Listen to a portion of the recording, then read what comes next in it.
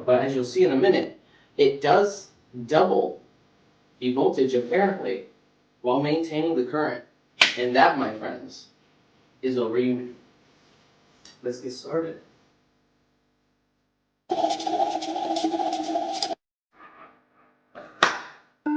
Yep, we got a little bit of movement on that side. Now we're going to switch it to 400. And now it's moving.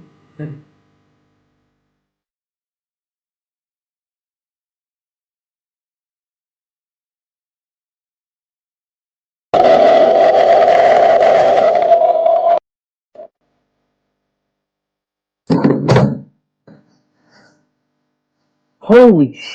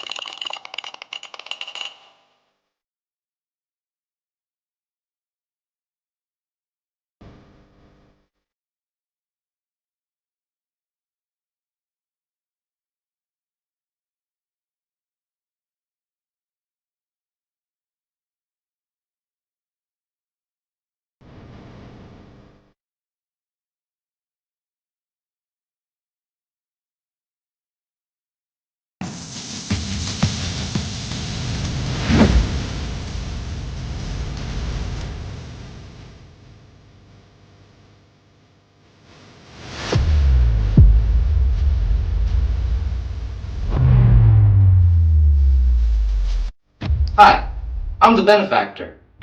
I apologized recently for my absence in content.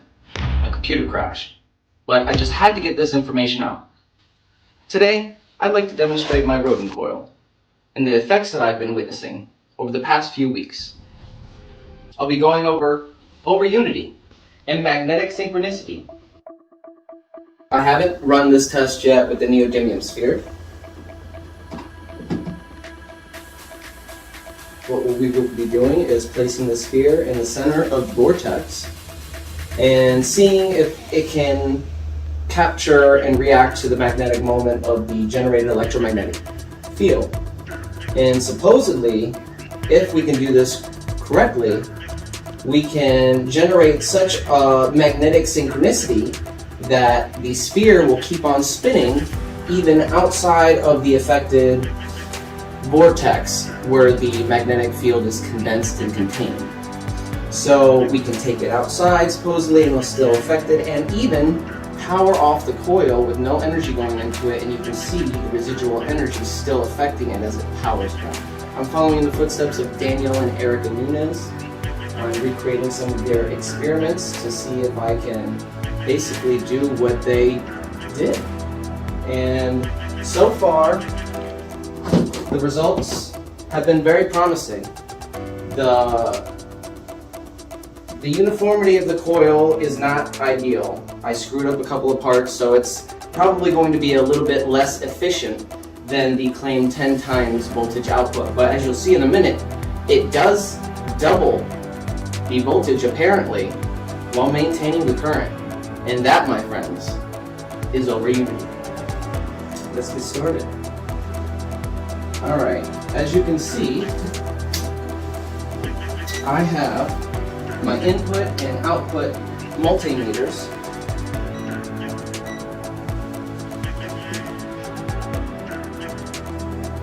Hooked up, the input hooked up to the stereo output, which is going into the input of the Rodin coil, channel A. Channel B, which is not connected to channel A, is outputting into my own custom circuit. So basically, we are inputting a tone with the tone generator, and with specific frequencies we can manipulate the coil. Get our magnetic pole detector in there. My research has led me to find that the coil exhibits different properties at different frequency ranges. I'm starting to believe that the coil might have multiple resonant frequencies, one lower and one higher, to reflect the duality of magnetism and electricity.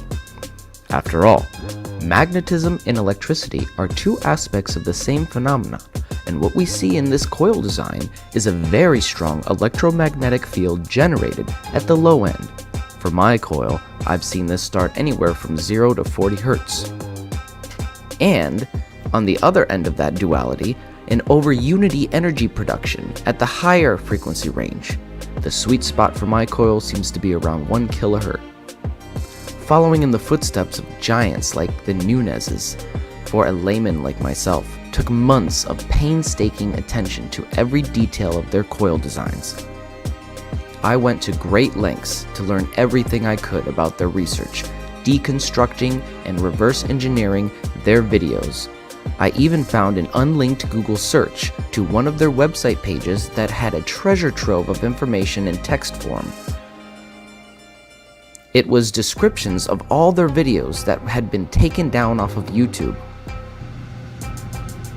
As you can see, I'm using my digital pole detector to try to determine where the pole is and what orientation. However, in this test, I was not successful in actually detecting the South Pole. Previously, I had detected a South Pole, but I hadn't detected a North Pole, which is very unusual. This is what we would call a magnetic monopole. The two counter-rotating magnetic fields are compressing and condensing the North Pole, I think, into a point that is negligent to the system, meaning contained within the vortex you have one useful pole.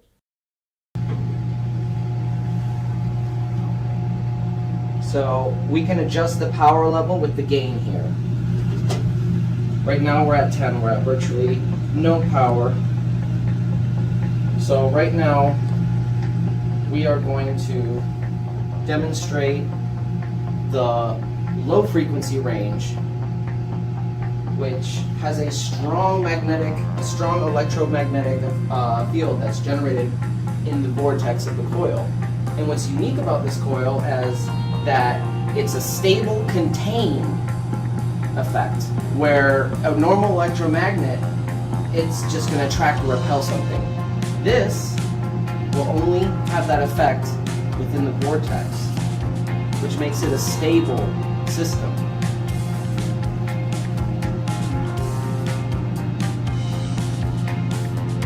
Alright, so we're going to input 20 Hz sawtooth. I'm going to turn up the gain a little bit. Oh. As you can see,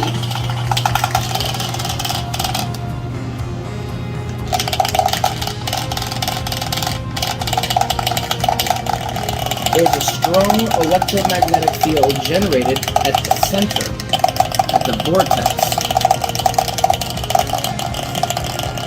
Let's get our magnetic pole detector in there.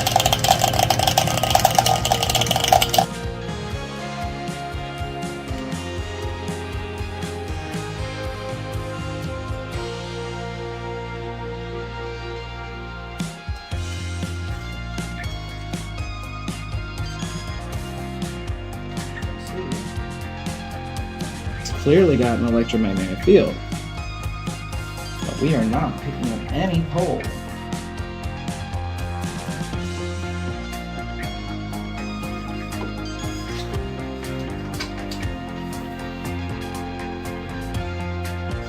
So this is what we should see.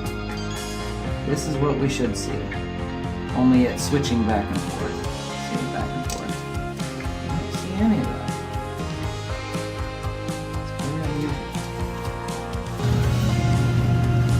Alright, so we're going to move on to the over-unity test. And I'm going to demonstrate how you can actually apparently get more out than in tiny increments. This serves as a proof of concept for over-unity, breaking the conventional thinking of science that says we cannot achieve more output than input. But if you look at how Tesla achieved maximum voltage output, sure, it's at the cost of current, but what is he doing achieving that? He's resonating the load. He's using a resonant circuit, but he is not choosing the path of least resistance for the energy. When you combine the resonance, resonating the load with the current, or resonating the load with the conductor, and the path of least resistance, which is this toroid, the path that the energy wants to flow, you essentially can create over unity. And what we're doing here is we're taking the resonance, combining it with the geometry, and we're taking the geometry of two counter-rotating magnetic fields and putting them on top of each other in such a way that we create a torsion physics, a torsion effect that essentially what Malcolm describes as is creating a monopolar point on the equatorial plane. It is creating a monopole. And this is very significant in many different respects because mainstream science says this is impossible. We haven't yet proved the existence of monopoles. Here we go. Alright, so we are still pumping 24 hertz into the system. Right now, we increase the power a little bit.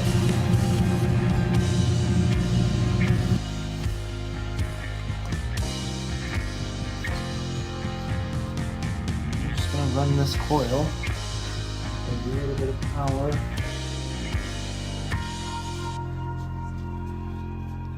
And we're going to let it run. Let's see, up the voltage, or up the...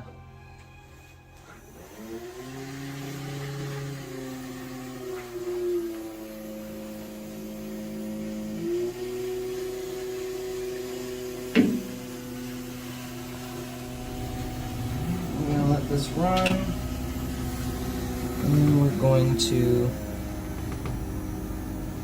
basically take a temperature test. Let's check the voltage here.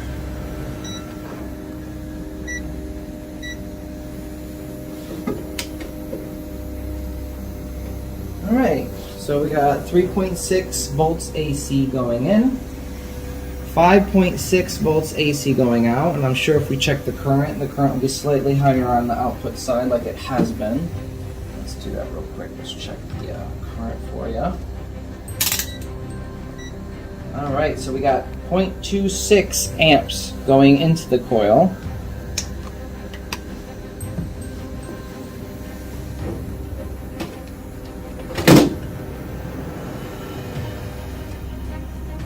Alright, 0.29, 0.3. Wow, and then to verify that the voltage was being accurate on this multimeter, 5.4. Now would be a great time to pause our video here and explain something to everybody. Despite my calm demeanor in the video, what has been accomplished here cannot be understated. This system is apparently putting out 55% more energy than it's taking in, 0.9 watts on the input and 1.4 watts on the output. 155% efficiency. I keep thinking to myself, something is wrong. Every instinct in my body tells me this shouldn't happen, but it is. That little voice in the back of my head saying, you hooked something up wrong or you misread something. But I've checked my connections, I've talked to every known electrical engineer I could find, and I've done the math over and over. Over unity has been achieved, and now would be a great time to put a like on this video, comment, share, and subscribe for more. Thinking about my setup, there's really no way that you can hook up the multimeters wrong and get an inaccurate reading like this, especially since the multimeter reads lower on the output like it usually should at the other frequency ranges outside of its resonance range. we have multimeter A hooked up to the output of the stereo amp receiver and the input of the coil, and multimeter B hooked up to the output of the coil. But channel A and channel B, the output, are not connected. They are lying on top of each other in a bundle of wires, but the two channels are not directly connected. This means that what's happening has to be some kind of inductance. Replications of this experiment will be needed to verify or refute these results and determine what exactly is happening. And I have put together a quick do-it-yourself guide so that you can try to replicate these experiments. I have a link to this in the description below. This guide will be periodically updated with more results and more theories as I progress with my research. So this multimeter is good at picking up the AC voltage, especially at higher frequencies, which is unusual for a cheaper multimeter. But unfortunately, it does not pick up current very well, especially at higher frequency ranges. So when you see the frequency get past a certain point on this one, it just takes a... Well, we can easily just swap them out for now until I get a spare. This is a very good multimeter, by the way. Alright, so we're going to be monitoring the current on the output side for now. Let's monitor the voltage input.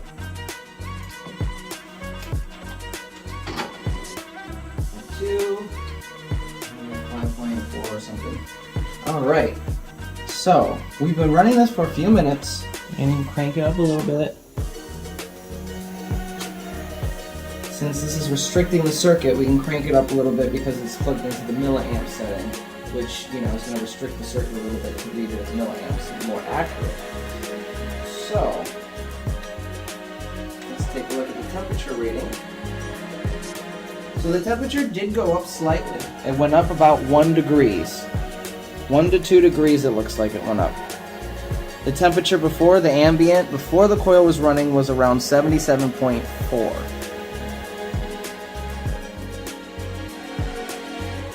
So it is heating up a little bit, but again, this might not be the ideal geometry. I don't have it completely symmetrical. As you can see, it's kind of bent in some areas, and the bundle isn't uniform like it should be. So we might have inefficiencies, which is why I suspect we're seeing a lot less output multiplication than predicted. But this thing should be getting hot to the touch. It's not even getting warm. As you can see, the ambient of the table is around 77.7.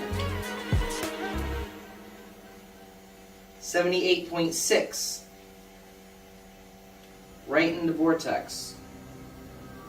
On the edge of the vortex, where the energy actually is traveling. Remember, it's not going through the tore, it's going around the edge of the tore. 83.4. So it is gained a little bit, about 3 to 4 degrees. Actually, about 5 degrees. So it's gained about 5 degrees.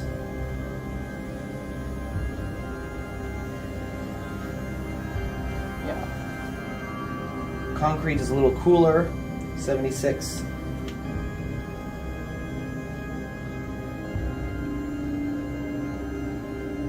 '81, 82, 83 on the outside, let's see, 82, 83 on the outside,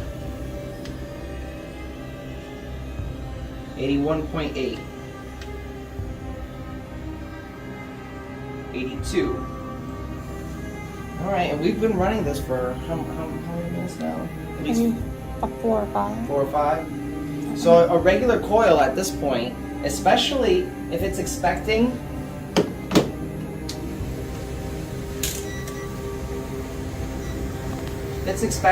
look at that, 7.4, because I pumped up the gain a little bit. If it's expecting 7.3 volts on the output, this coil should be at least getting warm to the touch.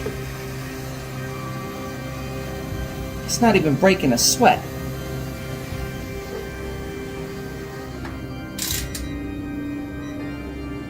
All right.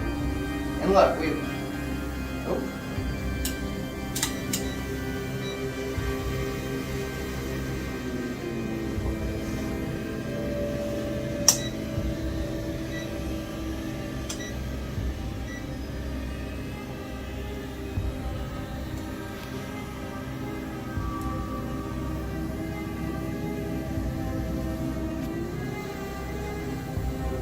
That's weird. Put in a little fuse. Since Daniel and Erica Nunez went silent at the end of 2022, their website store, which had sold their custom-made Vortex frames, has been shut down as well.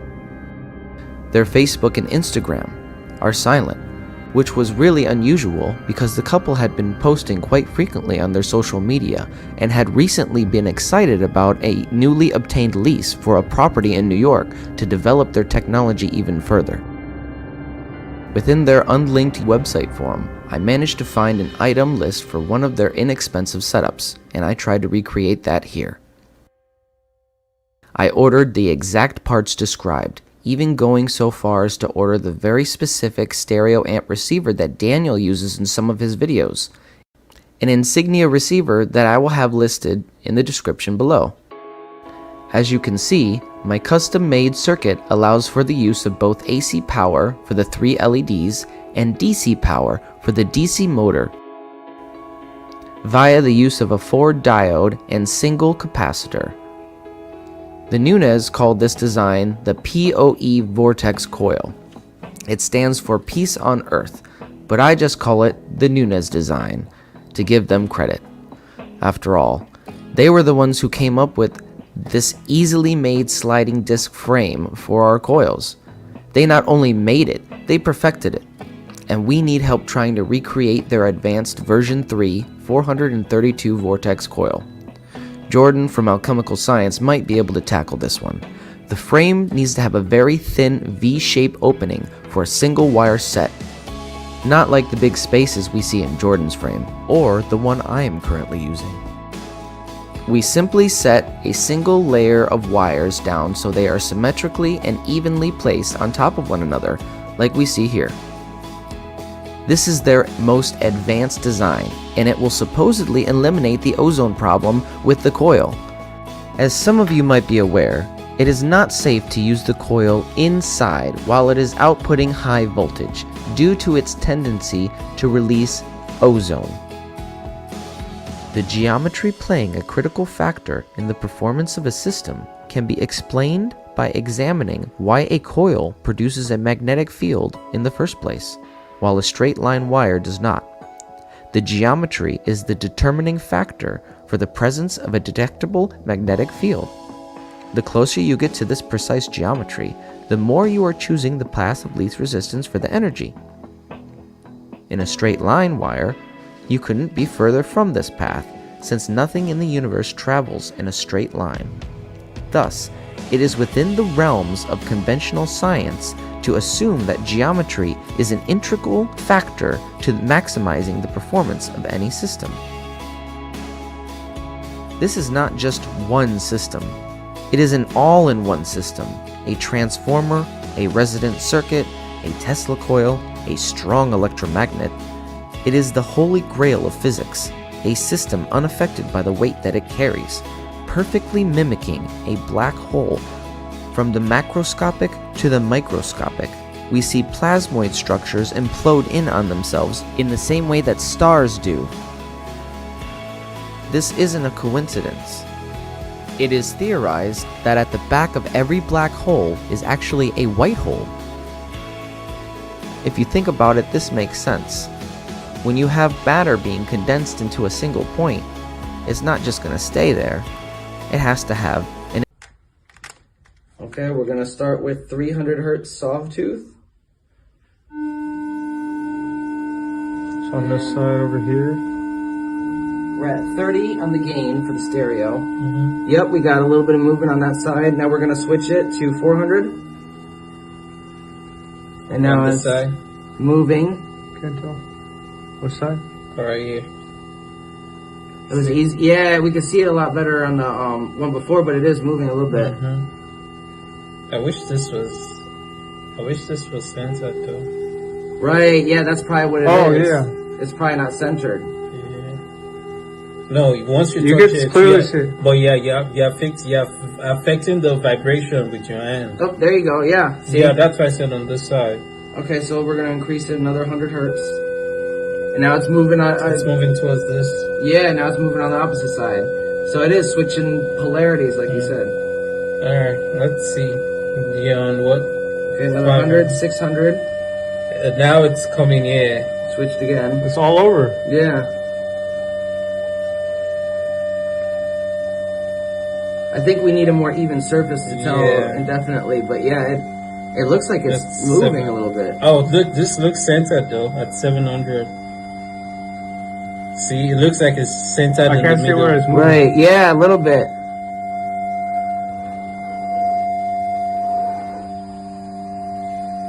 Another 100. We're at 800 hertz. Reduce take it down to like 25. Why isn't it moving anymore? We're at 25 on the gain. That's at 800. Go back to 500. 500. 500 at 25. Okay. No, it's not going to do anything because you're turning down the gain, so. Yeah, but then, we reduced it there. Oh, to find the sweet spot. Yeah, remember how we had like 2.1? This experiment is for a viewer, Katie. Katie is a loyal viewer and a loyal supporter of the channel. And as you all know, I don't just like to hoard love, I like to spread it. So this experiment is requested by Katie. She requested that I put water inside the vortex to see what happens. I'm going to do that. Just a little bit.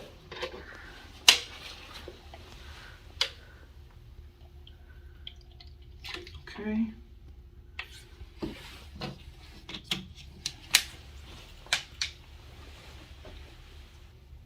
We have a tone generator and we're going to put 7 hertz into it. All right. Let's turn it up a little bit.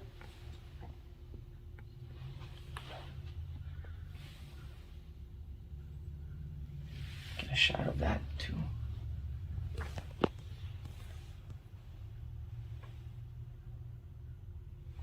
Okay. Doesn't appear to be doing much. So what we can do though is we can put a tiny magnet in there.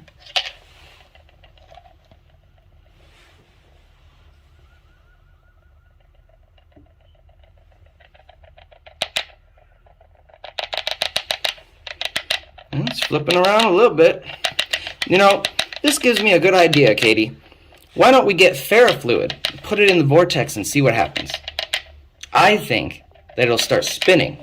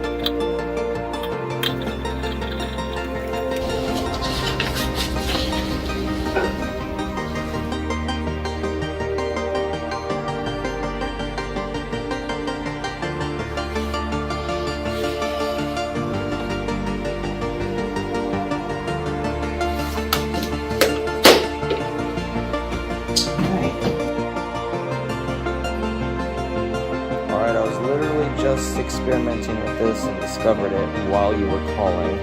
We're gonna put it on 7 hertz. And look at this. Look at this. Look how fast it is spinning, dude.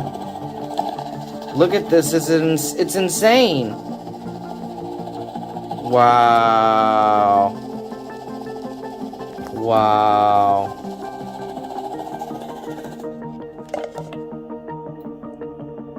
Shaking.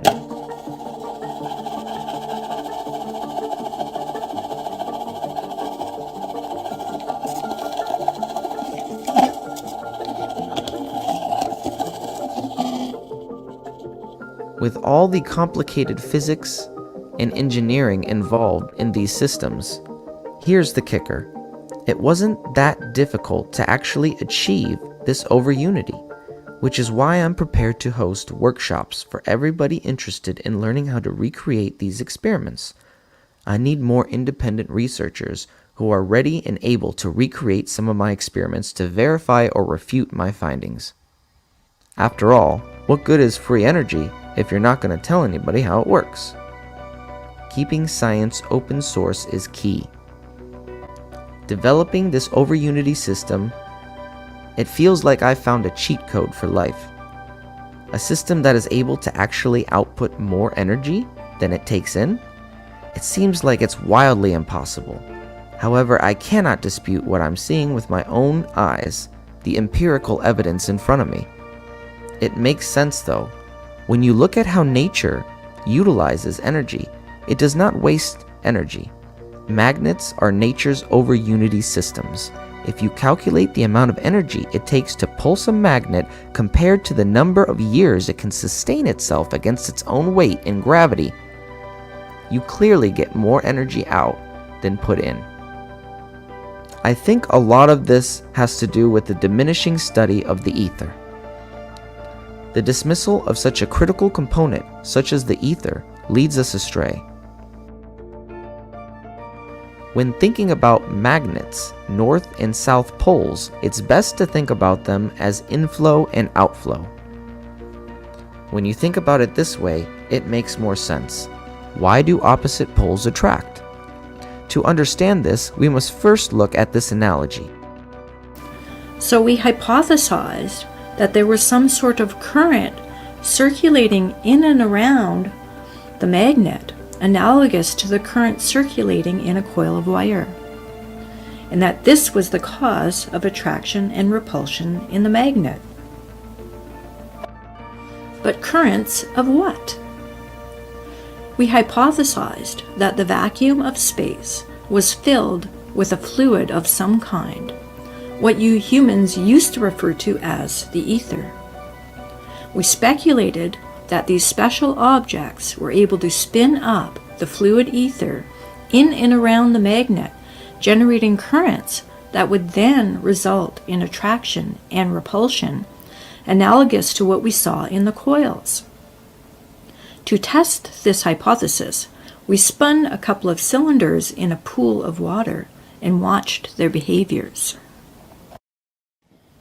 Here is a video of one of these experiments. In this video, the cylinders are spinning in opposite directions. The spinning cylinders generate currents in the water surrounding the cylinders. When these cylinders are spinning in opposite directions, the currents generated between the two cylinders will be moving in the same direction. Therefore, according to our rule, same attracts, the cylinders should attract, and they do. In this experiment, the cylinders are spinning in the same direction. Again, this is going to generate currents in the water surrounding the cylinders. When the cylinders are spinning in the same direction, the currents generated between the two cylinders will be moving in opposite directions. Therefore, according to our rule, opposites repel, these cylinders should repel, and they do. So, it seems plausible that the function of the magnet could in fact be described by and explained by fluid dynamics. I believe this inflow and outflow could be the ether, nature's natural zero-point energy, only flowing from one pressure differential in the ether to the other. Constricting the inflow, or North Pole, essentially produces this radiant energy, as it is not able to return and convert back into the ether, which Malcolm Bendel refers to as DC energy at rest. Recently, I went on Crypto Alchemist's podcast, Free Energy Fridays, to update everybody on my research. I gave a quick demo of the system and went into a little bit more detail about my setup and theories. If you're interested, I highly suggest you subscribe to Crypto Alchemist's YouTube channel, and I will link the video in the description below. Big shout out to Crypto on that front for giving me the opportunity to discuss these results with a group of inventors and free thinkers with valuable insights. They gave me a host of great ideas for future experiments and led me to develop some of my own theories about the coil, as well as teaching me a few things about electronics. As it turns out, I might have to pump the coil with at least 25 volts in order to determine the claimed 10-degree decrease in temperature inside the vortex of the coil, as noted by Daniel Nunes in his own research. This cooling phenomenon is called cold electricity and has been claimed to happen when a system has achieved over-unity. So what do I do now? Now that I've actually accomplished what I set out to do so long ago, I've already demonstrated the Rodin coil is a viable option for free energy. Do I hang up the lab coat? No sir, there's still more work to be done.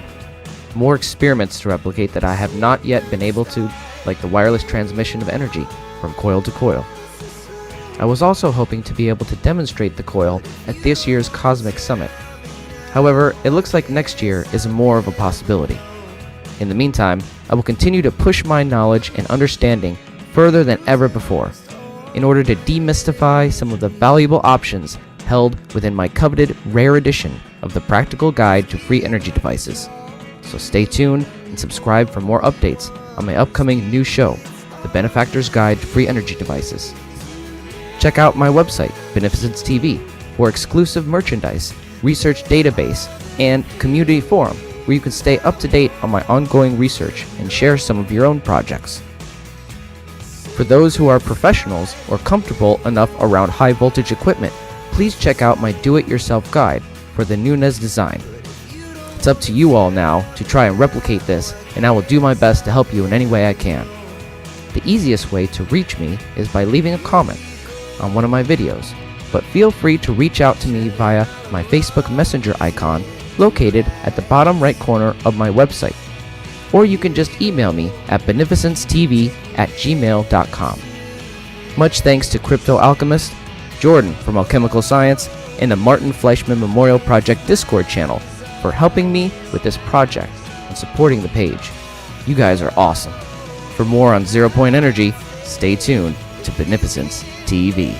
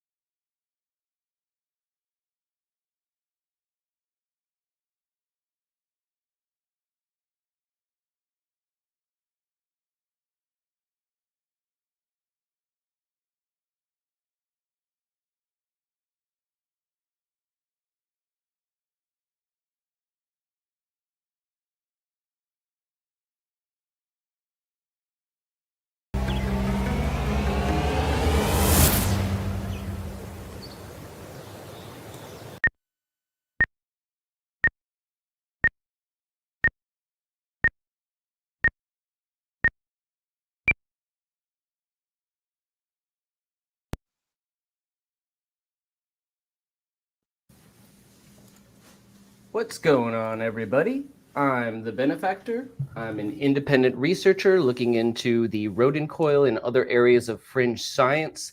You can call me the Bill Nye of fringe science if you like. I try to teach these complicated and convoluted areas of science to a more general audience. And today we are going to be preparing our Rodin coil frame for our full day workshop, which will be I have it scheduled right now for the 8th, Sunday, because I do not have enough funds to buy the coil. It is kind of expensive. It's like $80.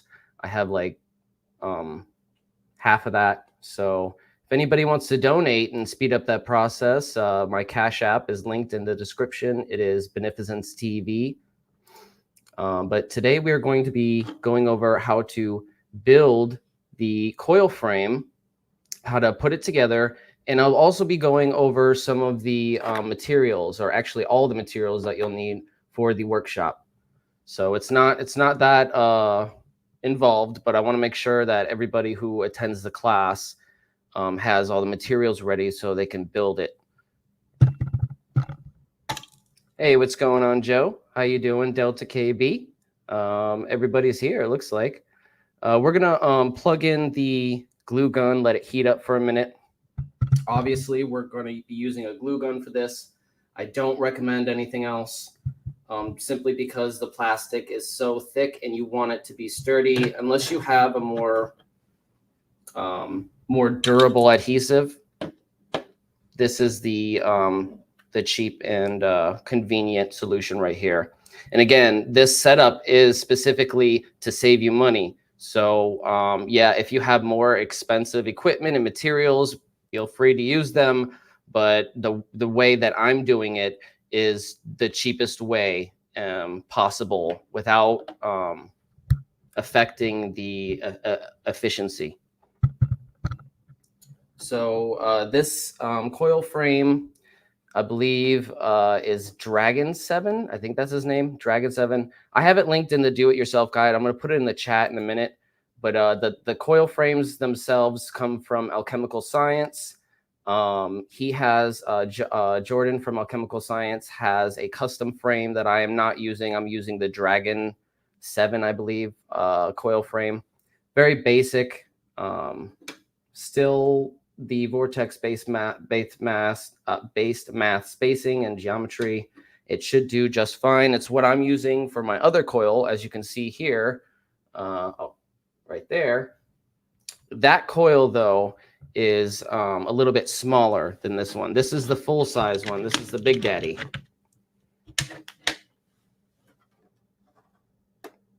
So we're going to plug in the glue gun, let it heat up a minute, catch up on chat, and put my gloves on, and we'll get started.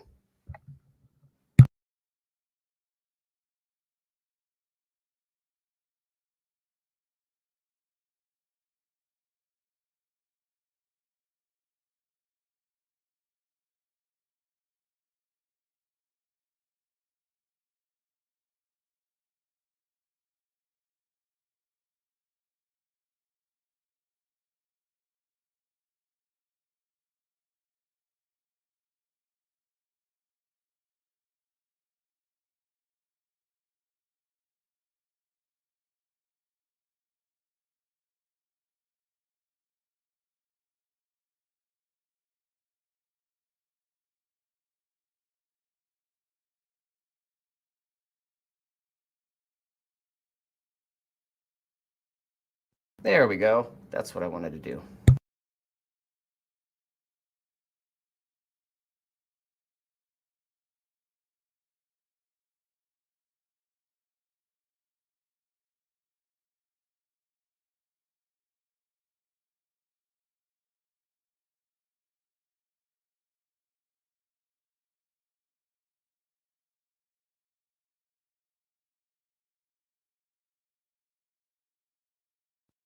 You like the cone on the Rodin coil? Yeah, it says great job or well done or something like that.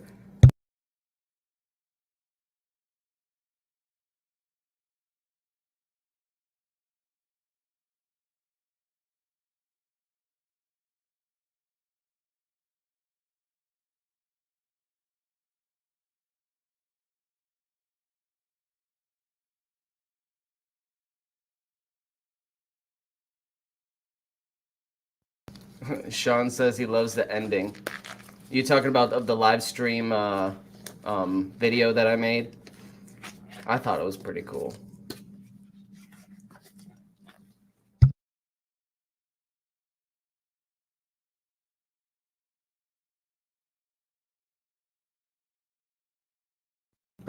All right, so as you can see here, when you get your printout, you will have a big center disc that will fit your smaller rings. And depending on the coil design, you could have more or less rings, but I have 1, 2, 3, 4, 5, 6, 7, 8, 9, 10, 11, 12. You have 13.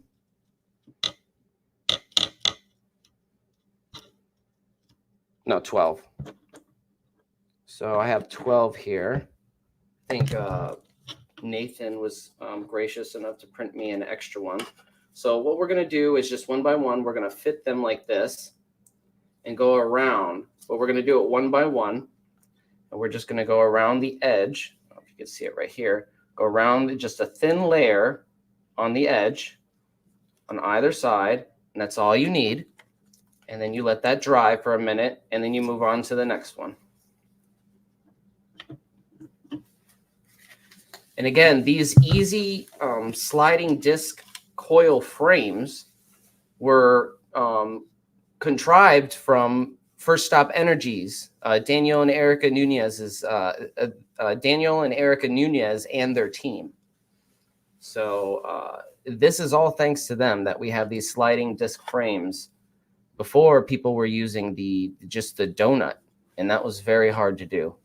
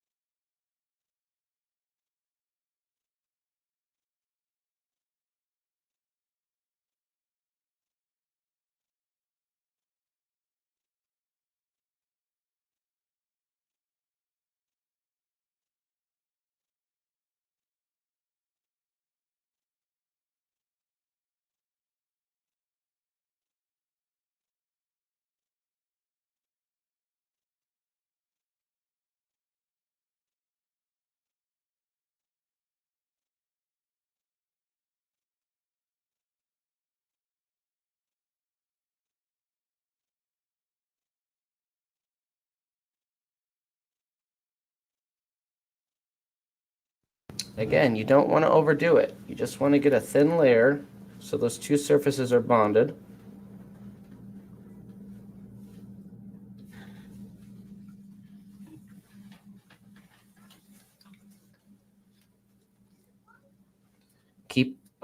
Make sure you keep pressure and keep them together, because if they're not, if the epoxy is not dry and hardened, then the disc could slip out. So make sure that you have a firm grip on it while you're doing this.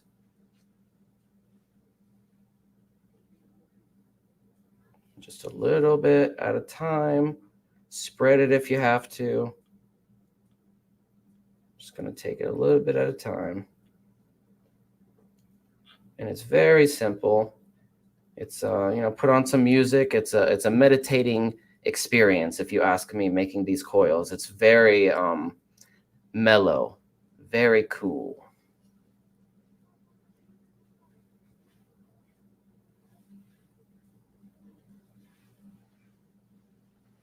So now we are having a spiritual experience making a Rodin coil.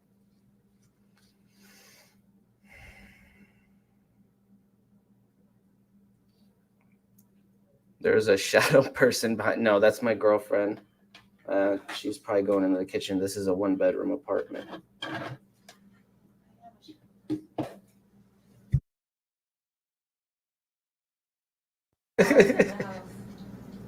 All right, so as you can see, I just put a little bit on either side I'm continuing to hold it though. I'm continuing to put tension on it. I want to do that for at least, 3-4 minutes. Give it some time to dry out. Put a fan on it if you have to, but you can see as it's starting to turn a little white. That's the process. Sorry about the autofocus. There we go. But that's the process of it drying. Doesn't take too long, but for it to fully cure, we want to leave it at least 24 hours. That's what I recommend. And that's why I'm doing this ahead of time. I want to make sure that this is set up and it's good in place and it's not going to jiggle or wiggle. All right, now at this point, I'm going to loosen it up a little bit and just see how it holds. It seems to be pretty stable, holding pretty good. Just give it a slight jiggle. Yep. Okay, so we're going to set that here and catch up on chat. Let that dry for a second before we move on to the next one. We got 11 more of these to go.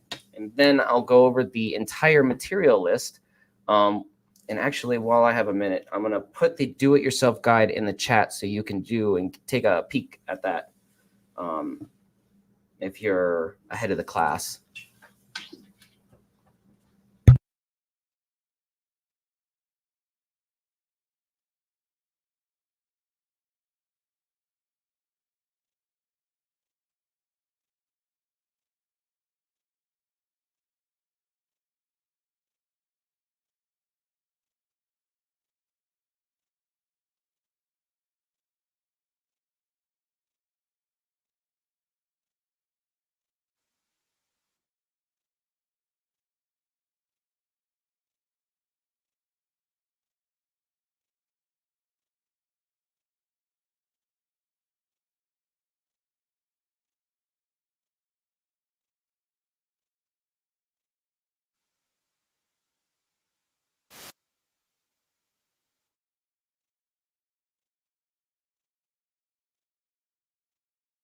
All right, so that is the link to the do-it-yourself guide that I whipped up for the Rodin coil here in the setup. This is, if you want to follow along more easily with the class, I recommend that you have this up and looking at it. There's pictures in there, and it gives you information more detailed than my videos on how to set up the Rodin coil with this, pretty much any stereo amp receiver. Tomorrow I'm getting a new stereo amp receiver, and we're going to test it out on a new one. I'm kind of excited to do that because, that old stereo amp receiver I was using, it was an Insignia RS2001, which was the exact one that Daniel Nunez was using in his experiments. And I got that for a reason, but it was old.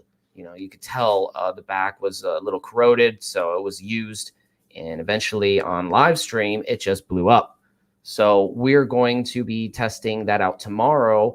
Probably maybe either before the Fringe Think Tank, or if Nathan decides he wants to have something like that on the show, I can do a little demo of that as well.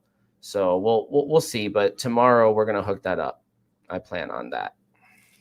As long as it gets in the mail, gets here. It's coming in the mail from Amazon. So again, there are variables that are dependent.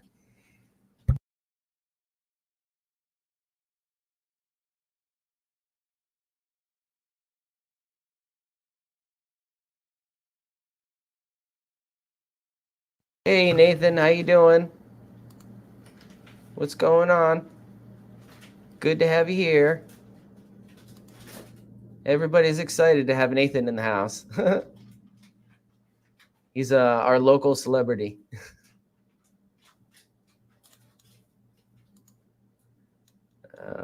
Anyways, Ben, haven't forgot about emailing you back. We'll get to it. Yeah, no. Anytime you get to it, you get to it. I realize we're all busy. We have lives, and sometimes we forget. So I know. God knows I do. So prayers for Panda Cat. What happened to Panda Cat? I missed something. Oh.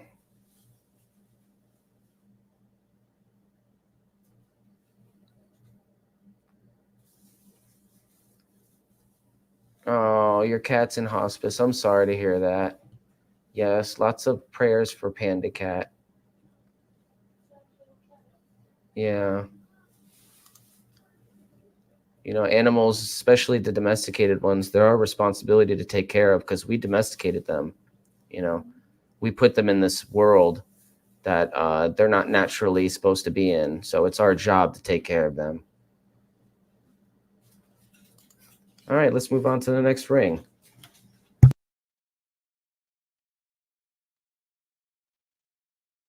Oh, it looks like I have to reload my gun.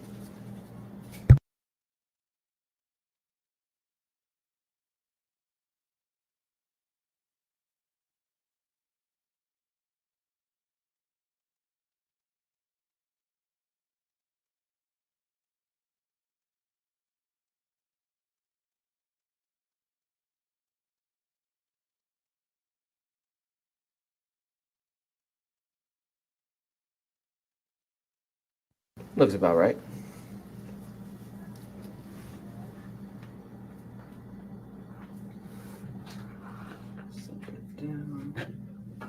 All right.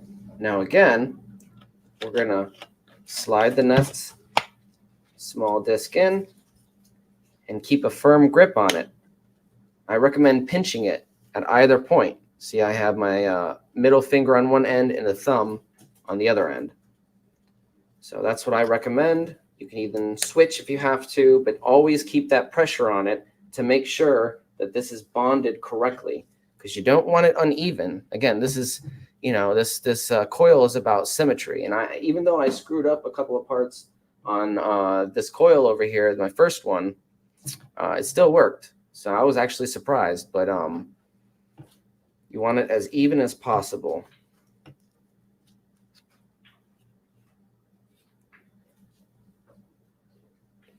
So if everybody wants to go ahead and introduce themselves to chat, this is considered a class. I know it's a pre-workshop, but it is a class.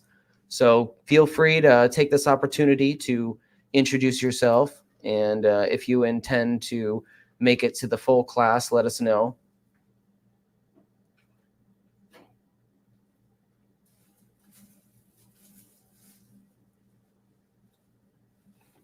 Just going to do a little bit at a time. I might have to set this down. Actually, no, I got it. See, this is a awkward moment because I have to make sure there's tension on the reloaded cartridge here. This is a very poor design. It's very cheap, but just keep pumping it and it should work. There we go. You almost have to be an octopus to do this.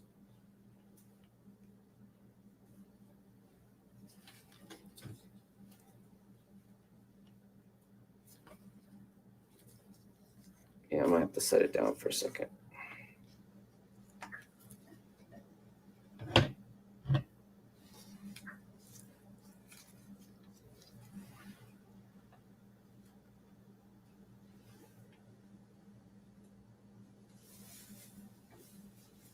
Just using the reloaded cartridge to push the end of the expended cartridge here.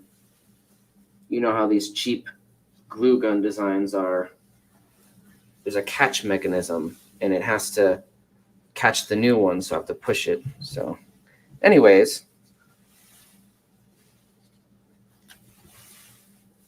remember, tension on the ring, eye on the ball. Well, you get the idea. And just slowly.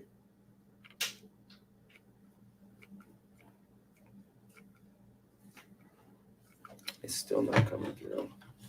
I have to push it a little bit more.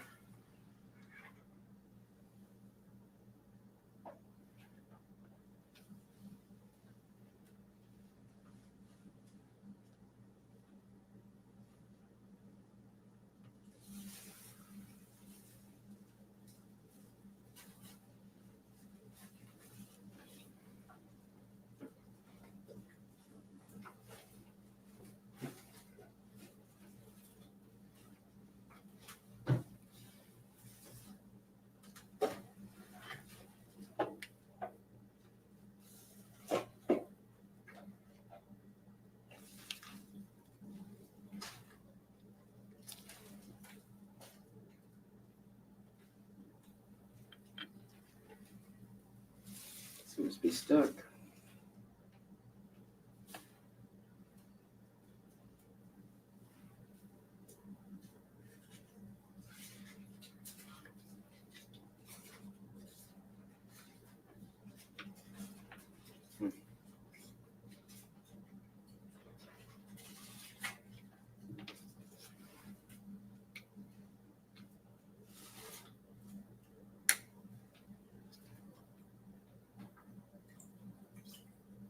We're going to give that a minute. Might be the heating element.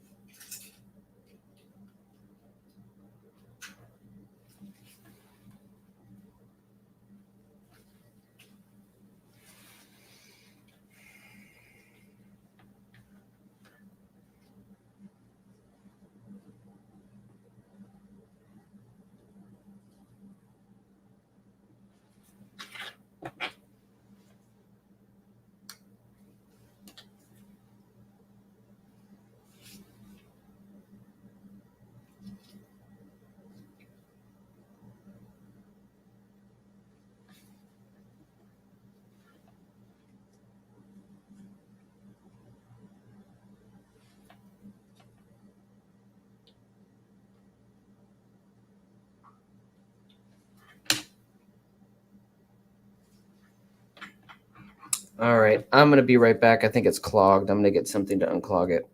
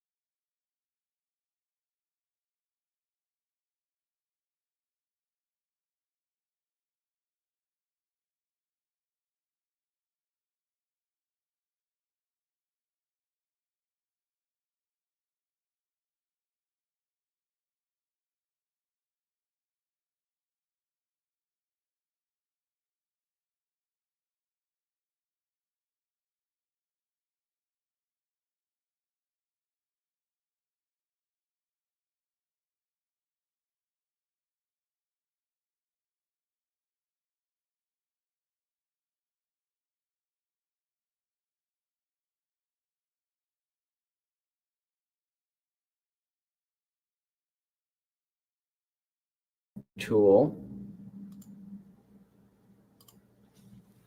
And what this does is it sucks up any excess solder when you melt it.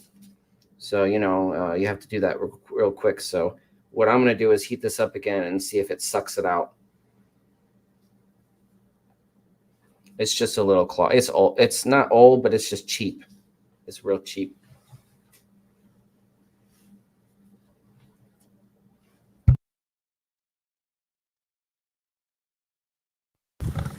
You had a question. Let's see.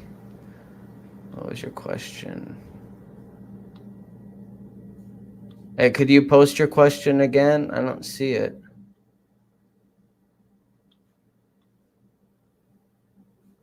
Oh, what is your thoughts on this? I think free energy comes from the reverse energy or the spike of collapsed magnetic field.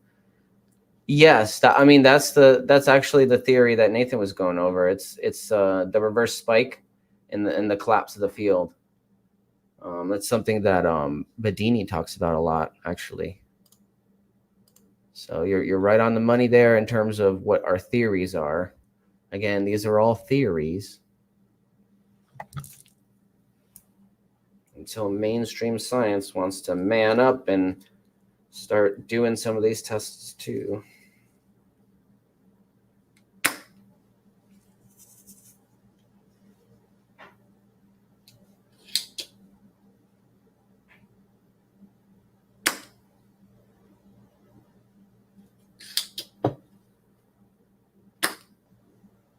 Yeah, I don't think that's going to be enough suction. I have to get a needle. All right, I'll find something to stick up there.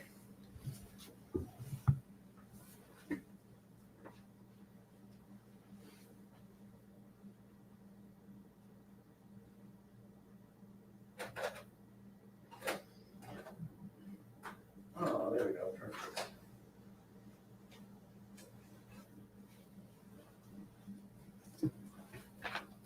All right, that should work. There we go. Yeah, baby.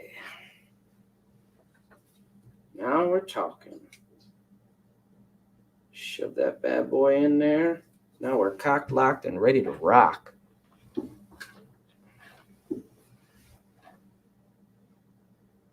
Yep, there we go. Cool. All right, remember, pinch point, thumb and middle finger, or whatever finger you prefer. Tension on the ring, and gently apply, like so.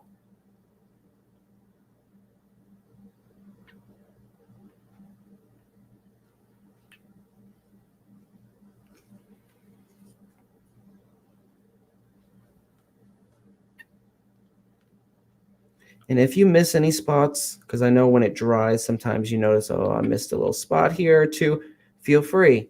Go over it with some second details, you know. Every good paint job needs a second coat. Am I right?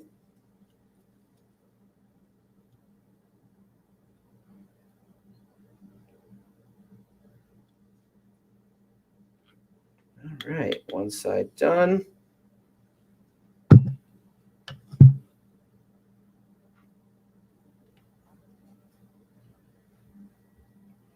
Very carefully. Might want to angle it.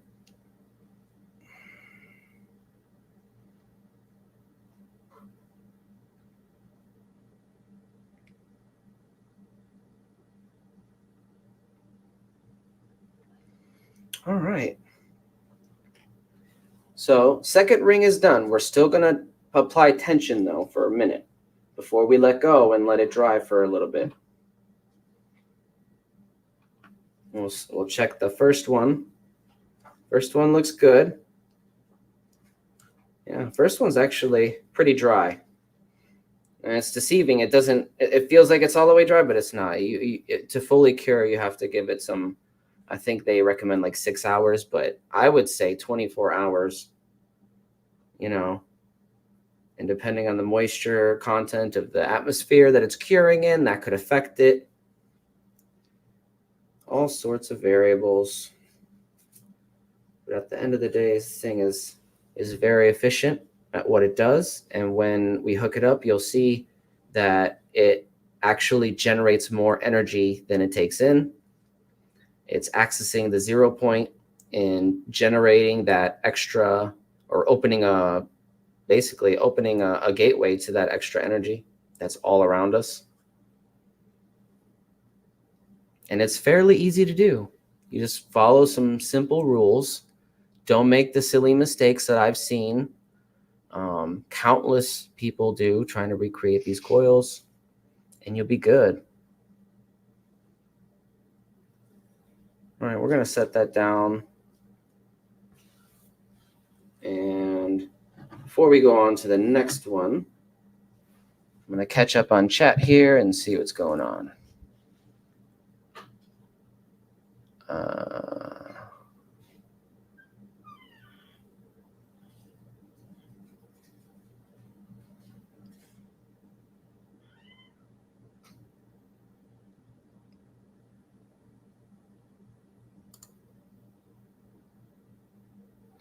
A reaction from perturbation of the ether. Yes, exactly. When you're generating the electromotive force, you're perturbing the ether essentially, and people just ignore that perturbation. The effects of it are, like back EMF. You see that back EMF in circuits, and people just are taught to ignore it or push it out of the system because it's, they consider it noise, but it's not. It's extra energy that you can utilize if utilized correctly. It's negative energy or negative electricity. Sorry. It's energy is energy, but it's negative electricity.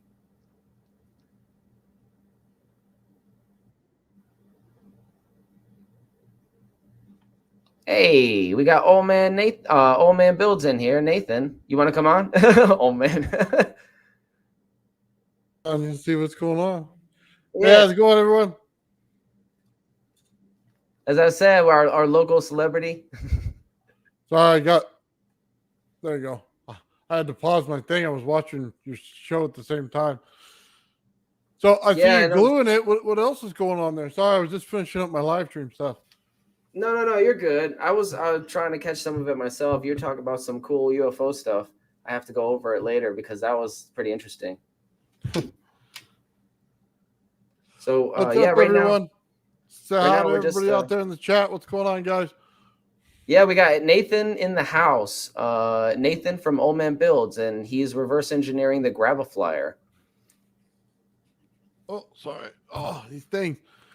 I don't have my hearing aids in, man. Kind of messes with my ears a little bit. Sorry about that. It's all good. So I was just explaining, we're putting together the frame here, and it's just simple. We got a glue gun. We're gonna take our time with it and apply a little bit on the sides. And I was explaining how we want to do this ahead of time to give it enough time to cure. Yeah, I'll throw super glue on it when you put in each one, and then hot glue it afterwards. That way they stay right where you want them. And you can just, go in a little quicker, but one at a time's cool.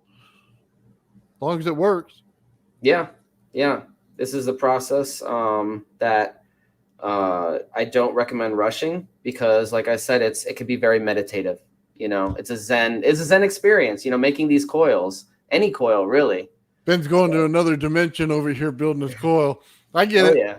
Picturing how it's going to work. I get it. Right on. But yeah, so as you can see, this is the Big Daddy, and we're going to be using a red magnetic wire, so it's going to be a fireball, literally. What size you using, Ben? Wire is going to be 24 gauge. Nice. Mm-hmm. And I was just explaining earlier, I was planning on doing it the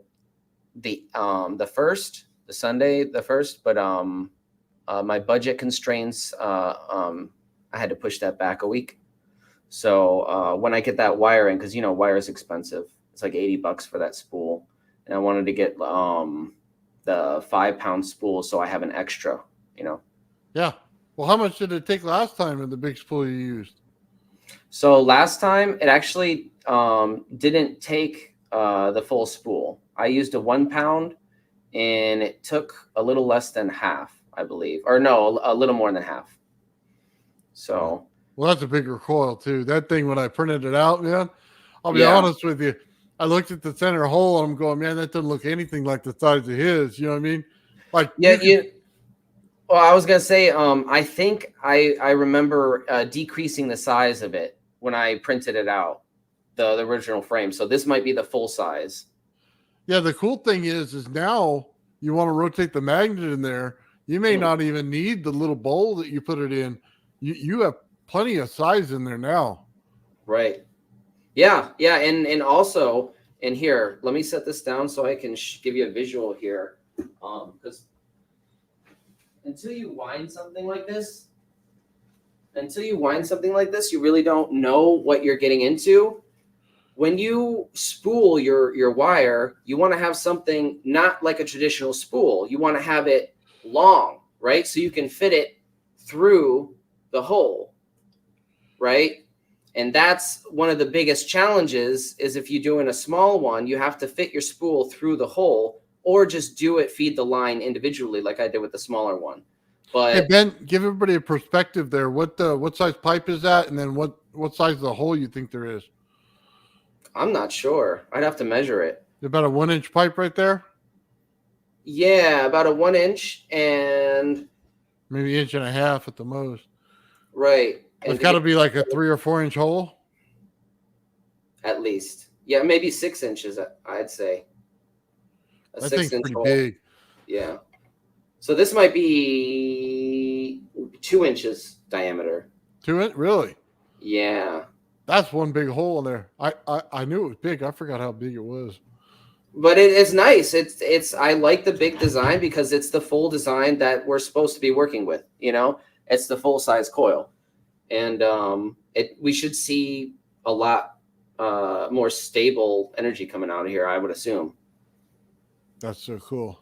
Yeah, I can't wait till you get it all done, man. Because I'd like to see that magnet. Just put a little dot on it or a line on it so we can see where the rotation's going. You know, it's slow speed. Oh yeah, that'd be awesome.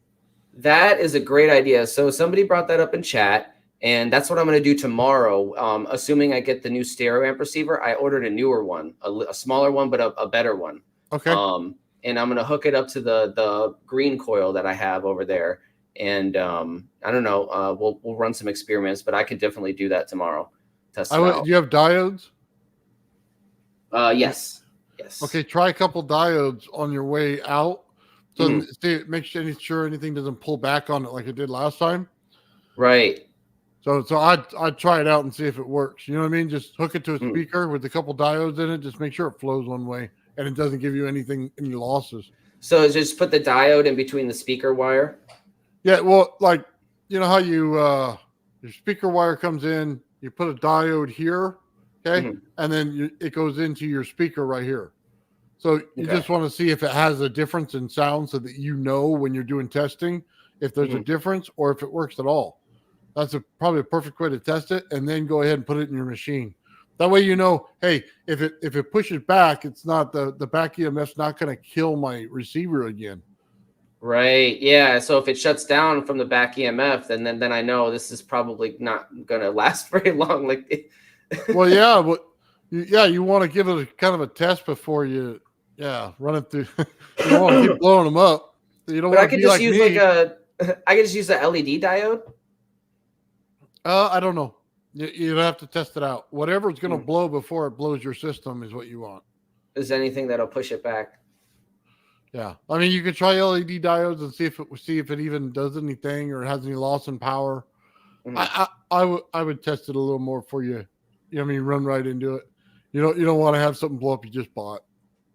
I think I do have a couple of directional diodes that aren't LED diodes that I could just hook it up to, and then just put the positive towards the speaker, right? Yeah. So basically, they have that little line in it. Yeah, for the positive, I think. Or is that so the flow goes into the line. So the big side on the black on the diode would be on this side where your source comes from, and then you hit the line, and then that side that goes out. That's your flow direction. Okay, so I want that to be facing back towards the speaker. Yeah, just think of it as the little gray line when you look at it. The shorter side is the side that it can't go in. That's the way I always see it. That makes sense. With the spool, after we get done with the frame and I go over the materials list equipment's list that we're going to need, I'm going to saw off a couple of sections on either end. So we'll make a nice groove to wind the coil. Right on. So we're going to get our hands dirty here. How long does it usually take, Ben? To make a coil? To make the winding for it. You talk about actually winding the coil? No, winding. From what I understand, you have to tie it to a post and then you swirl it. To twist. Oh, to bifile it? Yeah, to twist it. Then you wind it on your pipe to get it ready. I'd say anywhere around 20 to 30 minutes if you're, quick and you're not obstructed. Like I had some That's not bad. obstructions. I'm in an apartment. So in the back, people might be walking around, like, so I have to block it off with cones and make sure somebody's standing there so nobody like hurts themselves. And I got to be quick about it. So I did it in about 20, 30 minutes. And that's, again, you have to go back and forth from one post to the other 24 times to make, but, and here's the thing. If you don't have enough wire, if we run out of wire, or you just want to do some experimenting otherwise, as long as you keep it an even number between the channels, like 12, 16, 18, it should produce some kind of over unity effect for you. As long as it's not. How do you calculate the distance that you need to go? Because it's a bigger coil than what you used last time. So I'm just going off of what Danielle Nunez said. And last time, I forgot that I had shrunk the coil frame, and I was doing 50 feet, and it was way too long. It gave me a lot extra, honestly. Okay. So I'm assuming that 50 feet is going to be good for this one, but I'm going to do 55 just to give it some extra wiggle room. Because I don't know if that 50 feet is just going to come right up to the end, or because I like to have a little bit of space for the leads coming out. Okay. Yeah. So again, last time, I think I twisted it too tight. And this time we're not going to do it so tight. We're just going to check it periodically and twist it enough so they don't come apart. Right. I think last time I twisted them a little bit too tight, and that tension, it broke one of the wires. Like it microfractured all. Yeah. And it didn't produce it wouldn't flow electricity through it. So I had to disconnect another wire to even it out. And that's where we're at with the green one. But, this one should be perfect. This one should be perfect. And this, honestly, I'm excited because this one will be perfect for phase 2 of testing with the Bedini circuit. And so really, just to repair that, if you can get to it, let's say if you can get to it, you have to strip it, you have to solder it, and then you have to put another coating on it. Okay. So you want to maybe get a spray coating to put a couple coats on it, or the better one is like a brush coating. You know what I mean? Okay. So you can repair it. Yeah, you can repair it to fix it. But the whole thing is that wire comes with a coating on it, because it's just basic copper wire, but then it has a coating on it, and the coating is so thick. So if you can separate it just a little bit to get that coating on there, a piece of paper in there, something like that, get a nice coat on it, and then rejoin it, you can reattach it. People do it with their Tesla coils. It's never perfect, but it will get you through to test it. Right. I can imagine people fry out wires all the time with the Tesla coil experimenting. It's frustrating, man, when you get to a real thin wire on a Tesla coil and it breaks. Yeah. Right here, some guy said 50 feet way too short. So that's Bug Irish. This one? Hold on, that's our buddy Ian right there. Yeah. He said 50 feet is way too short.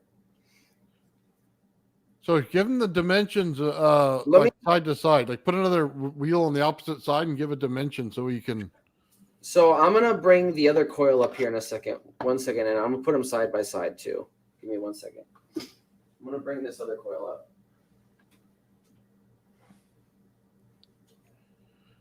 Well, that's a good idea right there. Yeah, Ian's right. Use rope.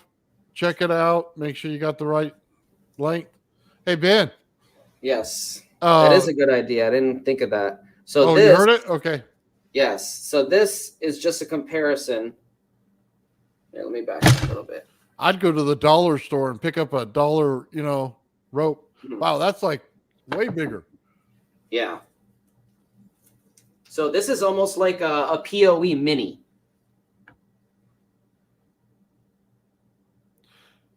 Oh, yeah. Look at that. That's a good size difference right there. That's for sure. Like I said, it's a fireball. Yeah, I would definitely do the rope. Yeah, no, let's do the rope. That's a great idea because Bog is right. I'm sorry, Ian is right. This might, I have no idea how much wire I'm going to need. I'm just estimating. And I don't want to buy a big spool of wire and screw it up and waste all, Yeah, that'd be a loss right there. That's for sure. That's a good idea there, Ian. He should know, man. He sent me some calls today, man. He's working hard over there. Right. Yeah, no, it's actually let's put this on the side so it can stand up here. But yeah, no, he's made some good stuff, and I'm excited. It says right here, what size coil? I could figure it out for you. So if you have a dimensional distance between the two wheels there, you got a tape measure, Ben? Let's see. I think I do. Give me 1 second. Yeah, we'll give everybody an idea of what's going on here. You know what I mean? What we're looking at. That way, I'd love to just do it once, or Ben would probably. God, I don't know if I could deal with that. The little hooks they have when you build them like this, I would put them straight. I don't like those little hooks that go in there like that. I know there's a reason for them, but it just looks like a chip wire to me. You know what I mean? Take the coating off of it. So let's see what we got. Hey, Ben, we can't hear you. Your mic's off. My bad. You want me to measure the inner diameter? Well, give them the inner and give them the outer. Okay. You know what I mean? So let's measure the outer first. Okay, we got the outer diameter.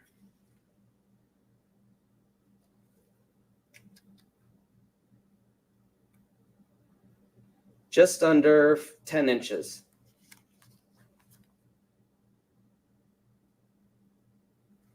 So just under 10 inches for the outer diameter. And the inner diameter.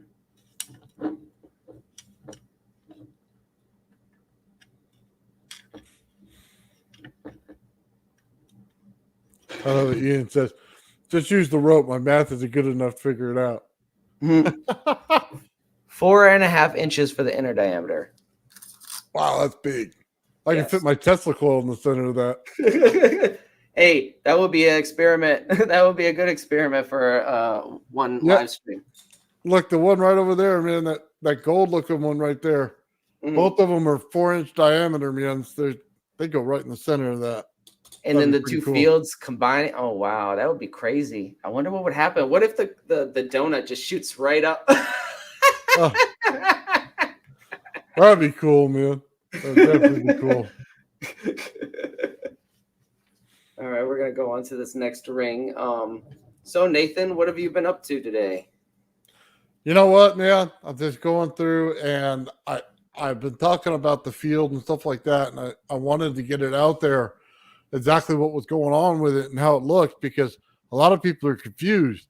And even when we did it live last week, it was like there's still a lot of confusion. Yeah. And I talked to Gerald about it, and we kind of came up with a kind of a middle ground a little bit. Mm-hmm. And I think this pretty much presents what it is. So that's kind of what I was up to today. Just working on that, and I had to clean out my garage. God, Ben, I had stuff everywhere. Yeah, I got to do some cleaning too. I've been resetting my high voltage stuff, so I've been, blasting some stuff out. Right. And I got stuff all over the desk to worry about, the island behind me. Yeah, that's the thing, you get to having fun building some stuff, and after a while you look behind you and there's a bunch of big mess. You got to clean it up. Yeah, it was bad. That's real bad. Yeah. I have to get back to work in here and clean some things up eventually. You know what I mean? Mm-hmm. I got some molding to put around the door. I got a light to fix. You can see it behind me on this side. It's hanging there because I put that room in, and I had lights in my ceiling, and now I got one hanging. So now it can't go back up in there, like that. It's got to get, run a new wire. So I'm a fat guy, man, and it was 110 degrees outside. I'm not getting in that attic, okay? That's a disaster waiting to happen. Free wheelies coming through the roof at that point. You know what I mean? It's just all kinds of wrong. So I decided to wait and let it cool off a little bit, and I'll fix it. Yeah. Yeah, you definitely don't want to overheat yourself. I know it's tempting to work and when it's really, really hot out, but if you can't, or if you have another choice, take the day off, because I was out there and I seen guys, I'm out there in construction. I see guys all the time that try to push it and they end up fainting or, passing out or throwing up.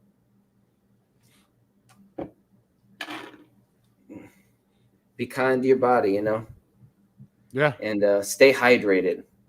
Man, I used to work construction. It sucks. Yeah, it Nothing does fun suck. about it. Like you Mm. can have fun on the job site when you're ribbing somebody, you know what I mean? But it's not fun. You know what I mean?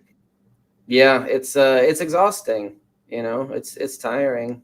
And you know, working with concrete, it's corrosive material. It dries out your hands no matter how many gloves you put on. You know, it still dries out your it's crazy. But So what do yeah, you there was do this out there, Ben?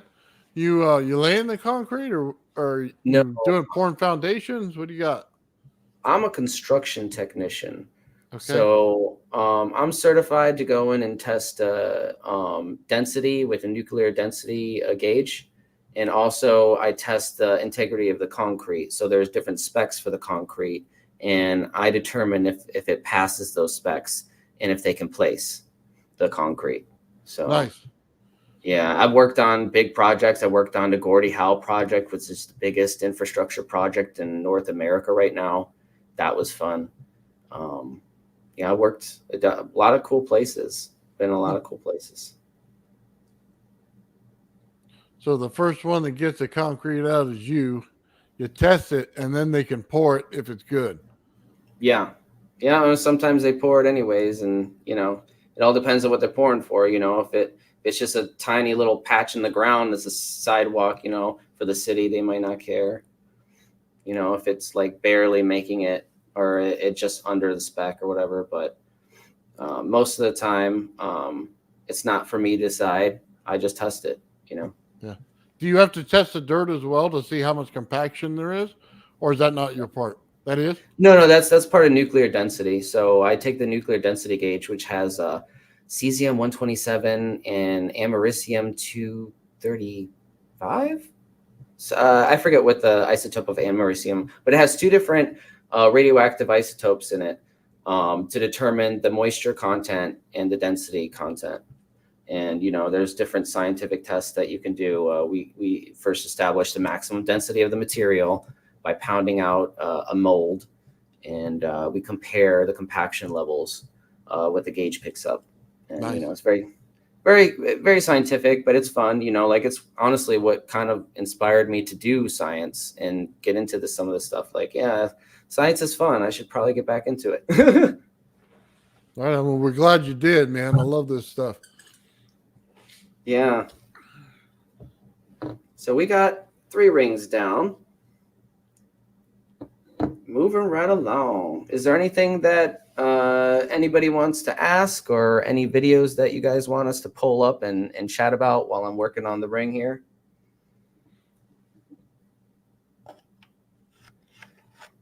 No, what do we got here? Old CRT TV. Good source of magnet wire, really. I Oh. tear those things apart, man. The first thing I do is I connect the negative to the wire that goes around the tube, right? So that's where it goes. Then you go on the bottom and you connect your positive to the circuit, and you get high voltage sparks in between. So I'm over there turning on and off the TV with the remote, and my sparks going on and off. I love doing that. I should just buy a remote control for my sparks, and I'd be just the happiest guy in the world. You know what I mean? Put a dimmer switch on it. I'd be playing all day. Dude, you would be, if you were a DJ, you would be timing your sparks to the music. Oh, dude, don't think that I'm not building that music circuit again. Watch. I'm going to have a music circuit out, and then I won't put up the volume because YouTube won't allow it, but I'm going to rock some AC/DC Thunderstruck on it with some high voltage and let it just fly. You know what I mean? And see what it does.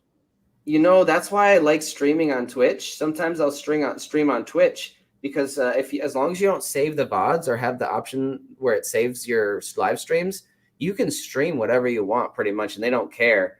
And you can just jam out to whatever. Like if I really want to jam out on live stream to some music and I'm kind of frustrated and I need the music, I will load up Twitch instead, you know, and give but I don't have a lot of audience there, but you know, it's just honestly, it's more for me. Yeah. Well, you should see me when I'm building my Tesla coil. I I had to use some small wire, right? So I'm over there with 32 gauge wire. I took my wife's eyeglasses she uses to read. Okay. Mind you, my eyes are perfect. It's not that. I put them on. I had them on the tip of my nose, so I look like a really old guy. But I couldn't see where the wires came together at, right? So I'm over there rocking out, you know what I mean, to all kinds of music. And then YouTube decides whoever's playing with that thing or automatic or whatever it does, they changed my music on me. So before I knew it, I was going from heavy metal to just classical music. And I'm wondering what the heck happened here, man. And I'm still trying to wind this thing. And I had to tape it and stop. I go, I'm going to sleep winding this thing doing that. My eyes are getting worse. If you're looking down, it makes you like tired when you're looking through the glasses. It's bad, man. So I had to fix my playlist before I did it again. So Ian just posted one of the Nunes video, how to make the bundle. I believe that's the PoE vortex coil and how it's made video. If that's it, I'll pull it up. Yeah, let's pull it up because that's a good video, and that'll give you a little bit, anybody who's new to this, more context. Let's see.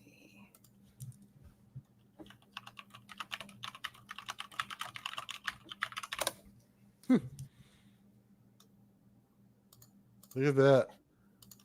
There you go.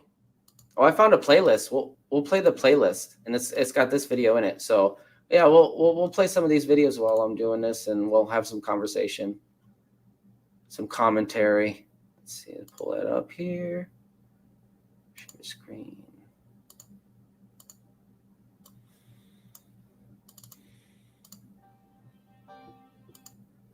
All right, I'm gonna mute the music because I don't know if it's copyright or not. Hello everyone, I'm Erica Nunez with OneStopEnergies.com, and today I'm going to show you how to make your own PoE vortex coil. You know, I watched this video. For step 1. So this is a really good video, but there's a couple of areas that it's a little confusing at the end, and I'd like to clarify that too while I have the opportunity here with anybody. Yeah. We're going to set up 2 hooks 50 feet away from each other. Thank you for moderating the chat, by the way, Nathan. I appreciate that. Oh, yeah, no problem. Just trying to help, man. We're all having a good time. Oh, yeah, this is fun. Securely tie your wire around the hook. I wish I could just do this all day, make these coils. Honestly, I'd have fun. Step 3.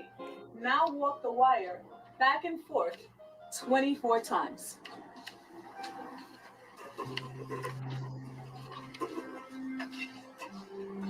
Yeah, that's about the size of the spool you got, right, Ben? Yeah. Yep.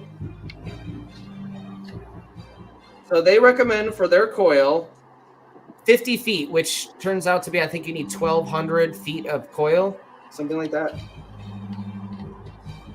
The 50 times 24. But you'll see they really have nothing at the end. I don't know if they cut it off or what, but you know, it looks like they have almost nothing at the end. Step 5. Snip the wire from the spool and tie it around the bundle.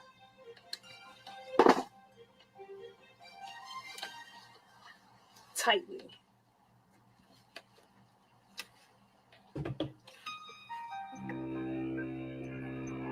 Step 6. And here's a fun, ingenious part that I don't know, I've never seen anybody else do it this method, and it's ingenious. Sorry, I didn't mean to cuss. Yeah, I saw Bedini do it when he did his coil. He did the same thing. Oh, and so they might have got it from Bedini. Yeah, he kind of stood like a little bit away when you first start, and then he walked it as somebody else did it. That way it stays tight the whole time. Oh, yeah, exactly. And you want to pull it tight because if you don't, you'll end up with a loose spot where it's kind of like all bundled, and then this one little wire is kind of hanging with a loop on the end, like mine.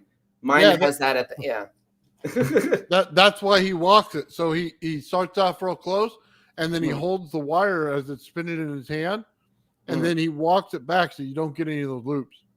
So he starts off close and then he walks it back. And he walks it back, yeah, as it starts to wind tight. You got two people to do it. It's easier when you do it by yourself. It's bad. Yeah, it is easier with two people. But I mean, as long as those wires are, bound together, it should be fine. I want it to be as symmetrical as possible, obviously, but we'll make do with what we can do. Real quick, while I remember, they're twisting, and I don't think they don't mention that there's any. So they're twisting it clockwise, right? But they don't mention if there's any difference if you twist it clockwise or counterclockwise. But I'm going to be continuing doing what they're doing. I'm just, I don't want to stray from what they do. So when I twist it, I'm going to be doing what they do and twisting it clockwise. But well, if you make another one the same size, do it the other way. Yeah, see what happens. And then, yeah, well, what happens when they interact together? That'd be cool too. Because it's twisting a different way, and I don't know. Maybe it won't make a difference because the interference pattern is interfering with itself, and it's really that matters. I don't know. Honestly, I don't know, but it's fascinating to think about, and I'll definitely try it in the future. Step 7. Now it's time to twist.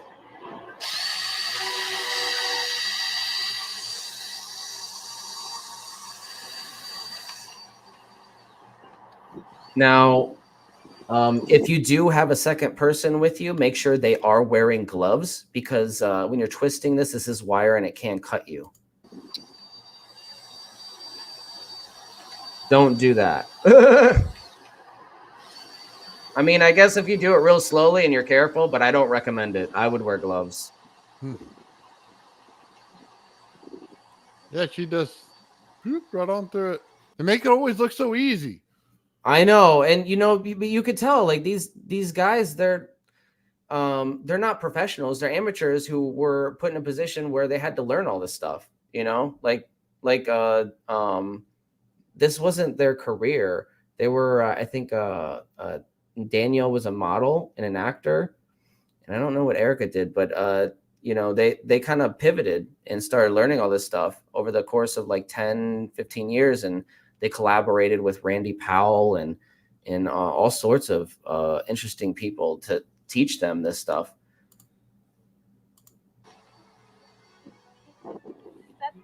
Now that we use you can see their spool here. The see, they have a little bit more professional cutout. I'm gonna have to end up just snapping off the ends if I can, or time to spool it.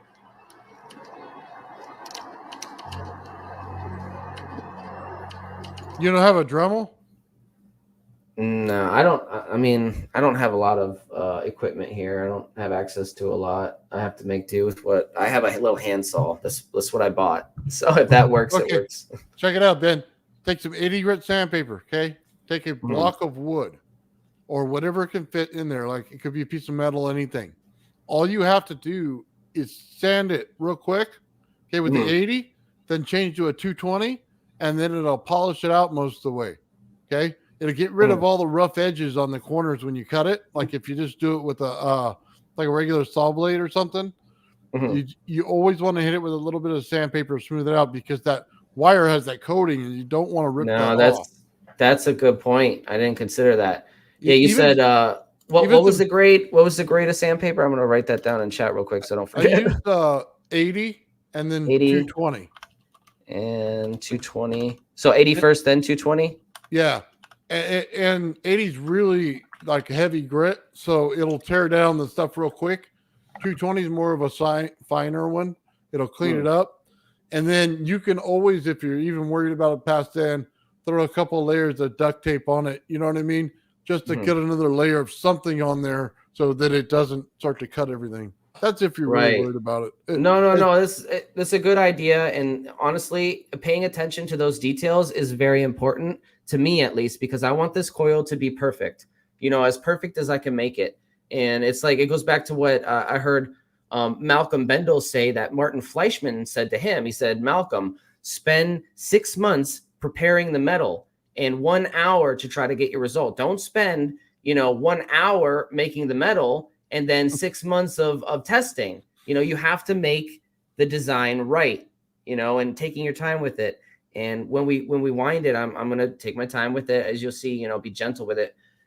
Because before on this coil, I was rushing it a little bit, and you can notice the subtle imperfections, right? You can notice them. I scratched the surface of the enamel on some places, which I was like, oh crap, you know, is that going to affect it? I had to, you know, I actually put electrical tape on that part, that little part that I scratched, because I didn't know if it would affect it or not. But I mean, it seems fine, but this one I want to do right. This, you know, I need to do this coil justice. I need to build one that's perfect. So, and much obliged for the coil frame here, Nathan. Yeah, don't worry about it, dude. Yeah, so let's continue on with the video, and we have a whole playlist here that we can, you know, watch and commentate on. I don't think I checked out the other videos. Step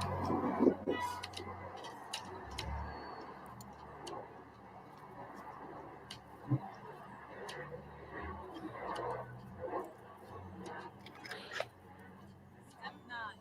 Find a comfortable spot, because now it's time to wind the coil. We will begin by doing the counterclockwise wind first. Up and over. Hey, Ben, you got a numbering system for that? When at the starting point, you're just going to skip one above it. Give me 1 second. What do you mean numbering system? Like how to wire it? Yeah, how do you keep track of it? Okay, so it's very simple. I mean, it's harder at the start, or I'm sorry, it's easier at the start and easier at the end, but in the middle it's a little confusing. So what you do is you're going to start out, say you start out in the middle here. Let me get it centered. So you're going to start out in the middle here, and then you're going to well, the ring over here that you would normally be going to. So let's go to this one. So we're going to go the opposite way. Sorry. It's a little confusing because the left is right and right is left for the camera. Gotcha. So say you start out here, you're going to go 1 over and then up. So it's over one. It's always 1 over and then up. 1 over, okay. Up at the same time. So it's creating that incline, right? And that's the pattern that you're going to want to find, but follow. But it gets a little confusing when you have to go in the center. So when you start to wind it, though, and you see the other patterns, and you see, oh, that's the one line that fits in between these other 2 lines, it gets a little easier to see where the pattern is. But when you're first starting out, it's a little confusing. But yeah, it's always 1 over and 1 up. And we're going to start out doing the counterclockwise, which is to the right, and then the interference pattern, which is to the left. So So you go all one pattern and then you go back on it with all the other pattern? Yes. So give me 1 second to seal this last seal up, and I'll show you what I mean with the interference pattern. Oh, that's no problem. I want to ask the question so we can get it out there of what's going on here. Yes. Well, this is very important. It is something that not a lot of coils do, the interference pattern. So when you come back up to this, so you're winding, and you end up back where you started. Then you're going to bend the wire above and downward this direction and start your clockwise wind on the underneath. So you're probably going to have to flip this over, right? So that's where, and then that's where some of the confusion comes. But here, I'll play the video, and once I play the video, it'll make a lot more sense with the video. Yeah, no problem. Let me switch it back. Yeah, they didn't specify a couple of details here that were really important, I think. And that's when you're rushing these videos or you're an amateur, like you forget to include stuff, and it's Well, I asked, they go right to this where they wound the coil already when they were just pulling the wire off. Mm-hmm. So Step 10. When you meet the starting point, now you may begin the clockwise wind. Okay, so you see, right. You meet the starting. You see right here, she's underneath the starting point at that little notch right underneath it, making the bend on top of it. So you make the bend. So originally you started out with this and you went this way. You went upwards to the right. Now you're going downwards to the right. But when you flip the donut, it's going to be downwards to the left, right? Sorry, I didn't mean to say right. It gets confusing. Well, it's not a problem. It's just learning the flow of this thing. Yeah, no, I get excited about it because it's really exciting, but at the same time, it's a little frustrating because I know I was there with certain people where certain people are now trying to understand what exactly do they mean. And there's a couple of spots at the end of this video hooking it up where I was like, wait, what? And I really had to, you know, look at what they were doing and in the full context of all their videos to really understand, you know, how to connect this thing in a way that actually produces some over unity. Point. Now you may begin the clockwise wind. Just note that after the very first loop, you will be going directly under the starting point. So hold on, Ben. I got a question for you. Mm-hmm. So these aren't two separate coils; they're one winding all together.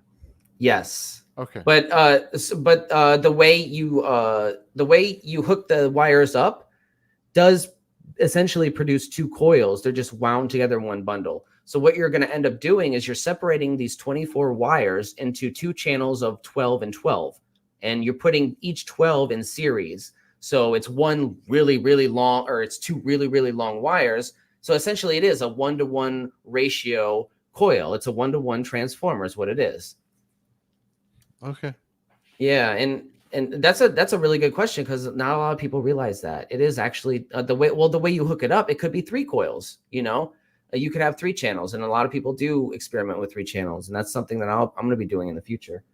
Well, I originally thought you did one wind in one direction, and that was from start to finish, and that's it. Mm-hmm. And then you started to wind a whole new direction with a whole nother wire. You know what I mean? It's a common mistake. Start to finish. Yeah, I mean, you would think it, and it is a common mistake. But the thing is, you want the energy to travel in one way and then the other way in the same. You know, I guess that's the idea. So as long as, and it doesn't, and they said the Nunez say it doesn't matter where it starts and where it finishes, as long as it's counter rotational. You have those 2 vortices.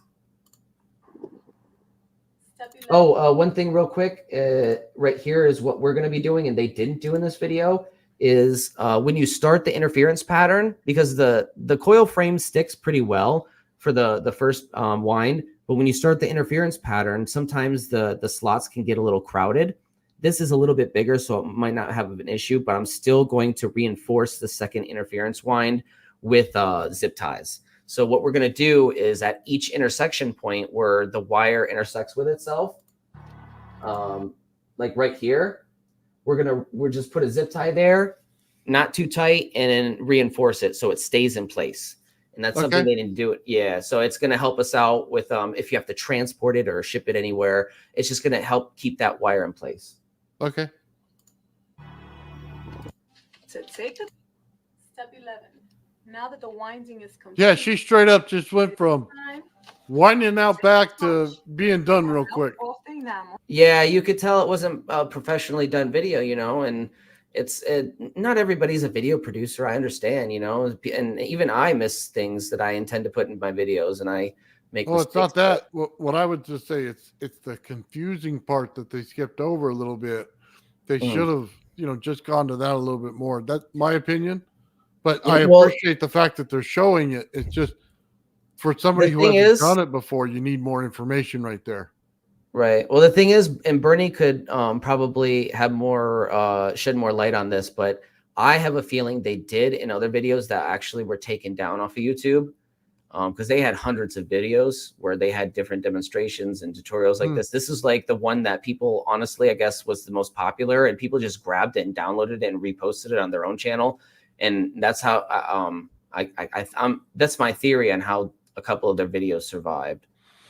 But they might, maybe they had more detailed information elsewhere. It's we have the answer now. So, and basically what she's doing is she's she's burning off the enamel, so it makes it easier to sand, because if you don't burn it off first, you're going to sit there, you know, like for an hour trying to sand it off if you don't have a proper. You could buy a tool that goes over top of it, which I need to buy.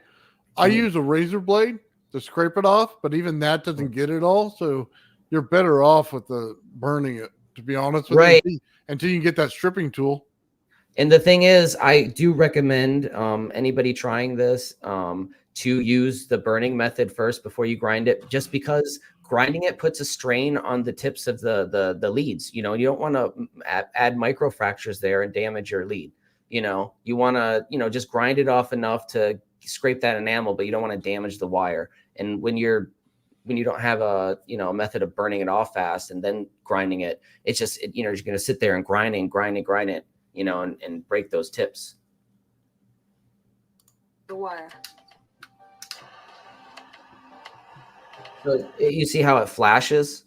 There's a little flash. That's when I burn them, I wait for that flash and that's it. You know, I don't want to overburn it, but you know, when you just take it to it and you look for that flash of that's the enamel kind of like disintegrating, I guess.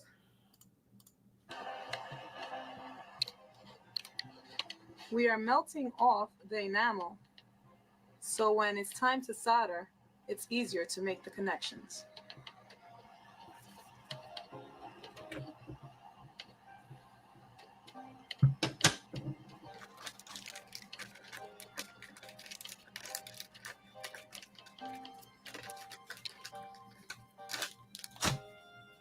Step 12.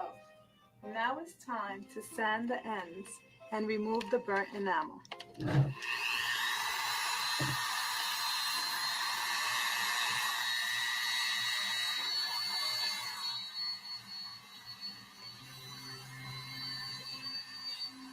Man, that's pretty quick. Yeah, it gets off pretty quick when you burn it. You ought to invest in one of those little Dremels there, Ben. Take your alligator clip and connect. Oh, I have it to one. Any of I asked you earlier if you had one. You said no. Oh, Right maybe I didn't now, hear what you said. My bad. we have 48 wires. Well, yeah, cutting that PVC pipe would be a lot easier with a Dremel. So being that it made the Yeah, no, connection, I do this have a is the Dremel. finish. Yeah, we can use When that. This is the start. Take the finished wire and connect it to any other wire. So this is yeah, I'll grab it 1 second to show you, but this is where we're hooking our two channels up in series. So what we're going to do is we're going to take one wire from one end, and we're going to take another wire from the other end, and we're going to test them with our multimeter until we find the one that is the same wire, essentially. And then when we find the same wire on both ends, we're going to take one end, drop it, and then look for any other wire and then connect it, right? So we're connecting two wires in series, and we're keeping one in one hand and connecting, you know, finding the lead and then connecting it. So we're going to be repeating that process as holding it's it. It's got to be the same wire that loops around and then comes back to the other end. Okay, yes. So you're going to basically put your multimeter on conductivity and let it beep, so that when you touch the two ends together in the right, it'll beep and tell you hello. Yes. So there's a method, and then they don't really explain it too well, but that's the method here. We're holding it. Oh. And you're going to repeat this process. It's a good thing that's dry. We're going to be holding it in one hand and then looking for the lead in the other hand. So we're not really going to, so. And we're going to do that for two channels 12 times. With channel A, so that channel has 12 wires in series, and the two wires are not actually connected. So it's 11 wires connected, and then the last two are open as your leads to attach to a load or whatever. Gotcha. Makes it one wire, and I'm going to proceed to doing the same thing I did with these 11 connections on channel B. That sound is channel B completed. Now for step 14, we're going to solder all the connections. So the reason why I didn't solder my connections and I used tape instead is because I wanted to test and see if asymmetrical coil would do anything, which it doesn't, or different configurations. But honestly, I do recommend testing. Be careful, put some tape on it, test it first to make sure it works, and then solder the leads. Make sure it works, and then you have it right, and then solder the leads so you can make a good finish for the product.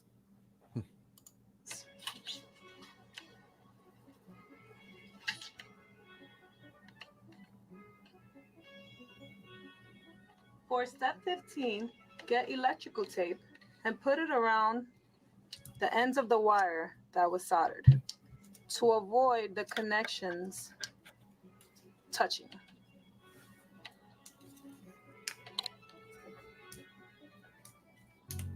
Now that you have successfully finished wiring and connecting your POE vortex coil, it is time for testing.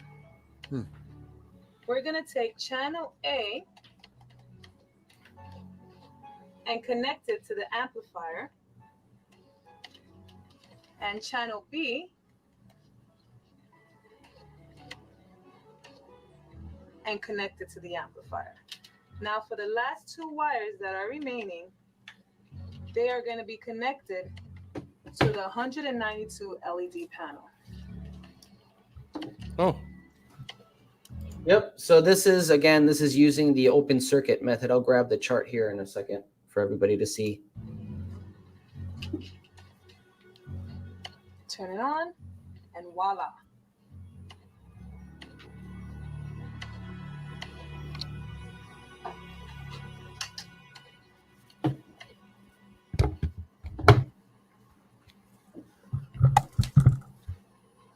Thank you very much for your time. This is Erica Nunez with one. So this is the circuit that they're using in this video. Sorry, give me 1 second. There you go. Oh, go ahead. There we go. All right, awesome. So this is the circuit that they're using in this video. It's the Nunez method open circuit. And what they're doing is they're crisscrossing the ends of coil A and coil B. So as you can see, the input of coil A is from the source, the tone gen, and the output goes to the positive of the load. But the input of B is going to the negative of the load, and the output of B is going to the source. So it's like crisscross almost. It's very, and I don't know. It's not something you would traditionally be taught to hook up in that way, but it works, and I've proven that it works. Very good. Mm-hmm. All right, yeah, let's put the next video on. Let's finish this coil, and Nathan, if you have anything for me to, if you have any videos or anything for us to discuss, feel free. We'll consider this like an open mic. Oh yeah. So Ben, how far you got it glued so far? You want to show us? Yeah. Let me put you back on the solo layout here, and just want to see where you're at. So we have 3, 4, 5, 6, 7 rings. Oh, 7 small rings done. We need 1, 2, 3, 4 to go. Hey, Ben, you got your magnet over there, the ball magnet? I want to see it in the center of that thing, just so we can take a look at the... Oh, the neodymium? Yeah. Yeah, maybe with a little cup or something, we can kind of see where you're going to go with testing on it. That'd be really cool. I'm kind of excited. This thing's a lot bigger, so yeah, there's a Neo. Here we go. Now put it right in the center of the coil. See if it fits. Yeah. Oh, we got plenty of room there. Plenty of room. Oh yeah. That'd be if cool. This thing doesn't if this thing doesn't synchronize, you know what? I have a feeling that this bigger geometry might allow it to synchronize at lower input levels. Well, yeah, because I want to see it right in the center of that thing. You weren't able to get it there before, but I've seen a lot of videos with it there in the center, so that'd be pretty cool right there. Yeah, floating, exactly, and we have more room to do that too. Exactly. No, that's good. You know what? I think that coil is honestly a little bit too small to float this neodymium sphere, because this is a thick baby. You know, this is a big baby boy. But this, I think this is perfect. We'll be able to get this sucker to float. Or if it doesn't float, it's going to fly through my ceiling. I'm going to lose my deposit. Or it'll just spin really fast. I mean, I want to see it. Definitely have to mark it. Yeah, no, I think it's going to either spin real fast or it'll float. I think we'll get it to float. I have a feeling it'll levitate. That's a good point. I didn't think about that.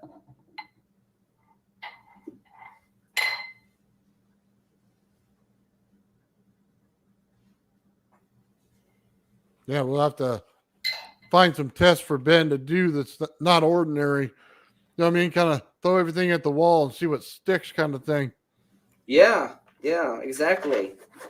I can't think of everything. You guys got to help me. I'd like to see some iron ferrite in a jar of water or electrolyte, right? No, there you go. There's a Dremel. Yeah. So Ben, take some iron ferrite, right? So you can see where the magnetic flow goes. Put it in a solution of like electrolytes or something, and then spin it, and maybe put the magnet on the bottom. Let's see where they go. You know what I mean? If they come off the magnet, you know what I mean? Maybe you put the magnet in another container underneath. You know what I mean? Kind of play with it and see what it does. Because, you know, anything like a ferrofluid or anything that's magnetic, that'd be awesome. Yeah. Ferrofluid is definitely something on my list. And the thing is, if you watch the conference, the Breakthrough Energy Movement conference that the Nunez has put together, the presentation, I think it was like back in 2014 or something. But they specifically say, because somebody asked them, you know, what happens if you put ferrofluid in the middle? And Daniel Nunez said nothing happens to the ferrofluid, but he didn't find a North Pole. We did in the coil that I have. So either maybe my theory is that the subtle imperfections in my coil might be kind of making the North Pole less pinched and more visible. Gotcha. Yeah, it might have some effect. I don't know. Well, you know what? Wind the coil and braid it like Gerald does. So he creates two coils, right? And then he like twists them and braids them. So what it'll give you is it'll give you two coil directions. And then when you run your electricity through it in the center, it'll also change your Rodin coil at that point, and it'll give you a true north and south easily for any reason. You know what I mean? But that'd be really cool. Yeah, the ideal situation is to have full control over the North and South Pole, right? You know, you don't want to have a situation where you're trying to get the North Pole and you can't get it, you know, or manipulate it. You want to be able to manipulate both of them. So that's my idea here, because that would make it a really good all-in-one unit, you know, for, you know, different applications. You know what? You should show the testing and the good and the bad and the ugly. You know what I mean? And see what really these things do. Oh, that's what. Yeah, and that's kind of like what I've been trying to do. And you know, you guys have seen it. You know, I've blown up capacitors. I blew up my stereo amp receiver on live. You know, like I'm trying to, you know, do more and more testing and trying to push it a little bit as safely as I can. You know, and that's what a lot of people they come in and they don't really understand is I want to make sure I have a safe environment to do some of these experiments you guys are suggesting. And it's not like I don't want to do them or I just can't. You know, I have them on my list. It's a slow process. You know, I'm in a 1-bedroom apartment. I want to make sure I have all the, you know, I got my girlfriend here. I don't want to be in a situation where, you know, she's waking up to a fire or something. You know? Oh, man. Well, I don't think you work with that high of electricity. No. Yeah, I'd send your eyebrows. You come over to my garage. We'd be lighting it up. We get a tan. We get everything. You know what I mean? I'll light my cigarette with your Tesla coil. Crazy. But I'm going to take a quick bathroom break. Nathan, if go you for it. have anything you want to share or talk about, feel free. I'm going to, I'll be right back. Yeah, well, let's look it up, man. I'll go through my list here. Let's do a little high voltage while he's gone. We'll just blast it out. That's what I always do. Ooh, I might not leave now. Well, I don't think you work with that high of electricity. All right, Yeah, let me see. What do we got here? We got to have something good here. Oh, let's take a look at this one.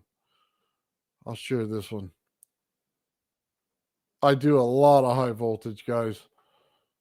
So let's see. Share it.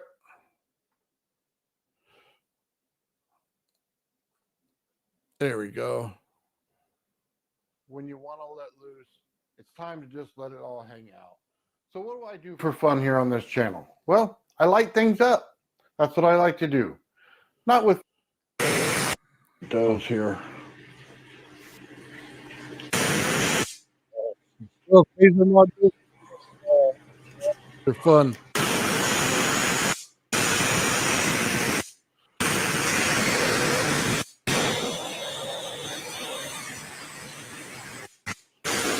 You can see the two half moons in there as it lights up. A little more voltage than meet the center.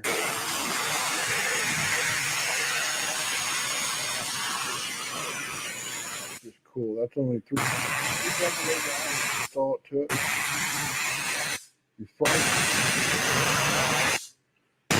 Anyway, that's it. So yeah, it's just 3 AA batteries, and you get all that electricity out of it. That was really cool. Let's see. Do I set it on fire next? Yeah, I do. Okay, hold on. Then run a flyback spark right through it. The effect was really awesome.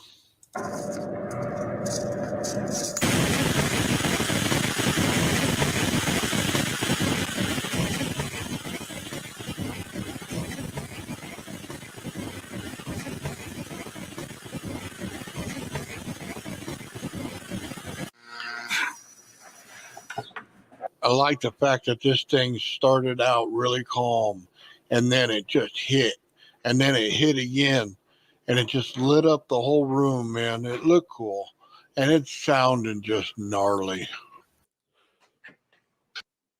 Yeah, it's always fun, man. Always fun. Here's one I did. Let's see where we have it. Let's see if I light up a plasma bridge here for you. Oh, there we go. Don't try this at home. And to ride the lightning. So you might ask how I set this. So the voltage is real thin. It doesn't have a whole lot of white in it. Perfect for making plasma that sprays out in that cool looking effect. I wouldn't recommend you do this at home unless you want to ride the lightning. So you might ask how I set this stuff up. These things are generally pretty simple. If you look at this, and I'll show you a good picture of it, there's a positive and negative on it. All you have to do is line those up with your battery. I put these little ends on here. I'll show you a better picture of that. And it's a simple wrap around your DC coil here. Probably had a little more zap in it. Anyway, right here, the positive and negative.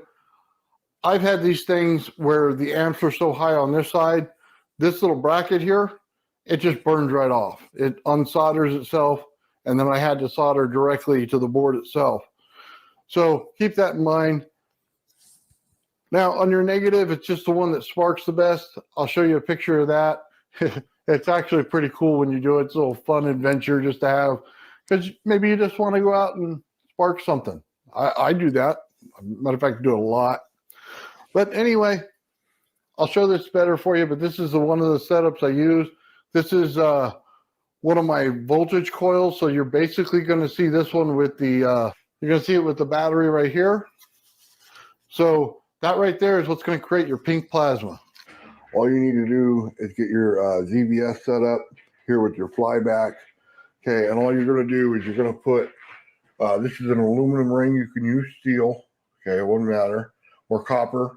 And then you're going to take a hole saw and your drill. And all you're going to do is you'll end up centering up the drill. Make sure you tape off the light here. Okay, so you don't get that in the background because it makes a very bad image. Then you're going to take your wire here. Mine's all kind of funky hooked up to this big old cord that comes across here. And all you're going to do is you got your negative over here. This will be your positive. As you hit the drill, just place that on there as you're holding the drill. Now, pull the drill out before you stop it. because you'll get a little bit of a shock depending on how much your ZVS is going, because there's a lot of static going on. Put that right there, make a ring of fire, and I'll show you how it looks. So what I want you to notice right here is you see that the power pack was hooked up earlier, and it puts out a lot of amps. As you see in the plasma here, there's a lot of white, and yes, it does go into pink, but all that white is the amps in the plasma. That's why this one works the way it does. Again, distance, we are probably about an inch and a quarter on this one, because we're not looking for that big giant plasma effect. We're looking for like amp in plasma effect. This one right here is the one I use to create most voltage projects. The actual flyback in here is a little different than the other one. So I'm getting a much thinner spark, which is exactly what you're looking for. The thick ones with a lot of white in them have way too many amps. So this is the one I would use the power pack on. Again, I'll show you a better picture of this. As you can see, there's no piece right here. Again, I had to solder it to the back because I overamped it with a different power source than I usually use. But this is the coil that I go to right here. Again, here's the power pack that I use here. And just as a quick understanding, I'll show you this a little better. Oh, anytime you use one of these right here, just remember this right here with the shielding on it of the plastic is your positive. Anything right here with just the metal, it forms around the whole thing. You got to pull it to one side. I solder mine off. That's your negative. One of my favorite things to do with plasma is to connect it with these items here. Now, this is just a solid piece of aluminum all the way through. These right here are just saw blades. They were once one blade, pretty big, just like that, used for cutting tree limbs and stuff. Anyway, what you do is you connect the positive here or the negative. Doesn't really matter. They're both positive. So just hook the one you think is positive here, the one you think is negative here. Right about here, you're about 1.5 inches off. That's about exactly where you need to be. Sometimes a little more, sometimes a little less, but that's where you need to be. And that'll create that nice plasma bridge you see right in between it. Now, you want to get a little more advanced. You take this and this, and you set it up in this configuration here. Now, what are you doing? This has to be connected to this one. So these two are connected on the same line. This is connected on the opposite. So if you said these two are negative, this would be the positive wire. Again, distance is important. Now, you may think, well, you're using two, so you need to bring in the distance a little bit. And the answer is no, not at this level. Just right here. This is exactly what you need. So that'll get you this nice plasma look here. One thing to remember is the sound you want to hear. When you hit that sound, you know you're at the correct distance.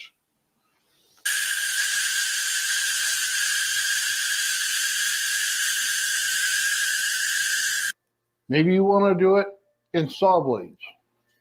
The key here is metal, no paint. This is a used saw blade, plenty of metal on the ends here. So what do you want to do? Same thing. If you connect it with this right here and straight, you're only going to get the one where the distance matches right here. So obviously that's just this. What do you have to do? You have to bend this around the curve to match the saw blade. Now, can you use two saw blades sitting on top of each other? The answer is yes. And all you have to do is you line up the two saw blades here. Again, two, line them up. Again, put this piece over here, and it'll give you the same plasma look. Everything's about a big size and a small size, no matter how you do it. One has to have more mass in metal. That's the key here. And no paint. If you use something that has paint, it's not going to give you that same plasma look you're looking for. It'll actually maybe just spark over once or twice if you're lucky. Or it might just do nothing. The key is no paint. Has to be bare metal. That's how you do it. This is what the saw blades look like when you connect it to the rod now. And you can see on here, I bent the rod. And I just want you to look at each one of the little ends of the saw blade here, the little points. They actually make the plasma come right off of it. And that's what you're looking for. A couple of things here. If I just wanted to use a hole saw and a ring, could I do it? Sharp edges, again, metal. Everything depends on distance. As you can see here, the aluminum ring is about 1 3/4 inches or so away from the bottom hole saw blade. I didn't show the connections in this one, but obviously the ring is positive, and on the bottom, the hole saw blade is negative. From the side, this just looks like a bowl. From the top, it kind of looks like a vortex. Just to show you, you can use just about anything for one of these projects. This right here is my big speed square. This right here is the same saw blade you saw earlier. Now, I can put this on this side right here and create plasma in between it. Why? Because this has more metal in it than this. And again, sharp edges and no paint. This right here makes this effect right here look cool, just like this.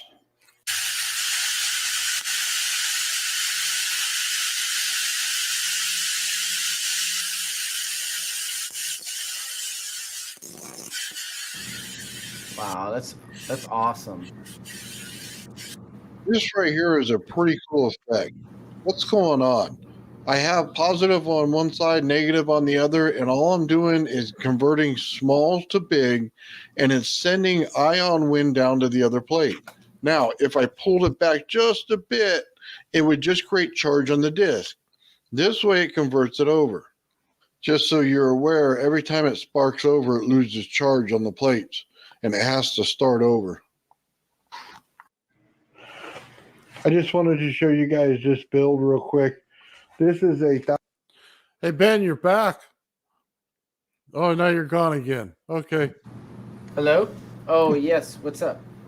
I had to go spark one. No, that's fine. I wanted to check on you when you came back before I played anymore. We good to play it, or you got something to show? No, I don't have anything to show right now. You can continue. I might find another video in a minute, but yeah, this is good. I like it. 1,000 watt ZVS. This is a DC flyback transformer, and this is a second DC flyback transformer. As you can see, we have 7 wraps on this and 7 on this one. Now the one that goes over top, I put it on this left one here, output B. The one that goes under it goes to output A, which is on this side.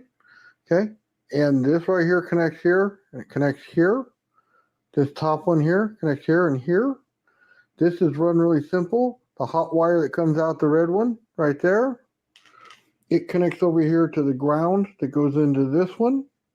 Then we have the hot wire that comes out here. Okay, and then that one goes right here to the ground, and they spark across here. Now, let's go ahead and take a look real quick. This right here is the schematic for it.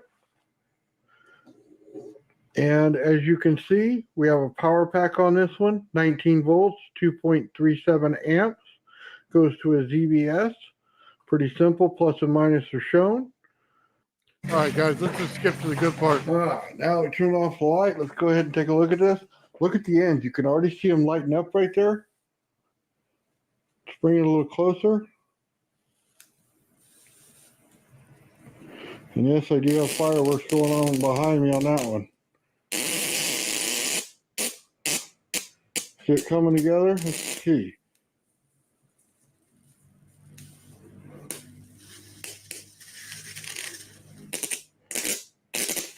Right there. That's what I want. See that? That purple? Perfect. That's why you build them in like this, with 2 of them together, because you want that right there. And yeah, I do need to replace that that transformer. It's bad. But you can see the spark. Get closer, it sparks out. A little further, you get the ion wind. Exactly what we're looking for. Is a perfect setup for that. All right, let me turn this off without trying to zap the living daylights out of myself.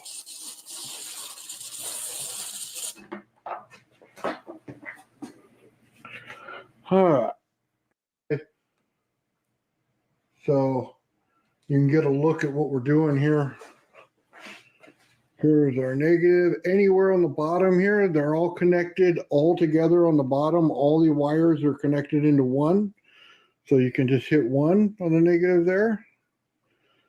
And then let's go ahead and see if we can't move some stuff out of the way. I'm just going to set this right here. Get this wire out of our way. Okay. There we go. Let's just make sure the circuit works.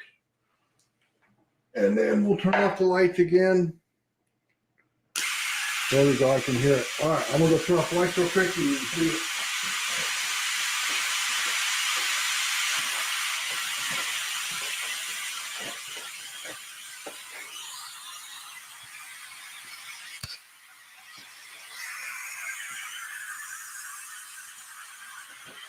Let's see. Probably have to turn off the TV minute.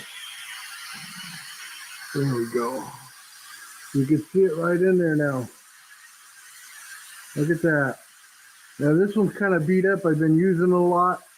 You can see every point where there's a sharp point, it breaks out. So there's ion wind coming off of it right now. So this is what that circuit could do, and I got a busted transformer that's starting to burn out on me, and it's still producing this. So it's a pretty good circuit if you want to run it.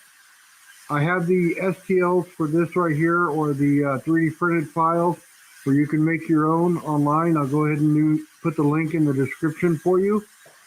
But I just wanted to show you this.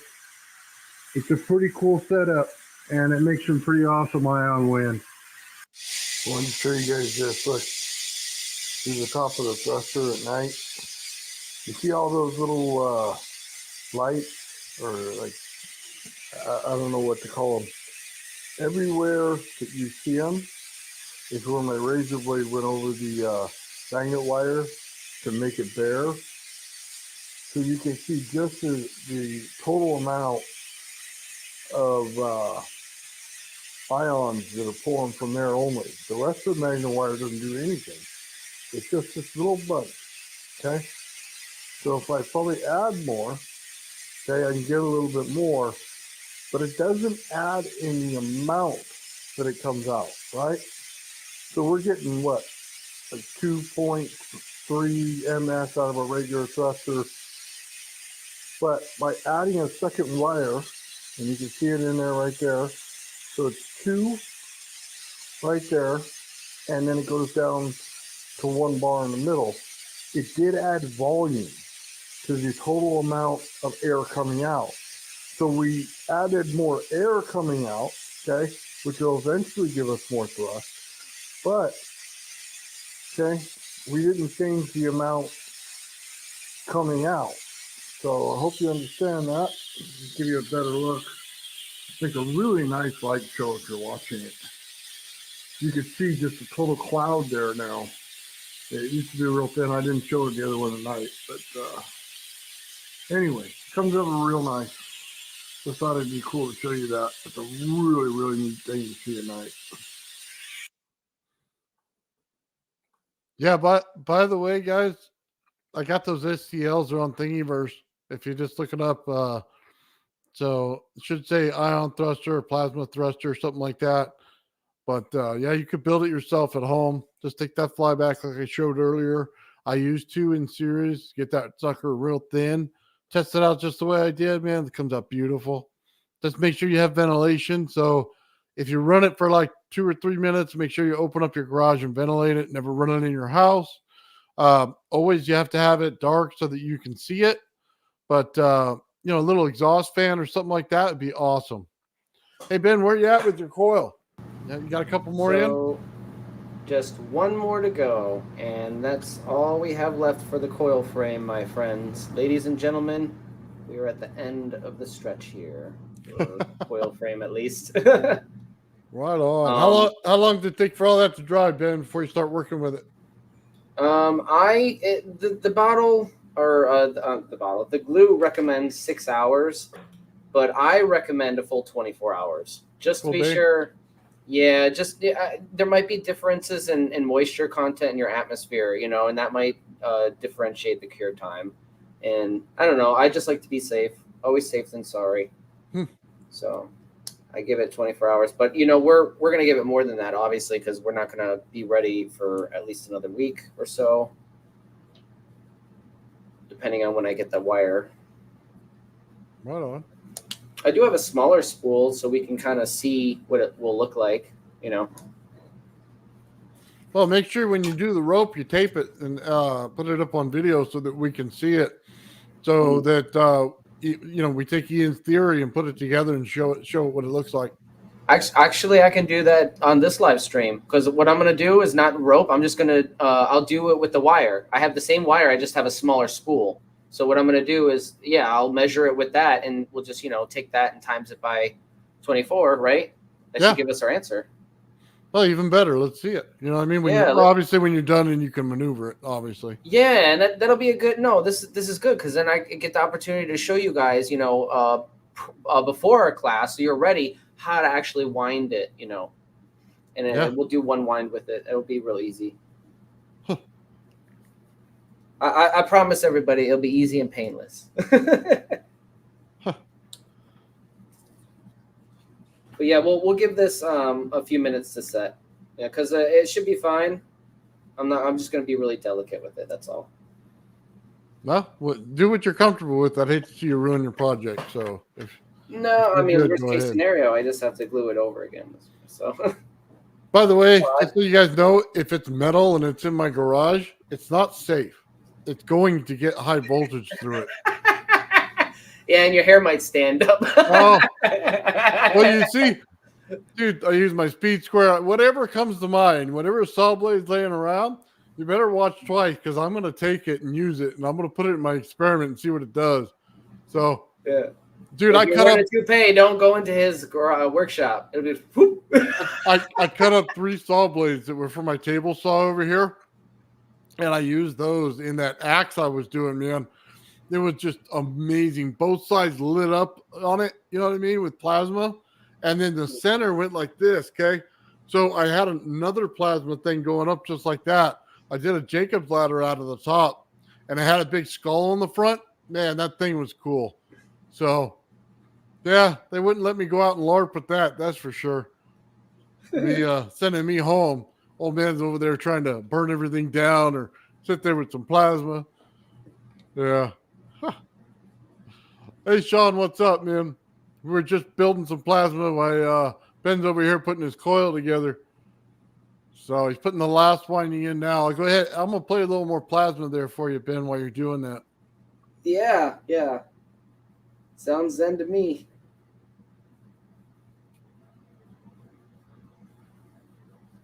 Well, meters per second is about what I got. And on this one, okay, it stopped. It's not hooked up in double form. It's just a single one blowing at this time. And as you can see right here, turn on one last time. 2.4, it jumps up to 2.9, but it's more of an anomaly than the 2.4 consistently coming out of it. But once in a while it gets there. Here are some high voltage experiments that I did. Here's the first one, voltage walking. Told you, no stall safe. Oh, not even my wires are safe, man. I'm going to set them on fire. What? It's like dancing. Yeah. Like a little running man. Yeah.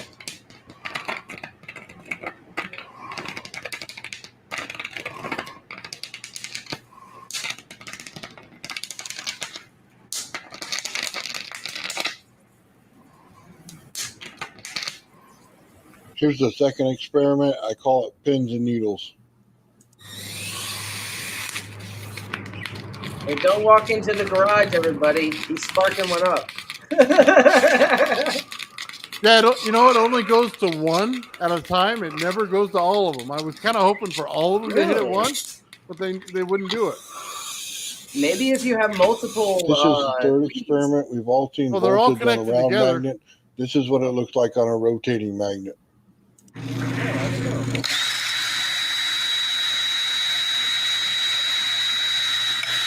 definitely need to get a slow-mo camera for this, Nathan. No, I'm serious. That would be... Oh, my God. I That think we're magnet missing Just a in died on lot case you were here. wondering, yes, I did demagnetize those magnets, putting them in the high voltage field. Those went in the trash. I Well, think if we're you missing want to a find lot by not flybacks and seeing you don't those know where to small look, details. this is a CRT TV, or otherwise known as a tube Did you fry TV. it? And yes, there's a flyback in here. But the question is, do we have to rip it out, or can we just use it as is? Really? This is a spark gap for a CRT TV, or basically a tubed TV. It's a 27-inch TV. The positive gets connected to the flyback transformer. The negative gets attached to the strap on the TV. It also has a connection to the motherboard, which I'll show you later. So that strap is a Yes, ground, I I'm do assuming? have to clean it. That's probably just all the garbage on there smoking off. No, it was something else smoking. The spark cap on That's this gets so pretty cool. big, Look at but you that. have to start it real small. Hold As on. you can see, we're about back 1 there, inch away Nathan, when for a we second. start. We get up to about 3 3/4 inches on this. I'm That's sorry. that's What's that? no. I was gonna say, go back for a second on that spark gap. That doesn't look like a normal spark gap, does it? Oh, look cool, doesn't Like it? at least the plasma discharge doesn't look normal. Like it looks like it's. Have you ever seen the Harry Potter scene where they collide their wands and it looks like one's pushing against the other? That's what that looks like. Let me find it. Yeah, it's like right after that part. Okay, we'll hit play. The flyback in here. Yeah. But the question is, do we have to rip it out, or can we just use it as is? This is a spark Right gap there. for a Look. CRT TV, or It looks like it's basically a fighting tube the other side. TV. It's a 20. Yeah, that looks really cool. That is insane. Wow. Yeah, No, that's- all voltage dances a little bit with these. I don't know. Maybe I'm just seeing things, but I don't know. It looks different. It's cool. It's really good work. I love it. Oh, look at that. Jacob's ladder. Oh, It's all twisted up like DNA. yeah. Like it should be. Like it's going to travel that way probably. Or more naturally that way. I think if you twist it more, you might be able to get. It looks like it. I don't know. Like it. I love it how it rides up, man. This is a bit longer. I shortened it, that thing a little bit to do it. I did it again, but There you go. Oh wow. That's cool. yeah, simple stuff. You- The old man Bill does in his garage when nobody's looking. I'll tell you, nothing's safe. If it's metal, I'm lighting it up. We're gonna put one of those. Make like an artistic piece out of it to put it behind you and on camera. You know, like put like a little glass display around it. You know, just have it sparking in the background while you're on camera. That'd be sweet. Yeah. Let's see what else we got on here. I got some more stuff I probably lit up. Oh, this next one's cool. We're gonna listen for some sound. I'll turn it back up. Things. Yeah. So I just have a coil here, and I want to put a spark cap through it. And well, let's just see what it sounds like.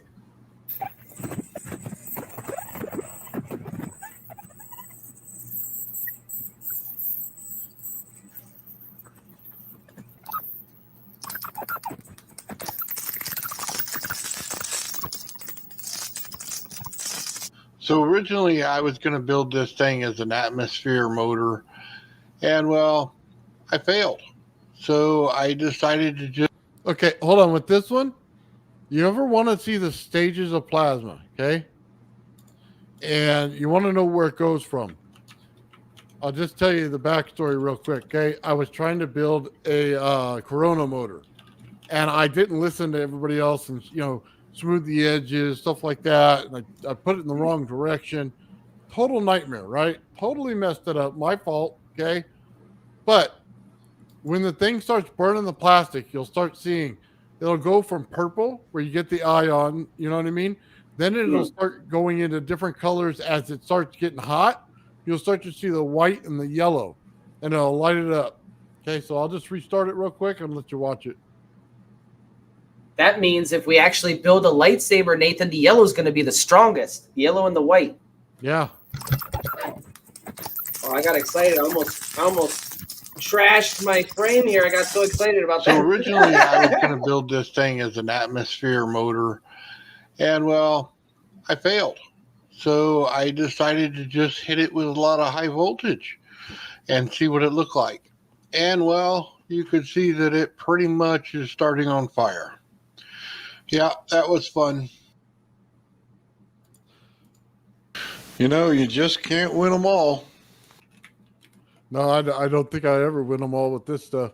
Most people see this experiment as a can being moved by static electricity. But did you know high voltage can do the exact same thing? Here is a static electricity experiment. It just works on a simple principle. My bad. Take the cloth, rub the rod, and it'll move the can. Static electricity does the rest. Now let's use some high voltage, and let's see if we can't get the can to move again. Hold on, Ben. Let me just rewind it a little bit. Static electricity does the rest. So you see static electricity doing it, Now right? let's use some high voltage, and let's see if we can't get the can to move again.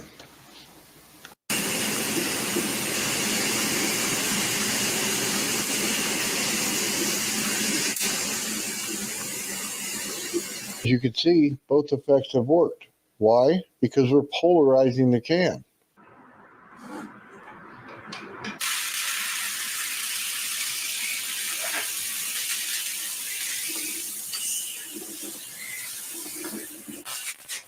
Oh.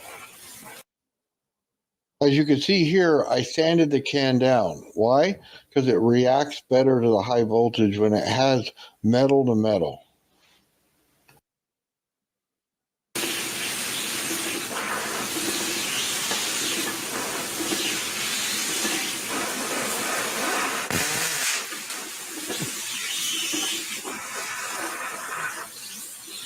Just to show you that the high voltage is actually on and it's working well, let's go ahead and turn off the lights and see if we can't get a little plasma now that the can is sanded a little bit.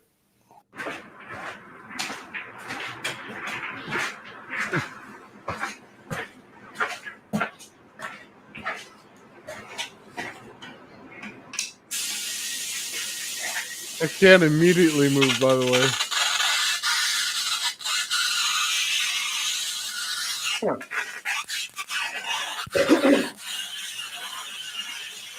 Now, is it an attraction or a repulsion force that's happening?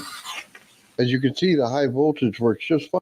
So, good thing you asked. When you polarize the can with a PVC pipe, it's attraction.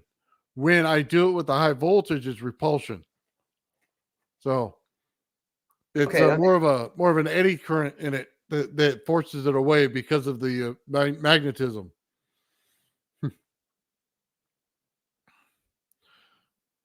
So let's hit play. Fine, we get a great plasma out of it.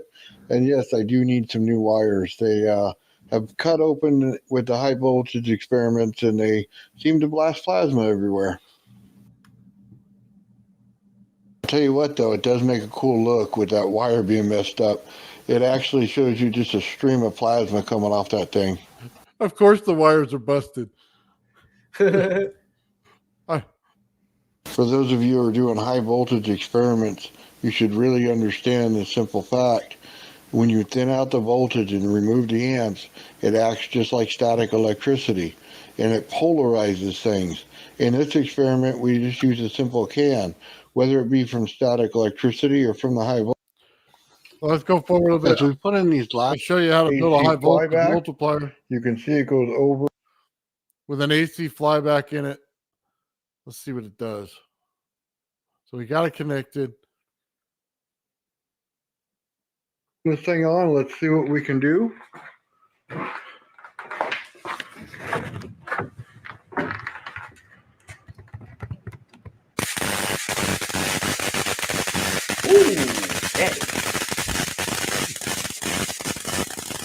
Dang.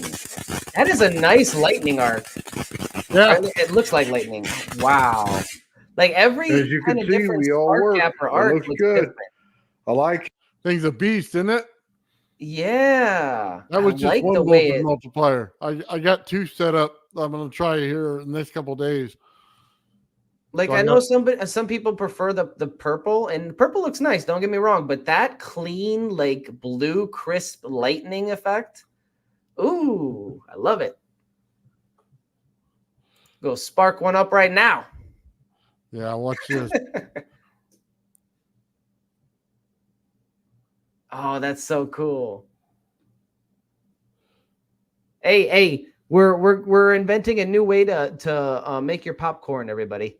a cooler way, but a more dangerous way. So don't try it. Yeah, bro. This stuff's so cool. I do it at night, and you know what I mean. You can see the lightning during the day, but this part, you know what I mean, with the purple lights up Right. too, like that. You can see, yeah, you can see like the fog of it, the fog of the purple too. The discharge. What is that considered? Like I know there's the discharge, which is like the kind of like the arcs, and then the fog. Yeah, it's like an ion. Like a gas, right? Yeah. Yeah. Well, it's not so much a gas, still a voltage, but you're getting there. But it is doing something to the atmosphere, like, and you could see like it's a gaseous. Yeah, it's like almost like a force field. Yeah, it's really cool, huh? So just so you know, if you hold it off a little bit more, it'll start charging things up. When it doesn't create the plasma look, and you keep it a little further away, you start putting a charge on things.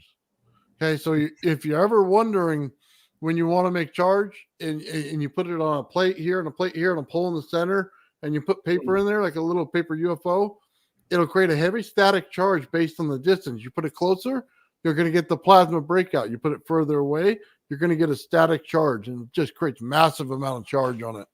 Right, because there's less space for the plasma to arc like that.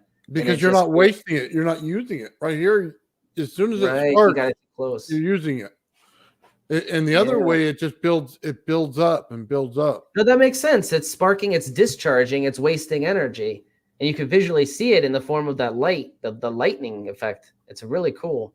Yeah, you wonder why. We'll talk about the static electricity on the UFO thing. Well, I've had plenty of experience in knowing what it's not. You know what I mean? Then I've plenty of experience knowing what it was and using it. And that's so cool that we can actually, like, most people are actually, you know, trying to build these systems or trying to build cool systems that are practical and aiming for the lightning effect. But that's the opposite of what you want, you know, that you want to minimize that in order to increase the efficiency of it. But by the way, Sean, nothing's grounded. This is just straight positive and negative out of the coil.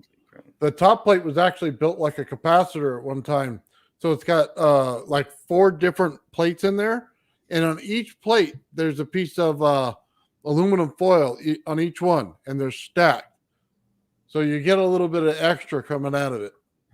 Oh, you know what? I have my microphone backwards. I'm sorry, everybody. That's probably better. Yeah, I have too much fun in my garage. That's for sure. Hey, it looks like a lot of fun. I would probably have a lot of fun in your garage too. Probably too much fun. Probably get myself into trouble. Yeah, let's see what else. I don't know what else I blew up on this one. Oh. They have sounds on this one too, if you want to hear it. Let's see. Alien sound again.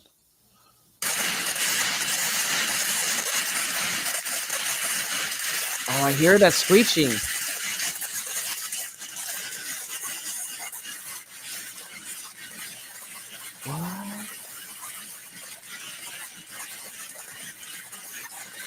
Beautiful plasma arrays are easy to build, but how do you get this effect and avoid this effect? Yeah, just sparking over like crazy.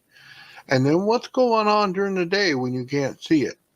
Is it still doing the same thing? Yeah, it is, but you just can't see it because it's not nighttime. Let's take a look at how it's done. The first thing we need to do is just set this thing up. So what we're looking for is the saw blades to be equal distance from whatever object we put in the center. In this case, it was just a double helix project I had left over. So what I did is set them equal distance apart. They're about 1.25 inches to 1.5 inches away from the double helix. And what it does when you move it too close, it starts to spark. When it stays far enough away, it hisses. And then if it's too far away, it won't do anything. Once you have the hiss, turn off the lights and you'll get this.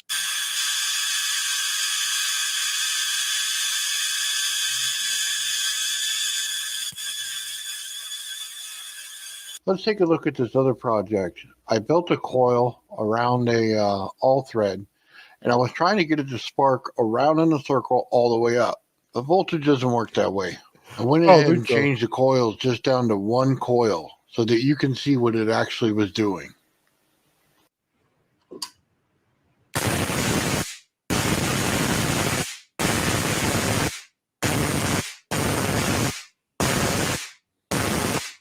On this one, I just offset the coil a little bit, so it'll go high and low. Here's the power source. Here's the battery right here I use for my drill. This is a 1000-watt ZVS and an AC flyback. And this is my voltage multiplier circuit. The negative of the voltage multiplier circuit goes to the all thread. I put it underneath so that it doesn't come in contact with the positive.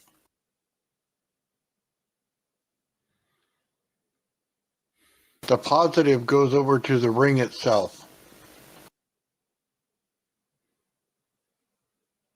Once you connect all those, it's time to light it up.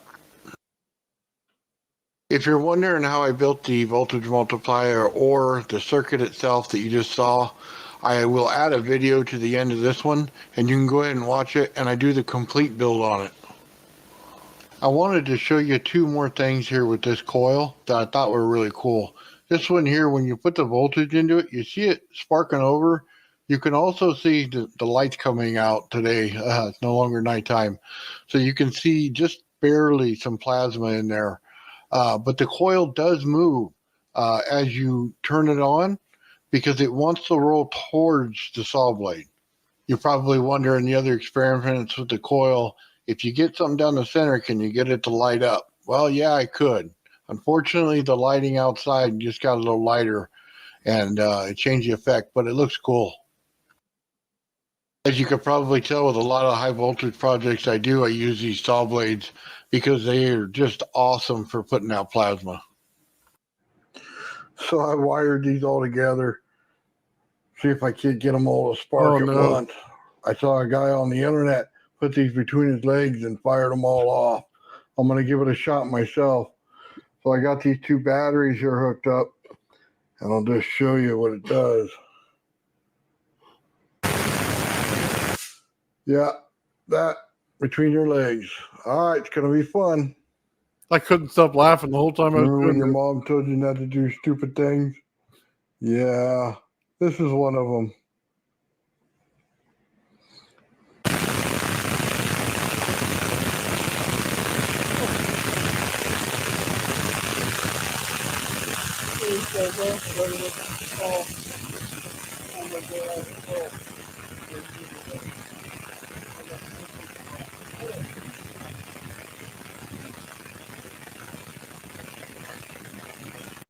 I have no idea, but I was laughing the entire time, dude. I had you would think I'd be like worried, but I was just laughing, dude. I couldn't stop. Anyway, that's it. All right, Ben, what do you got? The old man right there. All right. All right. So this is the exact Hold on. wire that we're going to be using. It's a 24 gauge magnetic enameled wire, and it's a brilliant red that's going to match very well with this vibrant orange that you printed, Nathan. Nice. And thus, I will name this prototype the Fireball. Huh. Right on. You heard it here, folks. First, this is the Fireball. Yeah, I don't know if you want to try that. that may not work out for you. I got lucky, man, and didn't drop those things when I was laughing. That they were. Oh yeah. No, you're Yeah. right. Let's go put this somewhere else where I don't accidentally knock it over again. Oh, there you go. Yeah. Set this to the side. Tempted fate. Yeah, that's me. Oh, nothing's like doing some high voltage with old man builds. Oh, yeah, that's always fun, man. Lighting up plasma. Now, Sean's over there helping me with my testicle, and now I'm lighting it up that way. You just wait until what comes next, man. I almost set probably 3 of these together so they point at each other with that testicle. I will see if I can't create a singularity in the middle. So if you start seeing me with testicle winding videos, you better watch out because I'm going to be really lighting it up.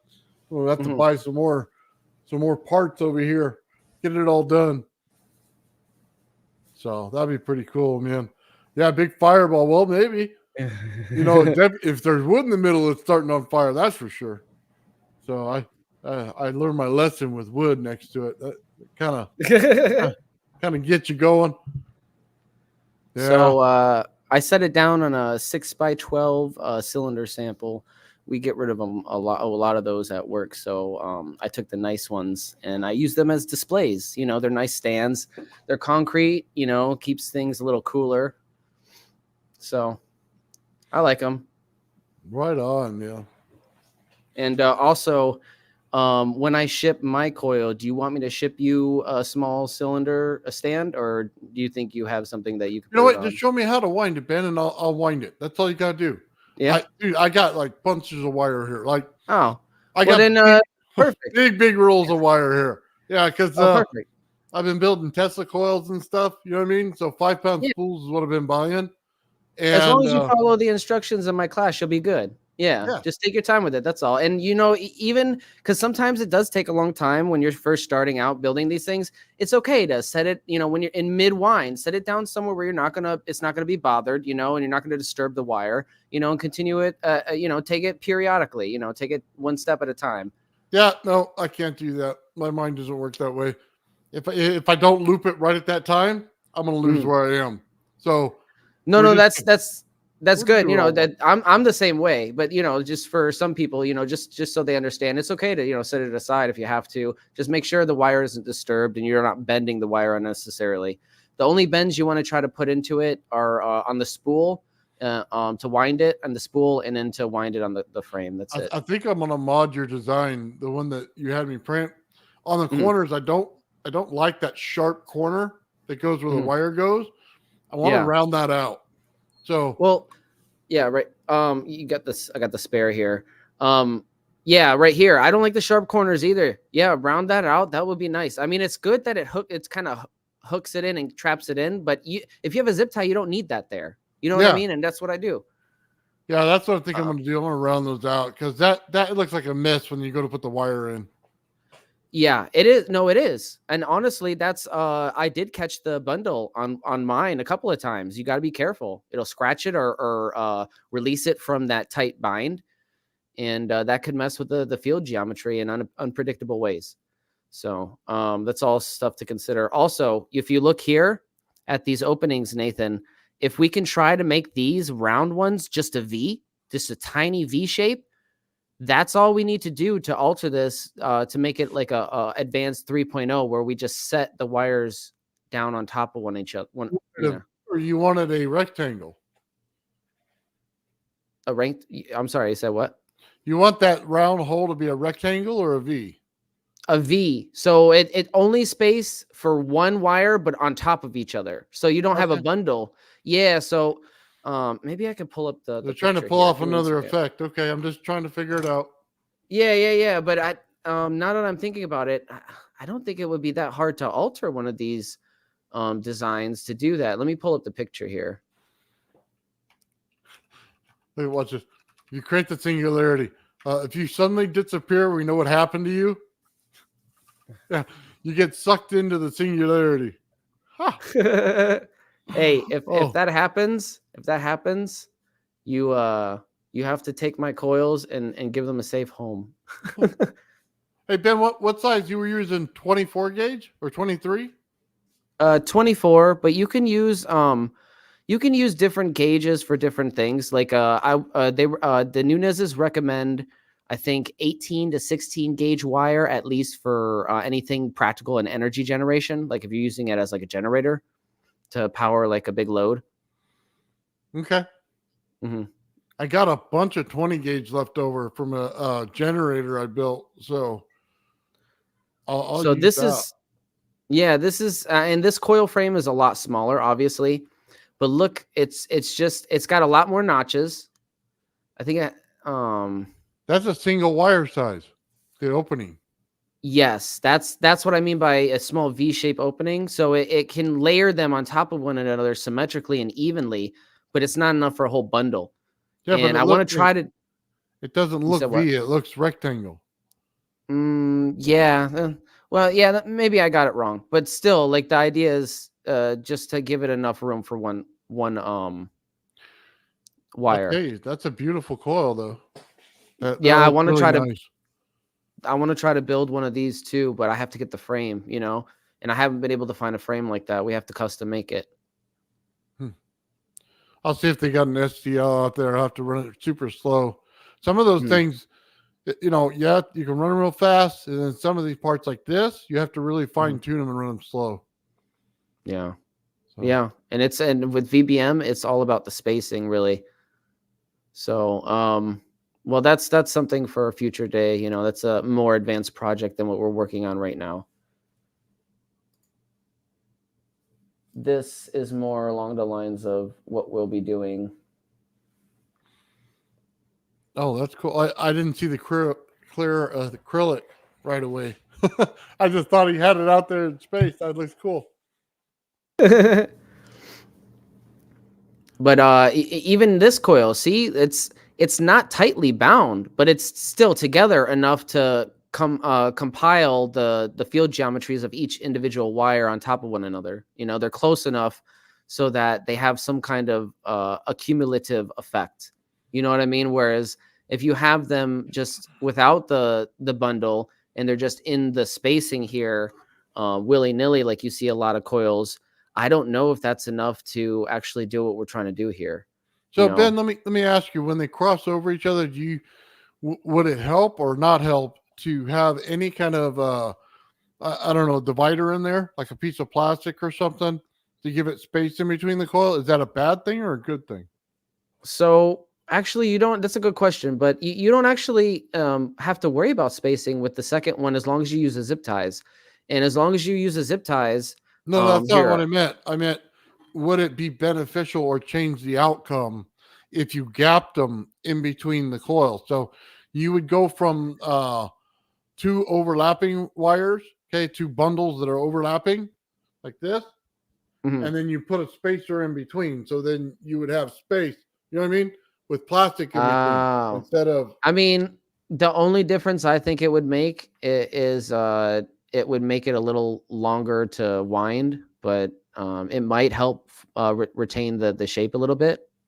And yes, maybe separating those two might have. I guess I'm wondering, will it give you a capacitor effect? Can you get a capacitance out of it by putting a dielectric in the middle of it? It's kind of what I'm looking for. That's an interesting way of looking at it. No, I don't know. I'd say it's worth trying. Definitely. Just for that, I'd say it's worth trying. But if in terms of trying to maintain the shape and all that, it's probably an extra step that you don't need to take. But right. Well, I know that. Yeah, but yeah, no, that's really cool idea. I didn't think about that way.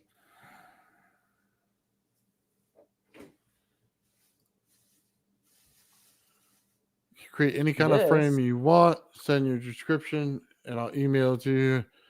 Send me the STL right on. Nice. Yeah, thank you. I do a good job on Fusion 360 myself, man. Not too shabby at it. You have to be once you start playing with this stuff. So this is similar to the Advanced 3.0, but it's got fewer notches. It's the same kind of. But yeah, so it's a lower fractal of the geometry, but it's still maintaining that spacing. So I'm not sure what kind of effect this has, what it's good for. I can imagine it's probably good for maybe magnetic field generation.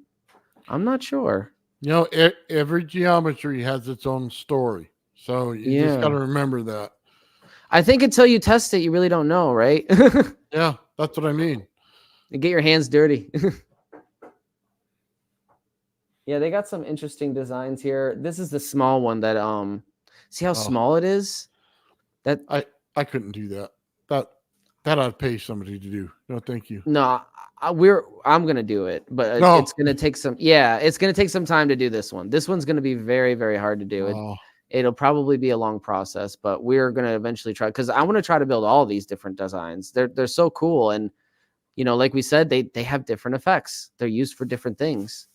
That's just a showpiece, man, right there. You put that on your wall. I know it's so nice. You put it on I like that one. And then this is another one. These ones, I believe, are good for spinning a magnetic rotary. Oh, that'd be how cool. It doesn't have the. Yeah, so look into that coil frame on that one. That one looks cool. Yeah, I think I don't know. This might be one of the donuts with the grooves in it. I'm not sure. But it doesn't have notice it doesn't have the interference pattern. And if we look at this video here, these ones are the same. They don't have the interference pattern, and they're being tested to drive these large spinning rotaries. So, and then this one has the interference pattern too, but it seems like maybe these would be better for generating the effect of rotating that motor. I'm not sure.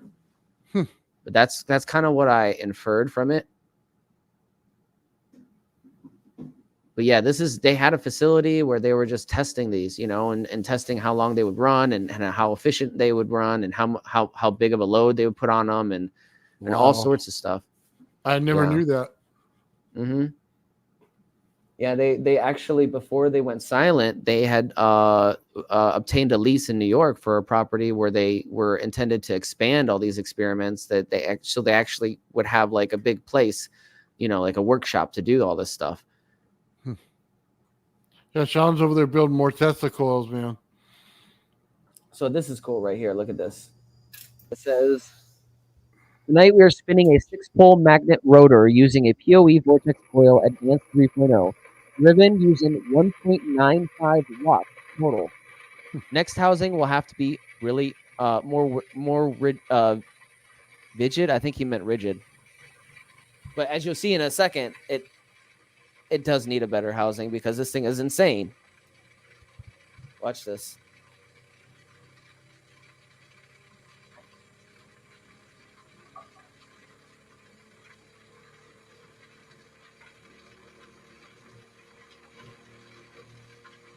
See it vibrating? Tip.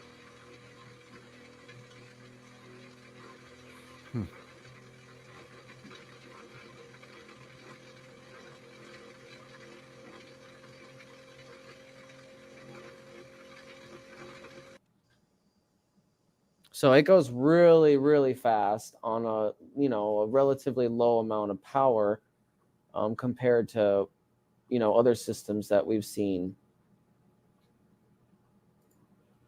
This is another example of it.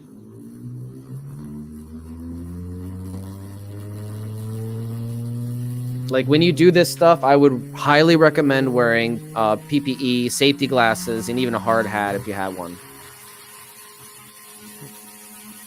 I guess I will have to invest. I do not. You can get a hard hat on. I do not currently own those items. That's okay. I mean, you can get them on Amazon, but yeah, it's just to be safe because, I mean, like I said, if the geometry is off or it could be unpredictable, maybe, or if the frequency is not in the range that it's supposed to be, who knows? It might fly up. I don't know. Yeah. By the way, just be careful. I just where was it? Right here. Mhm. I just subscribed to Joel's channel because I wanted to see what that peg cell was all about. So, yeah, that was pretty cool.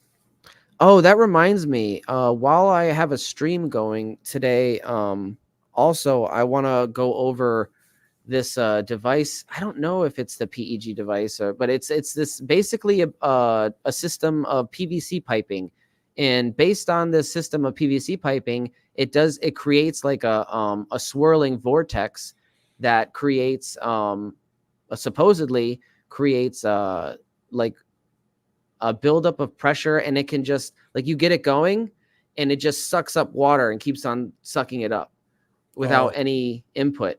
And the design looks very simple.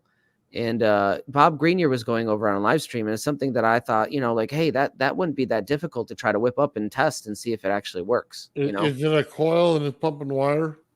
No, it's just PVC piping. Here, I'll play the video in a minute. Okay, yeah, well, hold on. When I find the video. You do know you can create a vacuum in piping or a hose, and it'll suck everything out, right? Well, the idea is that you get it going and it just doesn't stop. Like it continuously pumps out. I understand. Yeah. I drained my buddy's pool with that. I just took a hose. I created a pressure in the hose, and then the water came out and it kept flowing the whole time. It never stopped. Just so you know. Yeah, it's an old school trick, man. The process did seem possible. So, I mean, it did seem plausible. So I'd still like you to look at it to see what you have to say about it. Yeah, dude, I'd love to look at it. I got a question, though. I got to ask Sean. Sean, can I show Charlie C's Tesla coil? I just thought it was interesting. I got to see if Sean's okay with that. So what do you mean, Charlie C's Tesla coil? What was his Tesla coil? Sean helped him with the Tesla coil, and he put some water to it.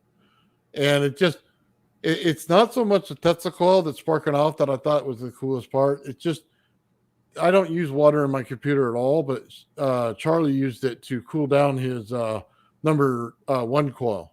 So when Sean says it's okay, I'll do it. If not, I won't. So yeah, I never thought about that, water cooling a Tesla coil.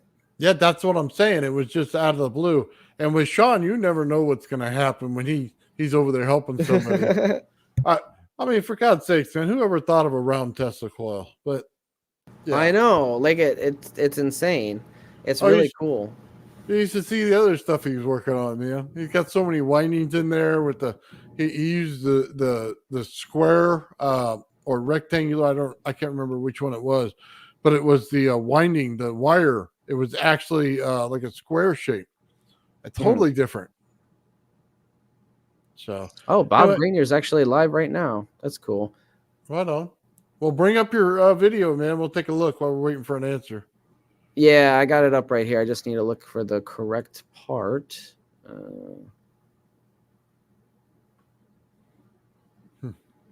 Siphoning, yeah. That's just like you do to your gas tank. If you ever been poor and you got 2 cars of gas, yeah, you know what, 2 cars, one without, yeah, you know what that's all about. Okay, I got it. Ad. Dang, I got hit with an ad. Stand by. Eliminating ad. Yeah, you really need to get upgrade your stuff here, Ben, when you get monetized and get to YouTube without the ads. Yeah. Premium would be nice for live stream. Now that I'm thinking about it, you're right. I should probably do that. Just anyways, when you get your money flowing in, you know what I mean? Yeah, no, that's a good idea because I didn't even think about that, honestly. Here we go.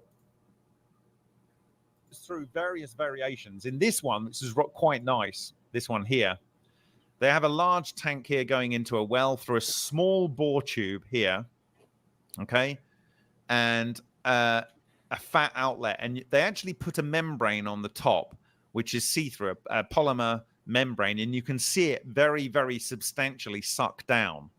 Okay, so it's creating the same vacuum effect, but this is quite simple by comparison. And this is another very simple one, but like I would encourage you to go and have a look at this. This for me is one of my favorite ones because I think this is the one we might attempt to replicate. It's really rather simple, and this guy has done a wide variety of these same things. This is different in that he forces the vacuum in this tube to create the initial effect, and it's not so plausible. But like I say, there's a wide variety of these things. You can clearly see the pipe here, and one might argue there's some sort of pump in here and so forth, but it's not hard to build these things. I know all the skills to do it, having just done it the last 2 weeks. So I think we might attempt this with Jordan just for shits and giggles. Okay, so I'm going to show. So what do you think? Yeah, no, you can do it by siphoning. Yeah, that's what he's doing. Yeah. That's all you got to do. You can suck on a garden hose in a pool, and it'll siphon it right out. You know what I mean? Just when it starts, water starts coming in your mouth, you put it to the side, and it just starts coming out and doesn't stop. Yeah, you just got to give it a little kickstart or whatever. Yeah. Show this video here because you get to see him build it. Okay. And, there's different links here, but I'm just going to. What I like is they're using a lot more water, so it looks better. Yeah. You know what I mean? Into a one standard size of pipe, and then it's got an expanded area here and a drop down. And these parts of the pipe are really just for support, and you'll see the thing being constructed. Yeah. Structures might be going on is that PVC can get charged. Okay. And there will be friction with the water. Water going up that narrow tube will create a toroidal vortex. In fact, it will be like a Kármán vortex street, but in toroids that are traveling up that tube.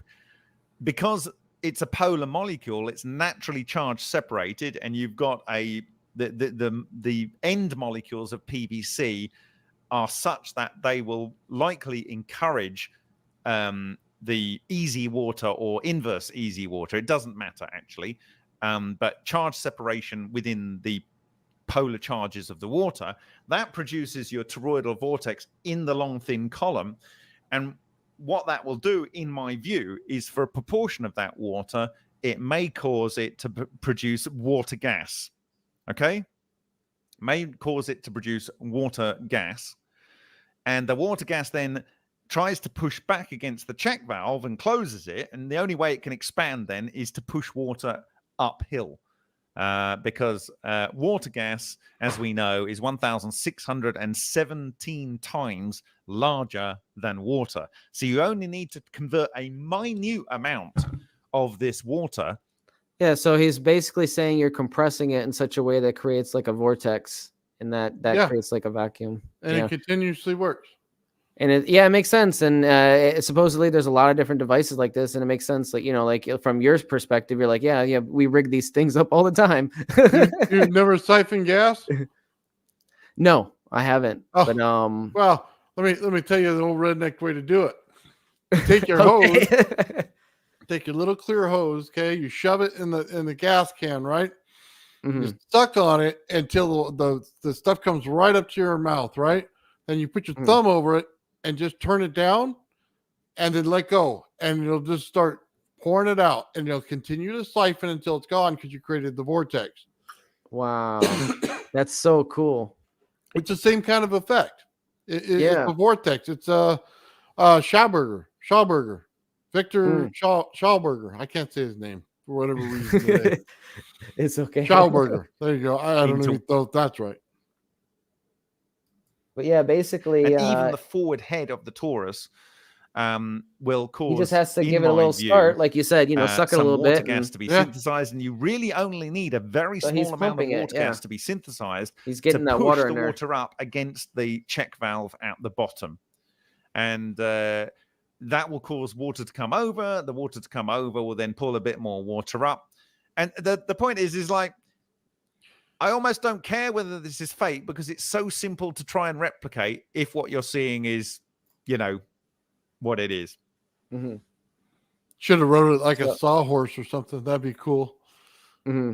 And we don't see we don't see devices like this really being sold, right? Because they want to sell you those expensive pumps with the motors on them and stuff. Yeah, no, look, let's be honest with you. We could take a water wheel and create this suction. and just put the hose right over top the water wheel, and it'll continue to turn it, and you get free energy all day long out of it. Yeah. It's not a awesome. whole lot, but it's better than a fan. Right. I mean, why even put these big fans in the desert like they here have in California? Why? When I could just do this. So much simpler. Oh, Raycar posted a video, water cooled spark gap. I might pull that up. Give me one water cooled. second. I've seen that. That's pretty cool. Yeah, let me pull it up real quick. Say I'm gonna vet it real quick to make sure it's not like pornography or nothing. You know, No. Sometimes people send us that, but it looks like a YouTube link, so we should be good. Good for you. I click on things and get in trouble. No, I do too, and I have to remember and remind myself, like, look, you know, not everybody's an honest actor out there. All right, Raycar, what do you got? Let's hope it's not pouring. Yeah, this is no judgment on you or anything. This is just saying in general. I'm just messing with him. Yeah. Oh, all right, man. What do we got? You got it yet, Ben? I'm just typing it in. I don't know how to copy it. Do you know how to copy comments in StreamYard?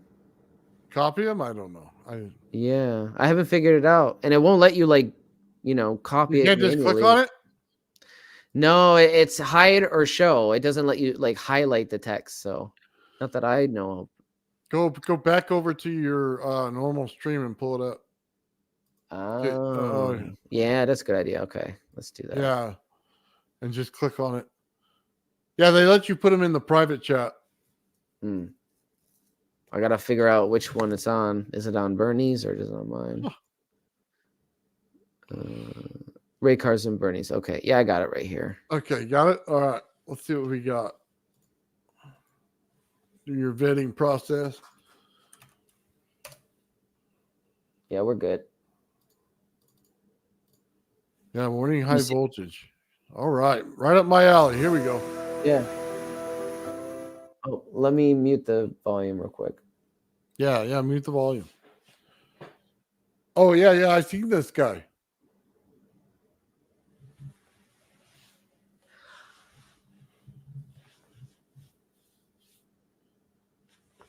He's like perfected some spark gap in water. It's really awesome. What? I mean, water is a conductor, so it's just like you would have to separate the charges in order to do that, right? Well, let's just see how he does it, and we'll take a look. Yeah. He's like, come on, check this out. That's so cool. Look at that cube. I love it. That is neat. That's like applying the Tesla coil spark gap to art. Wow. Yeah. Yeah, look at that cube. I love the dude. I would pay for something like that.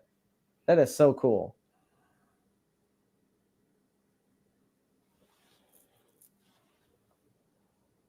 Yeah, he's definitely got something going on there, man. I like it.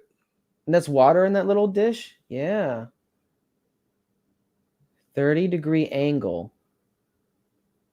Hold on. I want to go back. I want to take a look at that. That was quick. All right, so we got PFR positive flow receiver on the top. We got the GFE ground flow emitter coming in from the side and up through the center at a 30-degree angle, and then the water filling the bowl. Yeah, I agree with Raycar there. He does have some awesome videos. I like this guy. Yeah, let's check this out.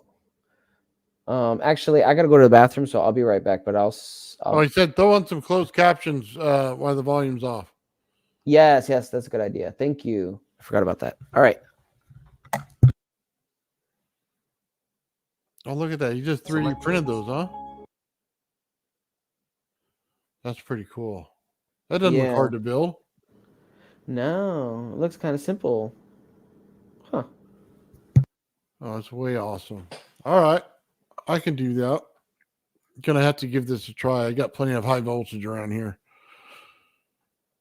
Okay, simple wire. Pick that up at your hardware store. Right there, just copper wire. Cool.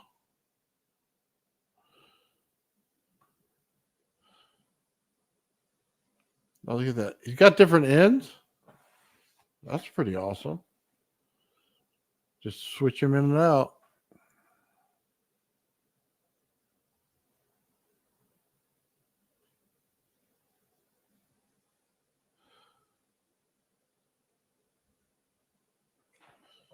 Let's see. He's got the same setup in all of them.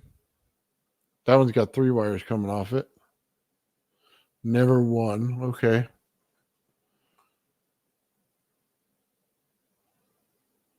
One gets you fire. Ooh, I might just try one just to see it.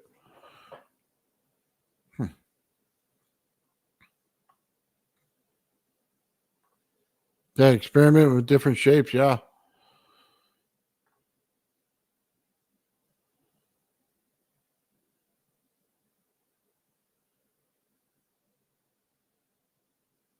What is that? Tesla coil? It looks like it's Tesla coil.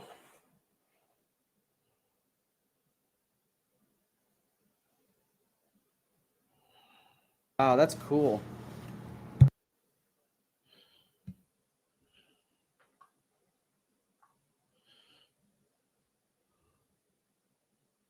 Asymmetric spark gap. Huh. All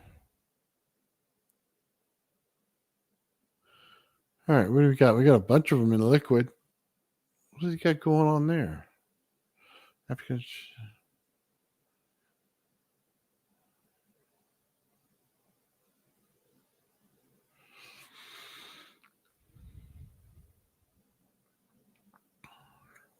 man, that looks just clean. Yeah, and there's something in the water over there. It's like blue. Yeah. Electrolyte, maybe?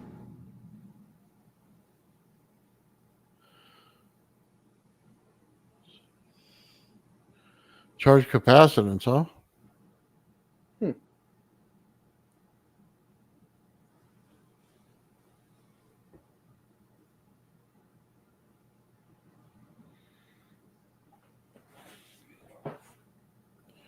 Safety electrode. I gotta try safety.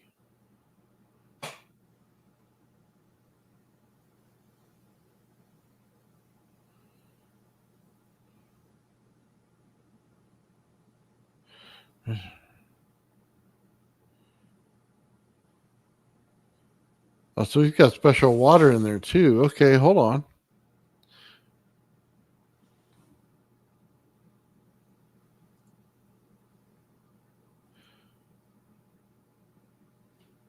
This reminds me of something like EDM or something where they use high voltage and some water to cut through materials.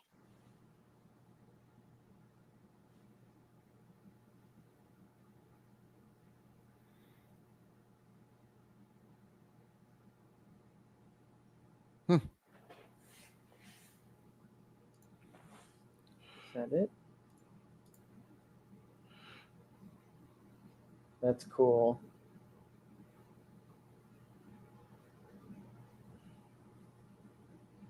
Oh, that's cool. Oh, yeah. That's neat.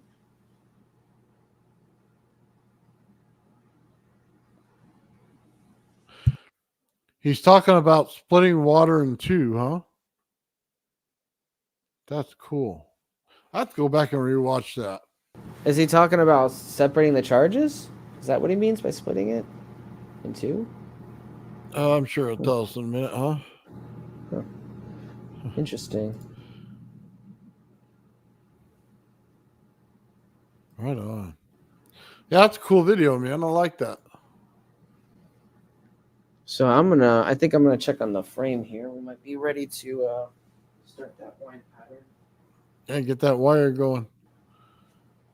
All right. It feels solid. Nice. Yeah, we should good. So while I do this, let's. I had another video that I wanted to pull up and check out. The water molecules are reduce weak nuclear forces, I guess. That's cool. I like that.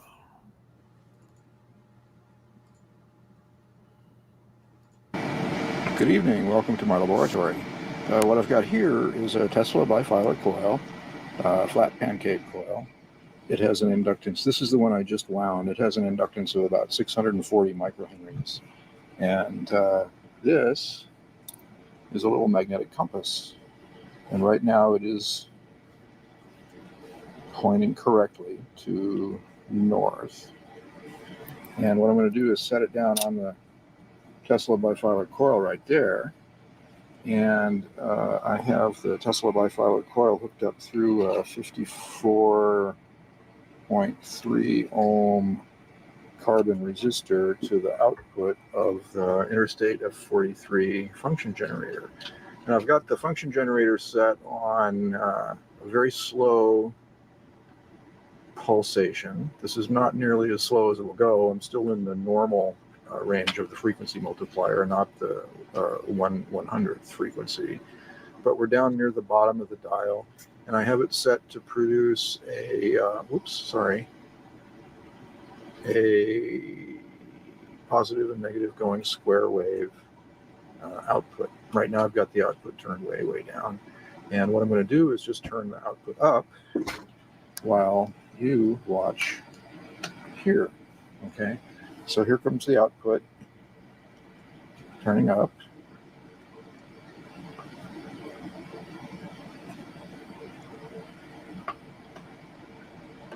And now I'm going to play with the frequency just a little bit.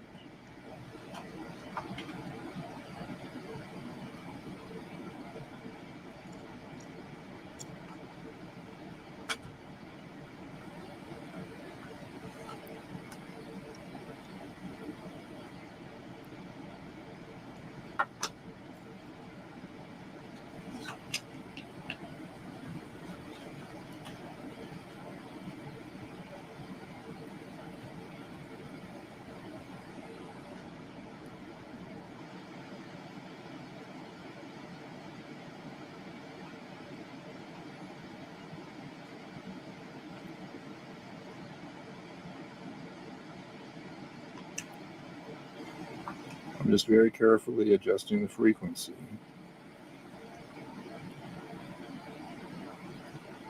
If I can get it set just right.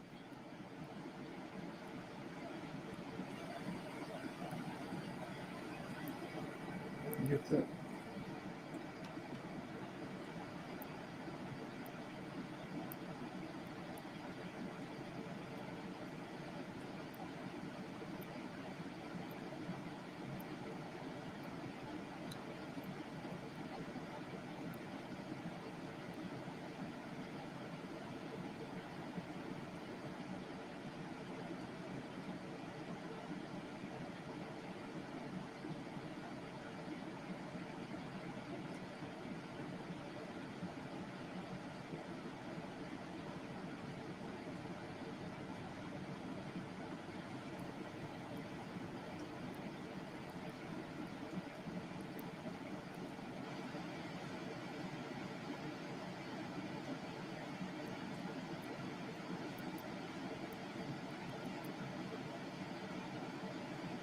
There we go.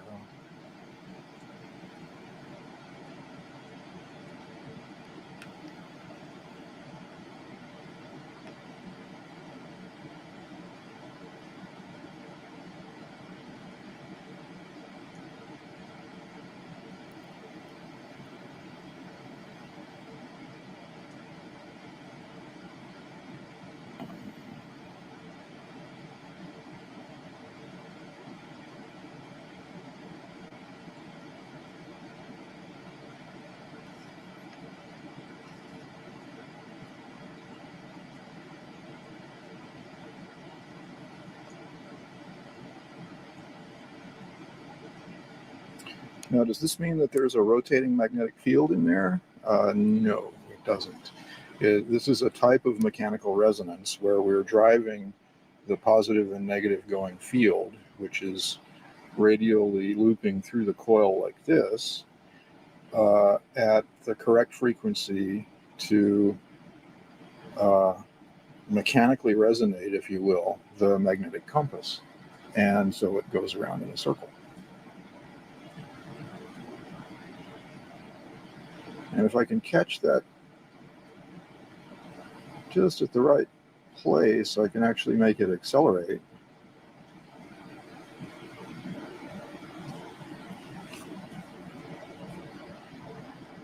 That.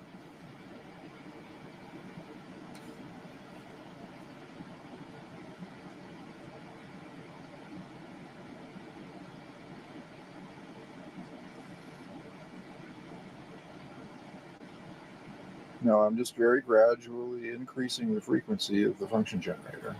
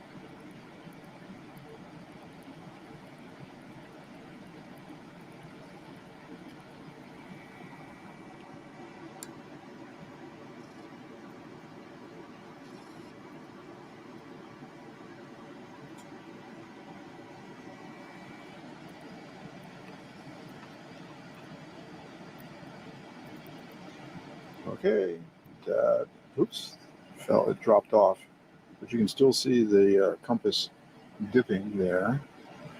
Let's see if I can get back down to a value that will start it oscillating again.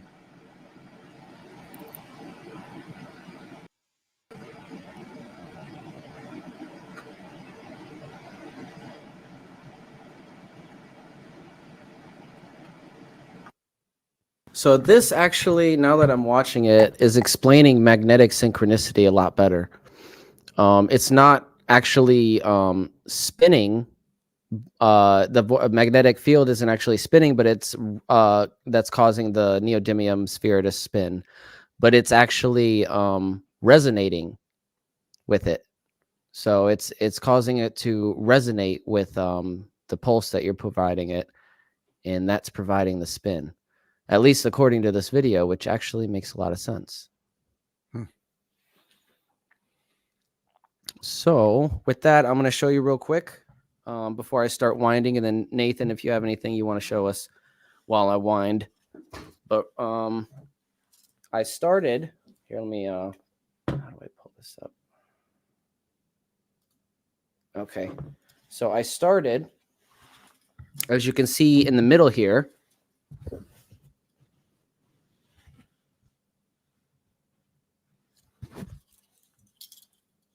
actually, I started on the wrong one. My bad. So we're going to start in the middle. Don't do what I did. We're going to start in the middle one here, right where the ring is. So if you can see that right here, we're just going to loop it around a couple of times and give yourself enough lead for you to actually use.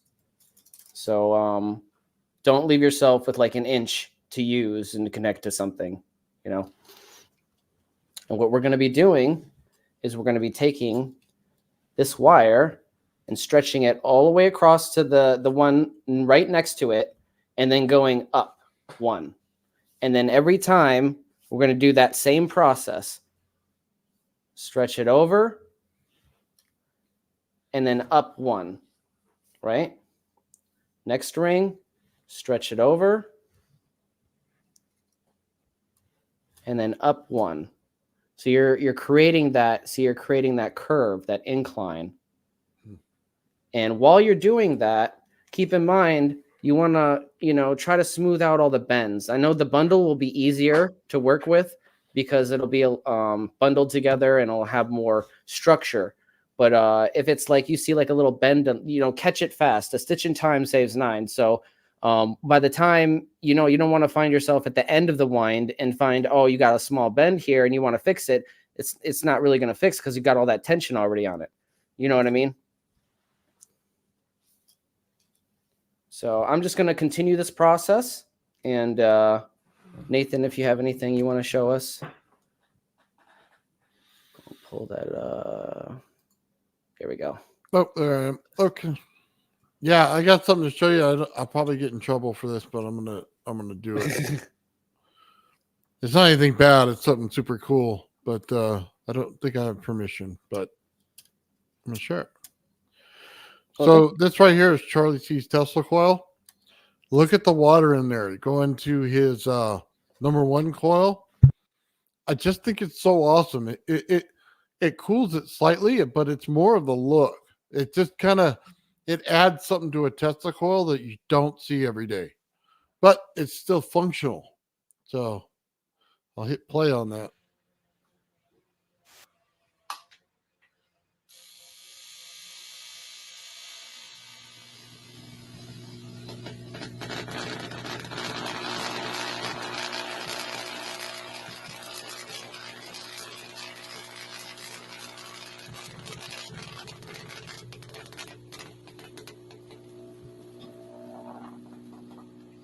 That's so cool.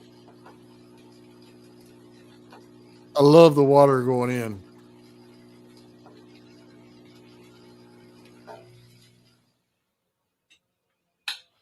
Huh. All right. So anyway, that was pretty cool. I just wanted you guys to see that. It's just a water pump from a computer, like, and he put it right into his coil. I just thought that was so interesting. So let's remove that. I'll go ahead and show you guys. I built my Tesla coil and got it going too a while back with Sean's help, and I'll show you that. Let me just share the screen.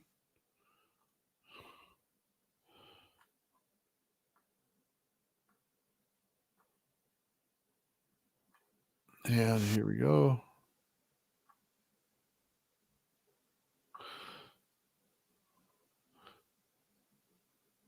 So it's pretty simple. This is just a ZVS, cheap $30 GVS.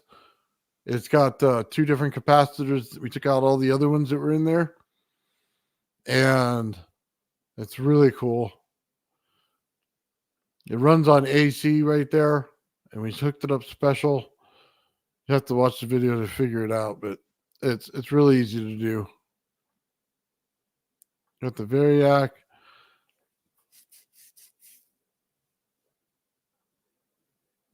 All right, let's get to the good part. So you can see I drew exactly where everything is straight across from it. And we actually get close to a 12-inch spark out of this thing. It's really amazing.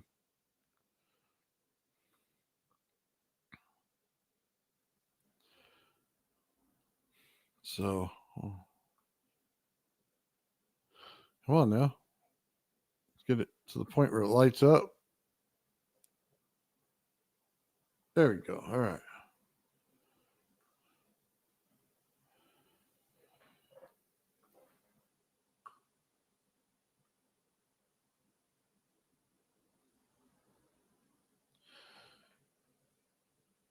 Oh, let me turn the volume on that.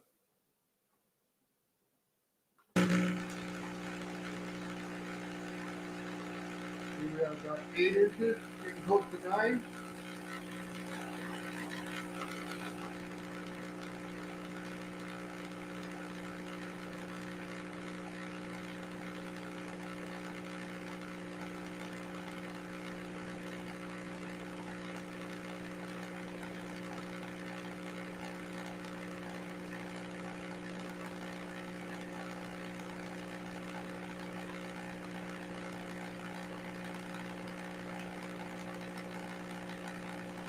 So you might even be hitting what?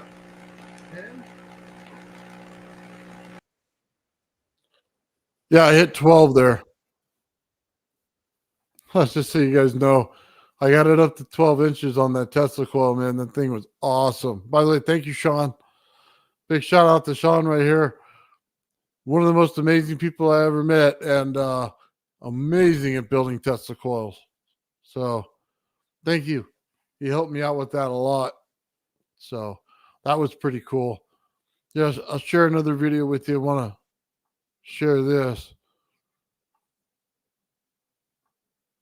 So we're just going to look at this. I had somebody validate this while Ben's working over there. What we're doing is we're changing frequency and amps and everything else. Going on here. So cruise over here, right? So you notice what's happening here, right? You see how the frequency is changing, right? We have response there. Now let's look over here, right? So we initially dialed it up to 12 volts, but you can see we're just under 4 amps of draw, right?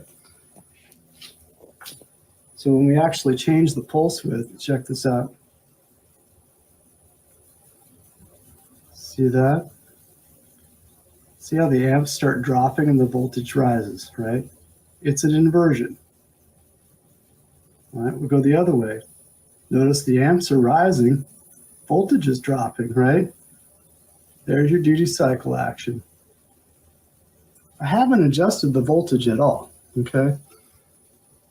Now when we look at the frequency, what happens this time, right? As I go up in the frequency, the amperage drawn goes down, right? And there it is, you hear that? That's what we're talking about right there. He's totally right. There's a 5-to-1, okay?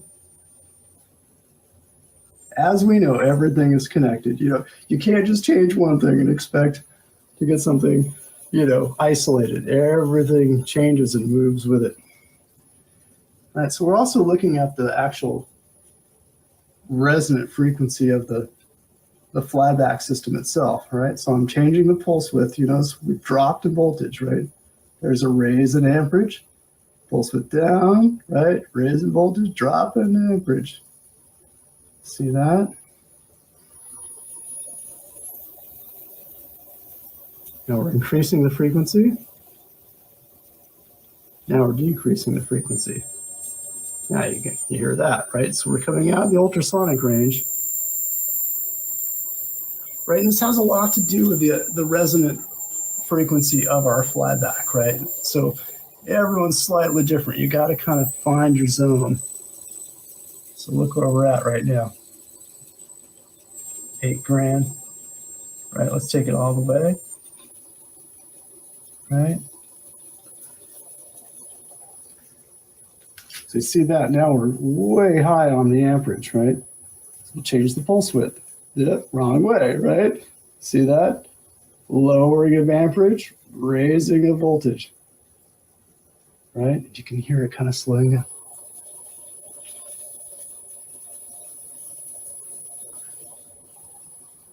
So yeah, highly recommend checking out Old Man Build's video on this particular subject.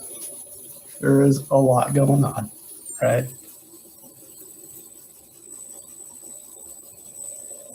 All right. Thanks, you guys, for watching. Hope that kind of makes some sense, right?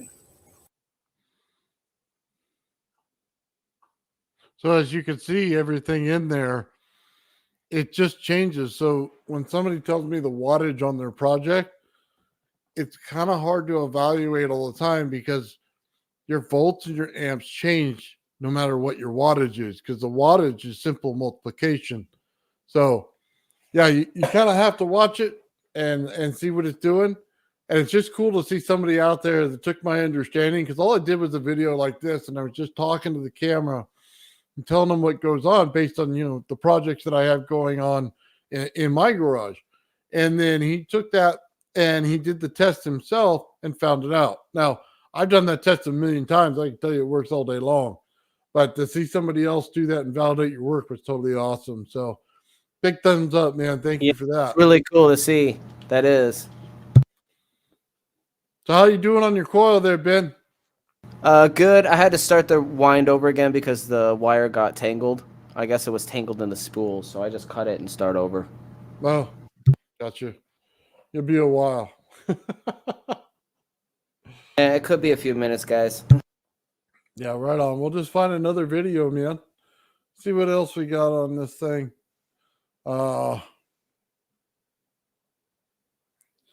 Oh man, let's check this one out. I don't know if you guys are into this kind of stuff, but I definitely am.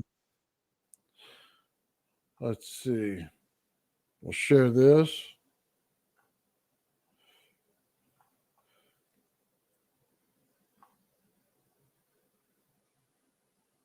On the French think tank, we had the opportunity to have Merkaba in. He built a machine that he calls the Merkaba machine. What it does is it's shaped like the actual Merkaba, but on the inside it's using sound in order to spin a neodymium magnet that's circular, or a sphere. That sounds kind of funny, doesn't it? Sound? You don't see a speaker in sight. Well, I guess you could say he's using frequency to do it. I like to look at it as using sound to do it. Either one. What's going on is all of the wrappings that you see around it creates a magnetic field. And then he takes another coil, and you can see where the arrows are. Those right there are making the second coil. So in a way, it's like a speaker. Is it producing sound or frequency? Well, to give you a hint, he's using a stereo receiver in order to drive everything. When we had a chance to talk to the inventor, he said that he can change between the frequencies, and each frequency would make the neodymium ball do something a little different or spin in a different direction. You could not use every single one of them at the same time, but you can use each one of them at one time. So if you had a song playing, it would then go to each one of them and turn them on individually. Now that I brought you up to date on what the machine is doing, I just want to tell you I keep getting a nagging feeling. There's something more to this that we're just not seeing. I keep seeing it in my head, and it's about time that I get it out. This is what I keep seeing in my head. I keep seeing a round sphere of water. I continuously see the quartz crystal on the inside. I also see two rods going in there, and they have little flat ends so they can sit against the crystal. I know the configuration sounds strange, but jump down the rabbit hole with me and let's take a look. If we understand piezoelectricity, when you strike two pieces of quartz together, they create light. What they're doing is creating energy on the inside. Now, we generally use quartz crystal as a clock feature. Tap it once, it taps back. Put tuning forks on both sides and you can activate it. Put it in pressure and then you can use it as well. It's great for tuning. However, when you want power out of it, you must activate the crystal in a way that is not like everything else. It needs to be smacked together, or it needs something smacking it. So how do we accomplish that? Well, you can't just go smacking two crystals together while it's in a bowl full of water. That doesn't work at all. Right now, the machine is set up to put out sound or frequency, and that's not going to do it either. So we have to change this just a little bit. Let's attach those coils to piezoelectric discs. We'll put the piezoelectric disc on the outside of the sphere of water. Then we can create a pulse wave to go into the water. So I know what you're thinking. What's a little pulse wave going to do to this? Well, if you connect, instead of a stereo receiver, you connect an ultrasound device, now we're getting a pretty heavy pulse. But please understand that piezoelectric discs are receivers and transmitters. So while each one's going off individually, the other ones are receiving the same signal. It's going to create a giant echo chamber in there, or a resonance chamber, in order to resonate the actual quartz itself. That's where we're going to get our power. Let's just talk about the shape itself of the quartz. It's actually set up as a Merkaba as well. Now, this is for a certain reason. As you see on your screen, all these balls coming into the center of a Merkaba. What is it that we're looking at doing? Well, this is actually from the creator of the machine, and what he's saying is the energy itself goes into the center just like that. And it doesn't like to stay there perfectly. It keeps moving in continuous motion. That's exactly what we want to produce in the center of our quartz. In order to activate it, we must always keep it in a resonant state. So now that we have all this energy in the center, how does the energy flow actually work? If we were going to talk about the conventional way to use quartz crystal, we would think energy in, energy out. But that's not what we're doing here. We're taking piezoelectric disc and we're creating a pulse wave in order to activate the crystal inside. So all we need to do is pull the energy out. Because the energy needs to be activated in something, you cannot pull it out by putting pressure on the side. You can get a small amount of energy, you cannot get a big amount of energy. Therefore, the fluid itself has to act as a go-between. It has to be able to go with the water getting energized, and then you pull the energy from the water. Therefore, in the end of each rod, you would need a sponge-like material in order to keep it always wet and always flowing. Because we're in the rabbit hole, let's go ahead and jump in a little deeper. Ask yourself, over time, did we tell ourselves it was there? Do we have these shapes all around us and we just don't understand what they're for? Let's take a look at many shapes around here that are in the macabre shape, and let's see what people think about them. As I see all these shapes and structures, I'm starting to realize one thing. Maybe it's all supposed to be this way. Crystalline shape in the center, macabre on the outside. Maybe there's something to this. It seems that everybody who looks at these has some form of this vision in their head. Otherwise, they have one other. It seems to be that they are telling us that there's something that has to go into the crystal. We see these shapes doing it. There's also these shapes where they go around it, saying that there's some kind of uniformity to everything. When I said it was like a resonance chamber, maybe they thought the same thing. Maybe this image shows that it was a resonance chamber. Since we are completely lost in the rabbit hole, let's continue one step further. These are the images I also see out there. A human figure inside the macabre. Why would that even make sense? Well, we have crystalline in our body. We actually can make it when we have gout, or it's in our brain as well.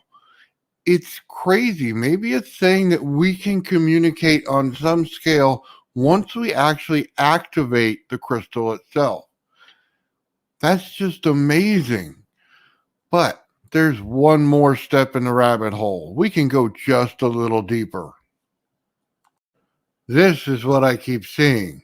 However, someone else must have seen it that way too, because this is what they made. This is what they drew. This is what they put up in their program in order to make it. So you can see this picture. Is it really, truly the energy source for a ship? Is there something more to this? Well, we're just going to have to find out, aren't we? At some point, we're going to have to build something like this. Guys, we're already deep in the rabbit hole. You never know what's coming next. That's why it's the Fringe think tank. It's not the NASA think tank. It's not the everybody approves of it think tank. It's the Fringe think tank, where we go outside the box and look at everything everyone else won't. If you want to catch an episode of the Fringe think tank, it goes on every Monday night, 3 p.m. Pacific Standard Time.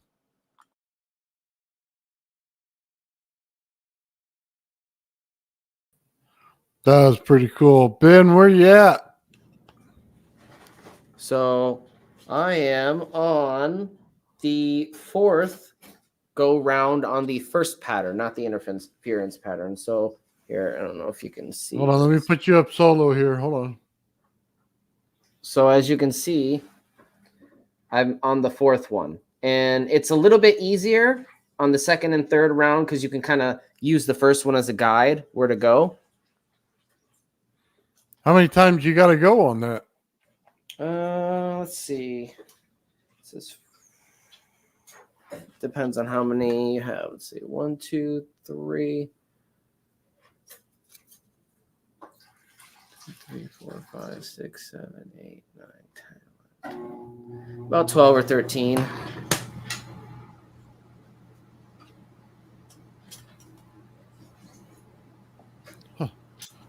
13. So you can't wrap it once and then multiply it by how many you have? Oh, that's what I'm gonna do. No. That's what I'm gonna do. But I'm gonna wrap it one time, and then one time with the interference pattern. Yeah, I'm gonna wrap it fully, and then I'm gonna take it off and then measure the hole. Gotcha. And then multiply it by 24. Okay, that sounds better. I was gonna say you'd be there all day. No. That's the plan, and it's not going to take that long. As long as I got it started here, it's going to take maybe another 15, 20 minutes tops. Huh. Yeah, that's pretty cool, man. All right, let me put you back on normal. You can go back to winding that thing. All right, let's see what else we got going on. I like that Makaba machine. By the way, on Monday, Makaba should be joining us. Okay. We also have Ian joining us. So those two in the room with the rest of us, man, it'd be totally awesome. So yeah, it's gonna be a pretty fun show on Monday. So I can't wait for that, man. We're yeah, I'm excited, man. You got me all excited, Nathan. Is it Monday yet? Come on, guys. Yeah, if you haven't hit that subscribe button, hit that subscribe button and join us tomorrow, 6 p.m. Eastern Standard Time or 3 p.m. if you're on the West Coast.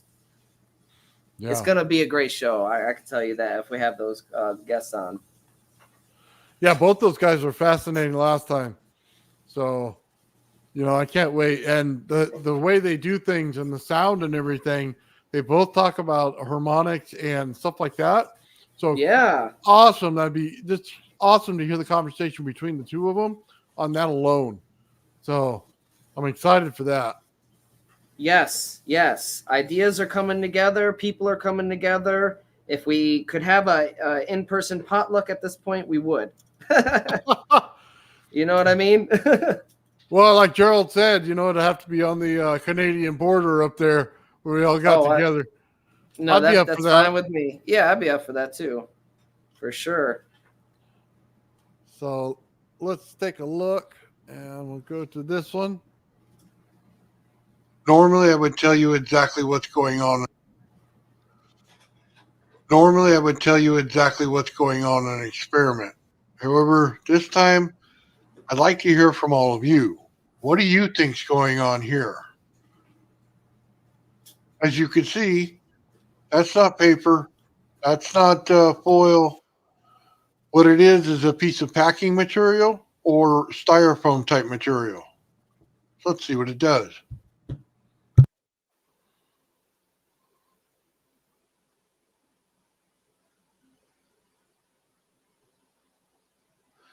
Not quite lifting. It's clinging, and then it lifts.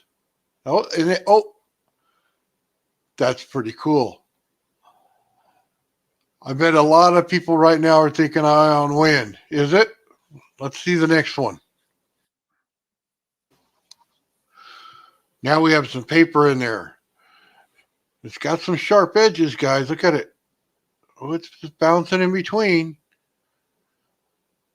Is this a little bit more of two fields and something going in between it for a little levitation effect? This is the power source behind the whole thing.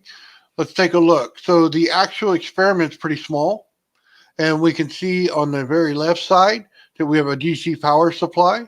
We can see on the right side we have a motor driver. And then we can see up on the top we have a DC flyback transformer. So we know that there's high voltage going on, and we know that the high voltage is actually adjustable. So here's all the parts for it. Now, let's go ahead and take a look at possibilities that this could be. This right here is possibility number one, levitation. We've all probably watched this on the plasma channel. You have an anode on the top, a cathode on the bottom. It's high voltage, and in between, you have a piece of tin foil. It works on changing the actual charges in an item in order to get it to levitate where it is. Here are the charges that you can see right here. Negative on the top, positive on the bottom. The negative goes up to the negative, and the positive is subtracted also to the bottom. Now, this experiment cannot work with sharp edges on the top. It has to be rounded. On the bottom, it doesn't matter so much. So, is this a possibility? This is possibility number 2. It's ion wind. This is an ion wind lifter. It has a high voltage wire on the top, aluminum on the bottom. Positive goes to the top, and negative goes to the aluminum on the bottom. Now, it also has to work with a sharp edge on the top, and then it has to be a rounded edge at the bottom where it starts, and then as it goes down, you can get any kind of crazy you want, and it'll still work. However, it still works between 2 high voltage fields. Like I said, the high voltage is a flyback transformer to get this one to work as well. The wind is created between the top wire and the bottom aluminum, and it forces the item to go up because the weight is reduced enough that the wind will actually propel it up. Is this a possibility of what's going on here? So let's throw a curveball at the ion wind people out there, because they always tell me everything's ion wind. So let's reverse the fields. Negative on top, positive on bottom. What happens? It'll actually pull down to the table below. Also in ion wind, if you do not separate the table itself from the ion lifter, in most cases it will not lift. Why? Because the polarization of the charges will suck it down to the table. So is it still ion lift? Let's see if we have another possibility. Let's go a little old school with this one. This is a static electricity experiment. It works by putting paper on the ground. Then you charge your body with static electricity, and the paper will actually lift to your hand. This experiment works because the negative is actually the ground itself, and the positive is the static electricity. It gets the object charged, and as it's charged, it'll lift towards the positive charge. Now, this isn't ion wind at all. This is charged particles. So is this a possibility? Is this something that that's going on here? Let's go ahead and take a look at the experiment one more time. This was the second one. This is the paper. As you see, it sits in between 2 fields. Now, there's no change in the electricity in this, guys, between what's going on right here in this experiment and what goes on in the next one. It's the same power source. As you can see, we got a foam type material here, or a different type of material anyway, more like a scrubber pad type of material here. Anyway, it has different properties as it lifts here.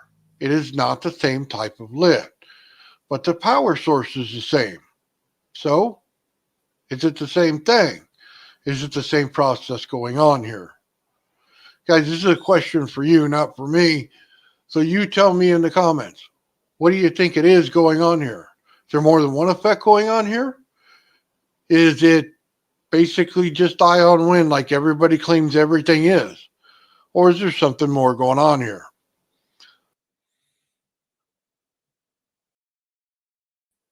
All right, let's go back to the regular layout. What do you guys think it is? Any guesses out there? What do you think, Ben? You got an idea? I have absolutely no idea. I know it's not what we think it is, though. I know it's not ionic wind. So what everybody tells me in the comments when I do something like that. So I'm always kind of curious what people seem to say. So, well, I guess nobody's going to answer it. So I'll just answer it for you. He's charging it. He's just creating a charged field. Mm-hmm. And in that charged field, it moves from one to the next. That's it. It just has a flow direction. That's about as simple as it gets. It's the same thing when I showed you the stuff from Plasma Channel. He's, Sean got it. Electric charge and repulsion. That's exactly what it is.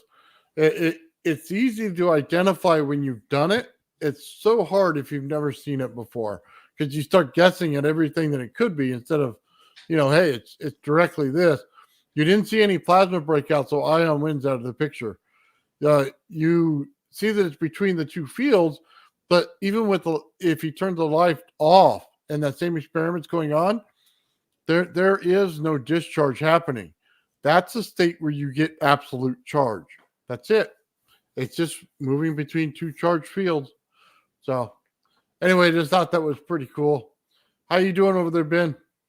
Doing pretty good. Almost finished with the first wind pattern, and then we're going to start with the interference pattern. Man, that does take a while. How long you been at it now?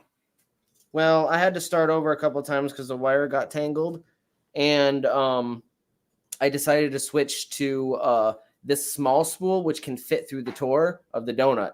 So I'm not going to mess with the wire and not, because I've done it before. You have to be very careful. And when it's bundled, it's easier to do. But this single strand wire, no, it's just going to get tangled if you don't spool it up or have it, in a neat spool like that. Should have got that rope. Yeah. I wanted to do this and get it done though. And it's something that, fits in with today's class. So it's all relevant. I think it's no big deal. I like doing it. Yeah, by the way, Sean, you're probably right. Anti-gravity. So anytime you're in a static field, you have an opportunity for an anti-gravity effect if you can create a longitudinal wave in it. So, yeah, you just have to know that. And once you do, the secret's out, man. You can start doing some of this stuff. So, yeah, it was pretty cool. Man, England, 9 hours difference in the time. Man, that's a lot. That's Makaba's out that way. I think every time we connect, it's like 8 hour difference. So, yeah, probably a different part, but yeah, got it. That's pretty cool. All right, so we'll have to find something else to watch, huh, Ben? Yes. All right. Let's see. What do we got going on now?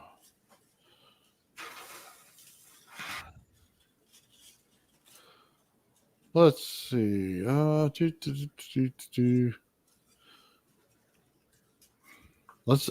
talking about static charge. Let's just get into it, I guess. Guys, have you seen the paper lifter experiment at all? You guys know what it is? I'll pull it up. I'm going to use absolute charge on this thing. It's really cool. If I can find it.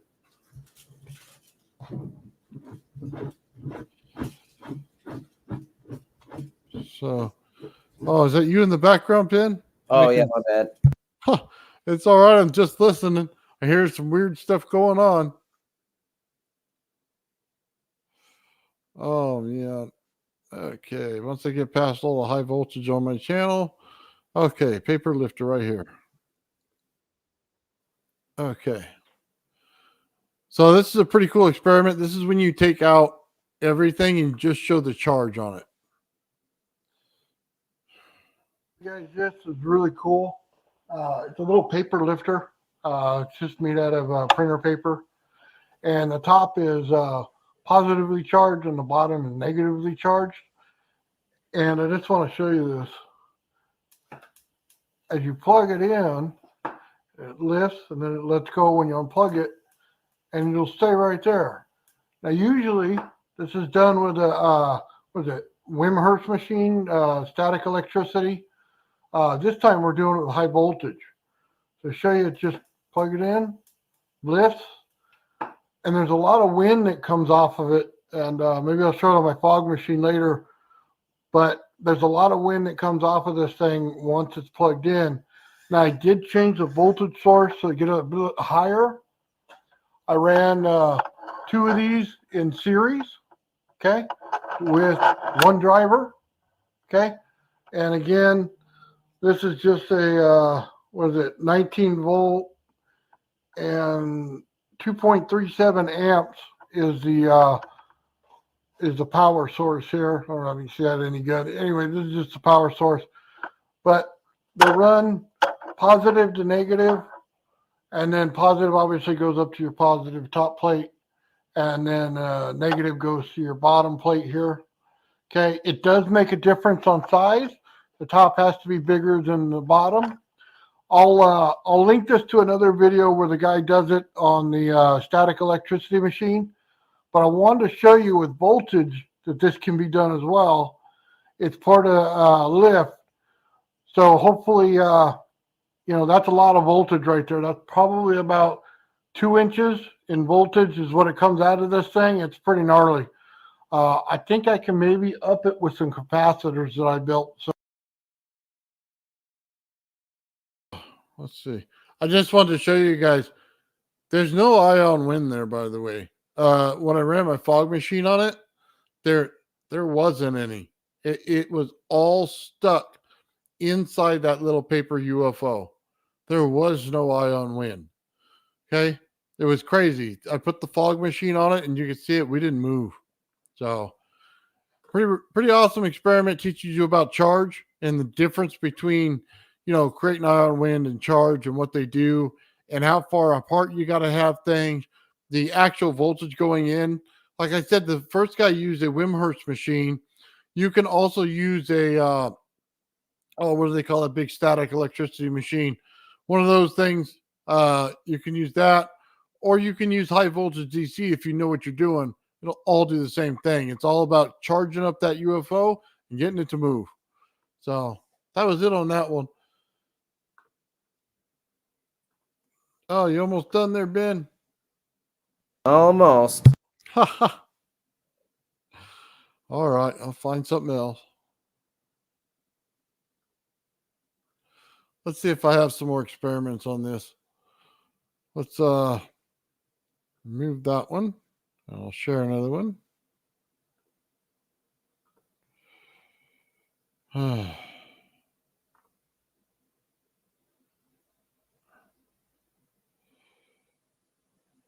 Let's see which one it was. Oh, okay. Paper lifter experiment. That's the one it is. Right there. No, that's not it. Oh, wow.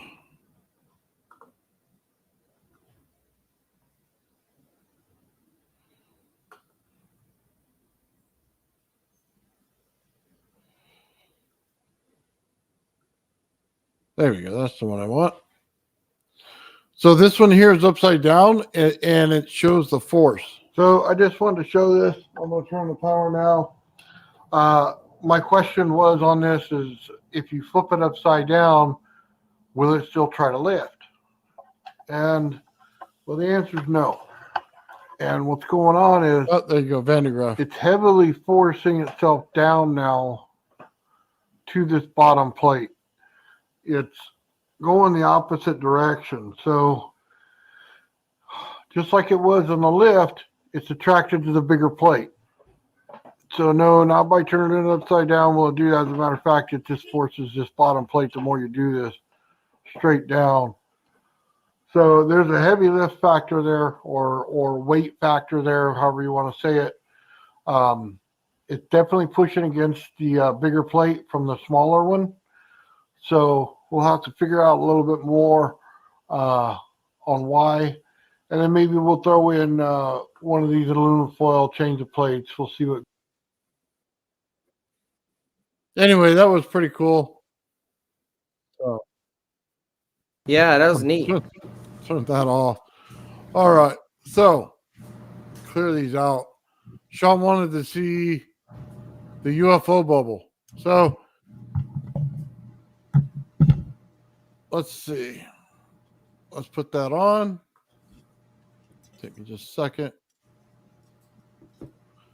Okay, this is, by the way, I'm going to show you guys this. This is the theory on how to create the field bubble in a UFO. Somebody what a UFO field is. Generally, this is what comes to mind. So when I tell them it actually looks more like this, they get completely confused. They don't understand why there's a field inside the UFO and also why this field continues to build. The simple answer is the outside and the inside are built with two totally different forms of energy. To better understand this, let's just go back to the basics. This is a simple toroidal structure, and if I ask you to build a field around it, this is the most common answer that you would give.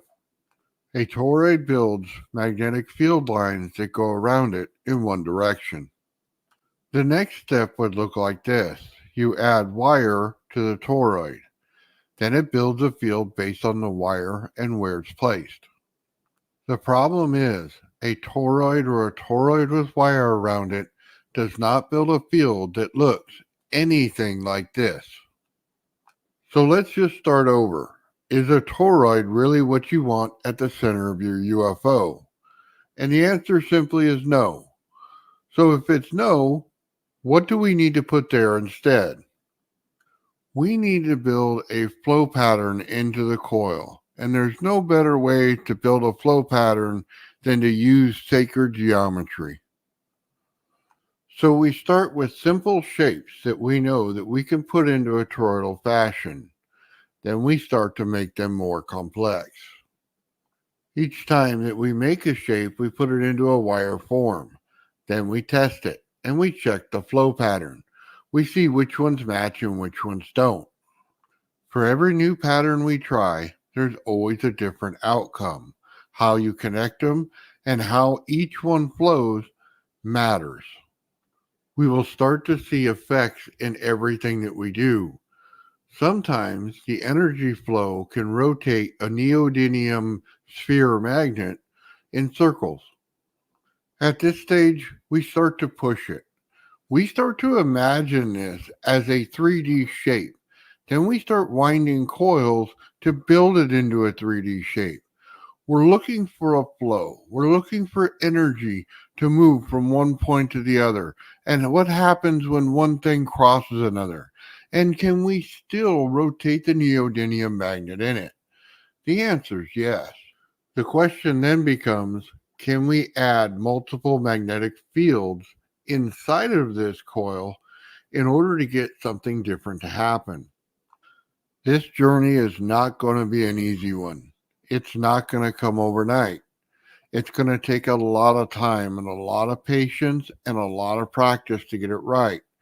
Every single coil you build is different. Every single one has a different outcome.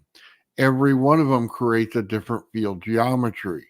It's going to be important to log every single test as you do them so that you can refer back to the notes of the video footage that you took of each single test.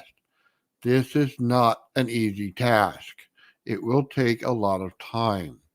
Please be patient, but the understanding at the end will be completely worth it. But once we have our field coil and we start to understand what it does, what else do we need to put into this device to get us our field flow? Because just this coil as it sits is not going to do it without adding certain effects to it.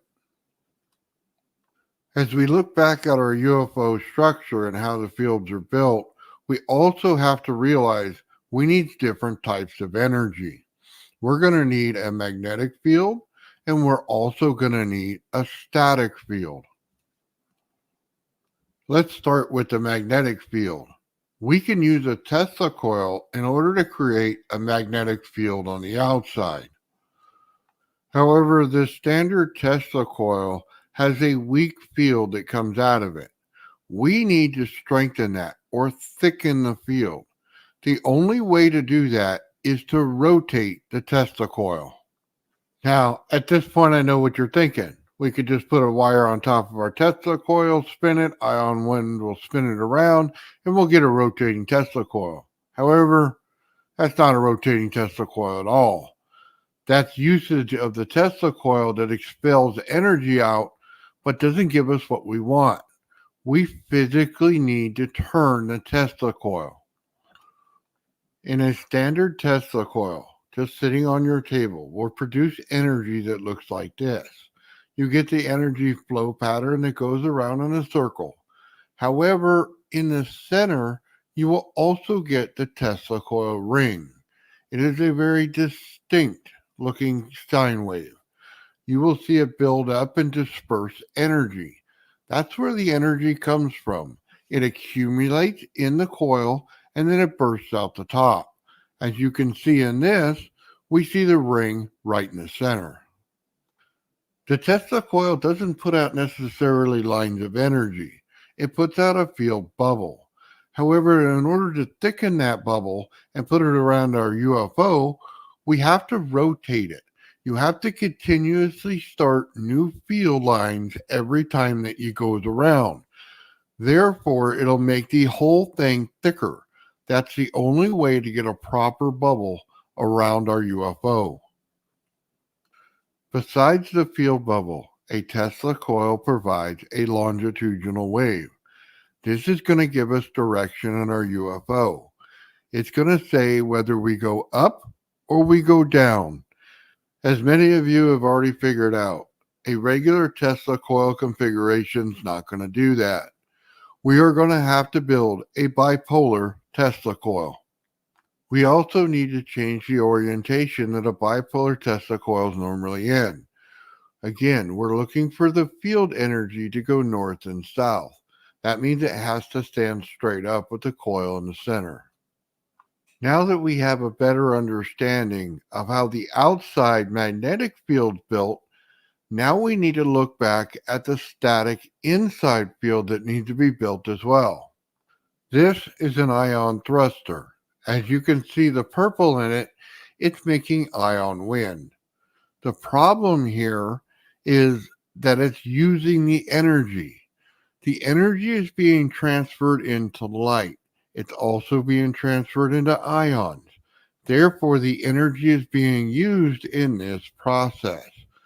We need to lower the amperage on this energy in order for it to become static energy.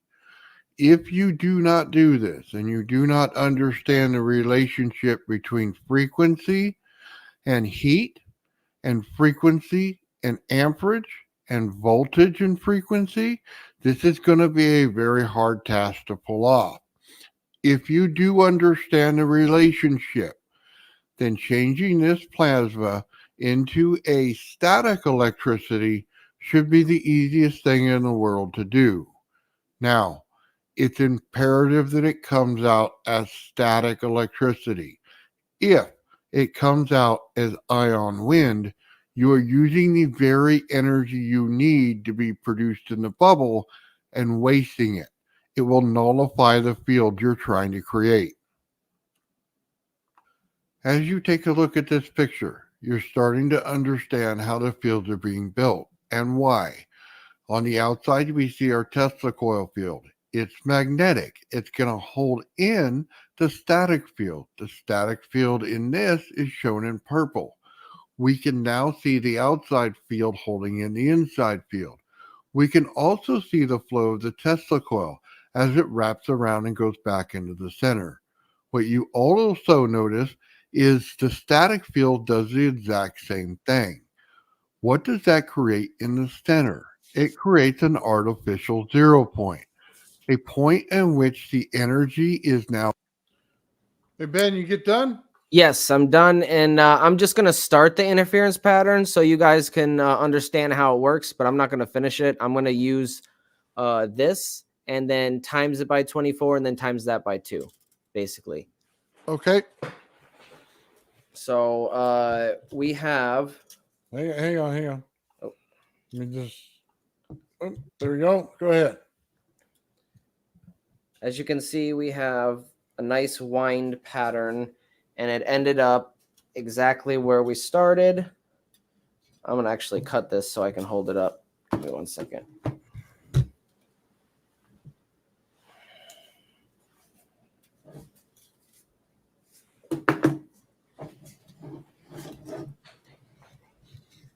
By the way, Taryn, yes, we did. I received it and I've been looking at it.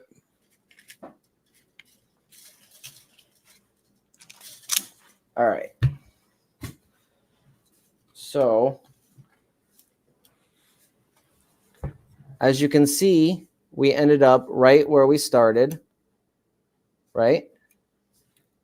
Now, what do we do with the interference pattern? This is our start point. We're coming back.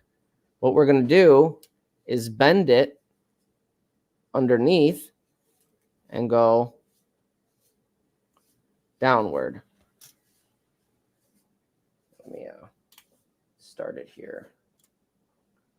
So this will give us our clockwise wind. We started counterclockwise, now we're going clockwise. It's really hard to frame this.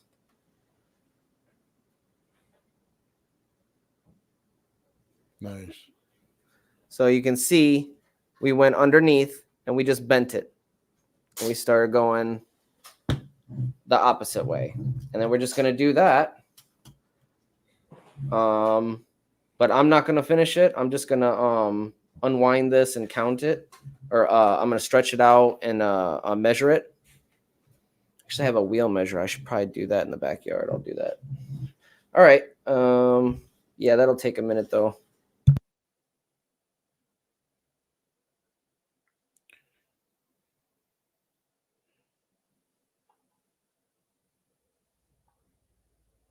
Right on, man. That looks pretty cool. So, looks like he's out to do something. Ben, you taking that outside to unwind it now? Yeah, so I'm going to unwind it, and I'm going to take it outside and stretch it out, and then just use a wheel measure that I have in the truck and just, run it out and see how long it is. You going to do that later, or you going to do it now? I'll do it now, but I don't think I'll do it on camera. I'll probably do it off camera. I don't know if I have the capability. Maybe I can put my camera out there. Well, we'll see if the camera works. If it works out there, it works. But if it doesn't, it doesn't.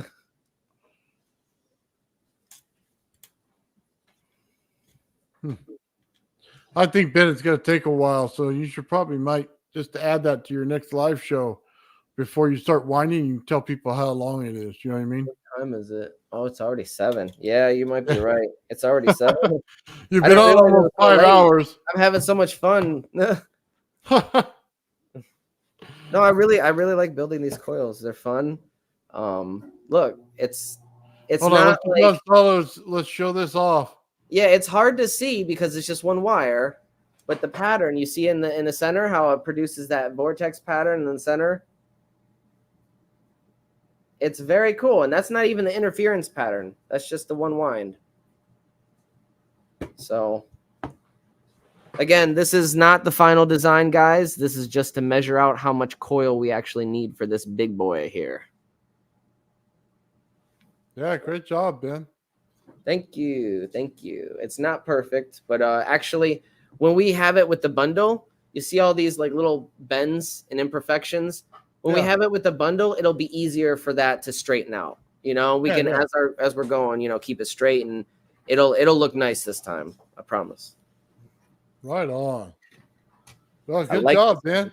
Oh, thank you. I like this orange. It's nice. It's popping. Totally awesome. Yeah, that orange is gonna look good with the red. Yes. Yeah, I like that. It's gonna be nice. So all right.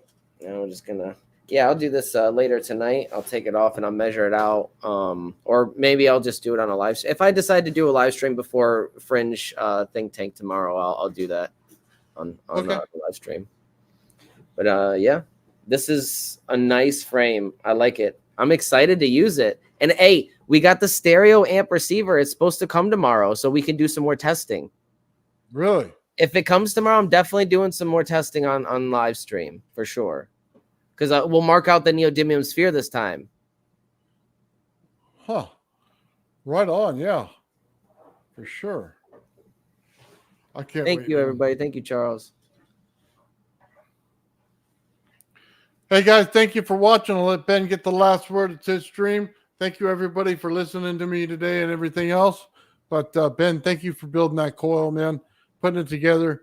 and I can't wait to see it all done and you start testing on it. Yeah, it's exciting. And before we end the stream, I just have one more segment to do. I'm going to go over to the mini lab over there and just go over the materials list that everybody's going to, all the equipment that everybody's going to need to do this coil class when I have it. It's either going to be on the 1st or the 8th, depending on when I get the actual bundle of the spool of coil. All right, Ben, you take care of that. I'm out. Have All a right, great Nathan. day, guys. I appreciate everything. Thanks for stopping by. This is like Mr. Rogers' neighborhood. People just stop by and so yes, give me 1 second, guys. I'm gonna pull that up. Let's see.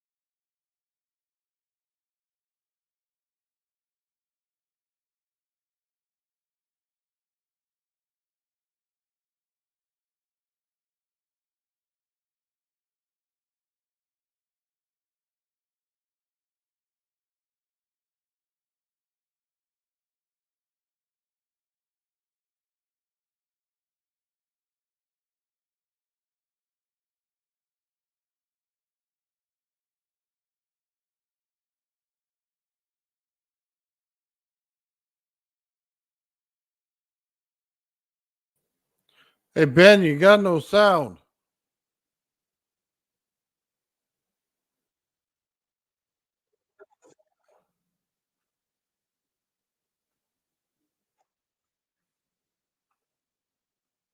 Ben, you there?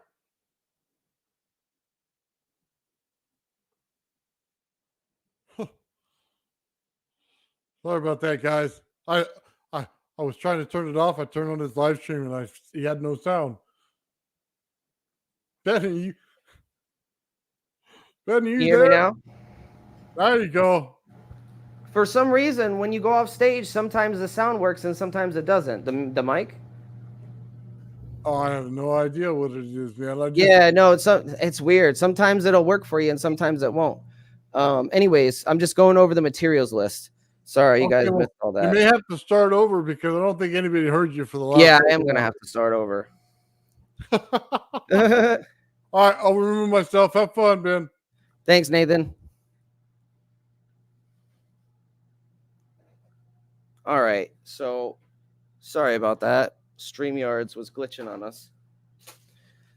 First thing you're going to need is the most important thing to run a setup like this. Aside from the 2 multimeters and the Arduino kit for rigging your circuits, however you want them, if you want them rigged like mine, just a basic Arduino kit will do. You might need 2 Arduino kits to do the reference circuit, though, because they only come with 1 fan. Now, you're also going to need a stereo amp receiver, something that has the ability to do left and right channel. So you, unless you're not doing the reference circuit, in which case you only need 1 channel. So, but you need the speaker, you need the ability to put the speaker wire in the back. So it's not just going to be a digital one. You have to have the speaker wire capabilities to plug it in. And also, you also have to have the ability to have an input of some sort on your stereo amp receiver. So you want to be able to put in some kind of signal, like a tone, some way, whether it's Bluetooth or through the phono cable or whatever. Next very important thing that we're going to need is an electric screwdriver. This is going to be used as a makeshift tool to twist our wires into a smooth bundle. Now, let's see, the next important thing is gloves. You're going to need gloves. PPE is very important. Gloves, safety glasses, and if you're doing any experiments with the neodymium sphere or magnets, I highly suggest a hard hat and gloves as well. I'm sorry, hard hat and boots as well. And after we twist our bifilar into a nice smooth bundle, we are then going to spool it up with this bad boy. It's just a piece of PVC pipe. And it's the right size and dimensions to fit in the tore so you don't bend or snag the wire. You have to be very careful because we don't want to bend it, not necessarily. We want it to be smooth, like jazz. So we're going to use this also. This is PVC pipe. I'm going to cut a couple of notches on the side and smooth it out on either side so it doesn't snag. But those notches will be used to spool the wire. So we're going to go spool it around. And after that, we're going to need electric tape and a portable grinder. This is a Hardell. So we use this portable grinder in combination with the torch. So the torch, we're going to use the torch to burn off the enamel. And then we grind what's left off. So the torch is used to burn off most of the enamel, so we're not putting too much stress on the wire with the grinder here. Because if we sand it too much, we could, have microfractures in the end, and it could kill the wire. So we burn it and then we grind it. Very important. And then after we twist up our 2 channels, it is recommended by me. I recommend that you test the coil before you solder it. But after you solder it, you're going to need these. And these are little insulator coats, jackets, and they're different colors. And I recommend that you get at least 4 different colors. And this is very important because if you have 4 leads or more, you want them to be easily organized, and you want to be able to keep track of them easy if you're configuring your system in different ways, and especially when recording the data so you don't get confused. So I have 4 different colors that I'm using for the ends and you use one of these heat devices. This is a Ewin mini heat gun, 380 watt, and you use one of these, and it heats up the heat shrink, and it just shrinks it, and you have a nice little insulator on top of the ends, and then you can strip it if you need to, or just make it look nice, and so it's safe, so you're not having any connections hanging out and touching anything. So that's the next most important thing. And finally, we have our zip ties. You're going to need at least 2 big bags of these, at least 2 bags like this for zip ties. And also speaker wire. So you're going to need speaker wire. And the final thing that you will need is some kind of cable if you need to hook up the stereo amp receiver if it doesn't have Bluetooth. So that's pretty much it. If anybody has any questions, drop them in the chat before I end the stream. If not, I'll go to my page. Make sure you subscribe if you haven't already and like the live stream here. But make sure you go to my page and go to live. And if you're interested in the class, go ahead and hit the notify button for the live stream class. It's already set up. I don't know if it's going to be the 1st or the 8th. One of those days, I'll drop another video with more information on that, depending on when I get the wire bundle, because I need enough wire for this. Again, we're going to count out we're going to measure out how much wire we need with this frame right here. It's a bigger frame than the frame that I'm currently using. So we're going to do all that and more. So if you're interested in the class, it's going to be an all-day class. It'll start around 7:30 a.m. And make sure you have all your equipment ready. Or if, you're interested in that, I do recommend that you leave a comment and introduce yourself, just so we have that information and we're ready to go. And I have some idea of who's in the class at that time. So again, I appreciate everything from everybody. If you haven't subscribed to Old Man Nathan's channel, make sure you subscribe to his channel. Make sure you subscribe to my channel. If you're interested in merchandise, I have a whole bunch of merchandise on my website, beneficencetv.com. And if you're interested in accelerating my research at all, I do need, I think it's only about $50, and I can complete my order for the bundle of wire. So to accelerate that, if you would like to donate, that is Beneficence TV Cash App. The link is in the description of my channel. And again, I appreciate everybody for everything. I appreciate everybody for stopping by. Shorts and lab coat, yes. Yes. I appreciate it. Yeah, cheers. Nathan saves the day. He said, how many parallel bars are in the inner ring, or outer ring, standard Rodin coil? So this is a good question, and it varies because there's different patterns. There's different frames that you can get for the coil, and it all depends on what scale or fractal you're using of the geometry. But mine, I think, uses 11 or 12.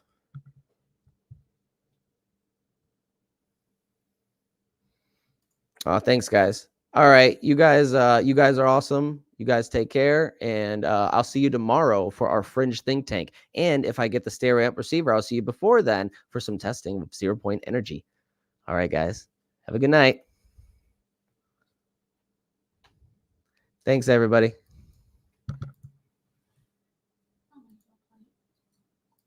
Oh, 1 second.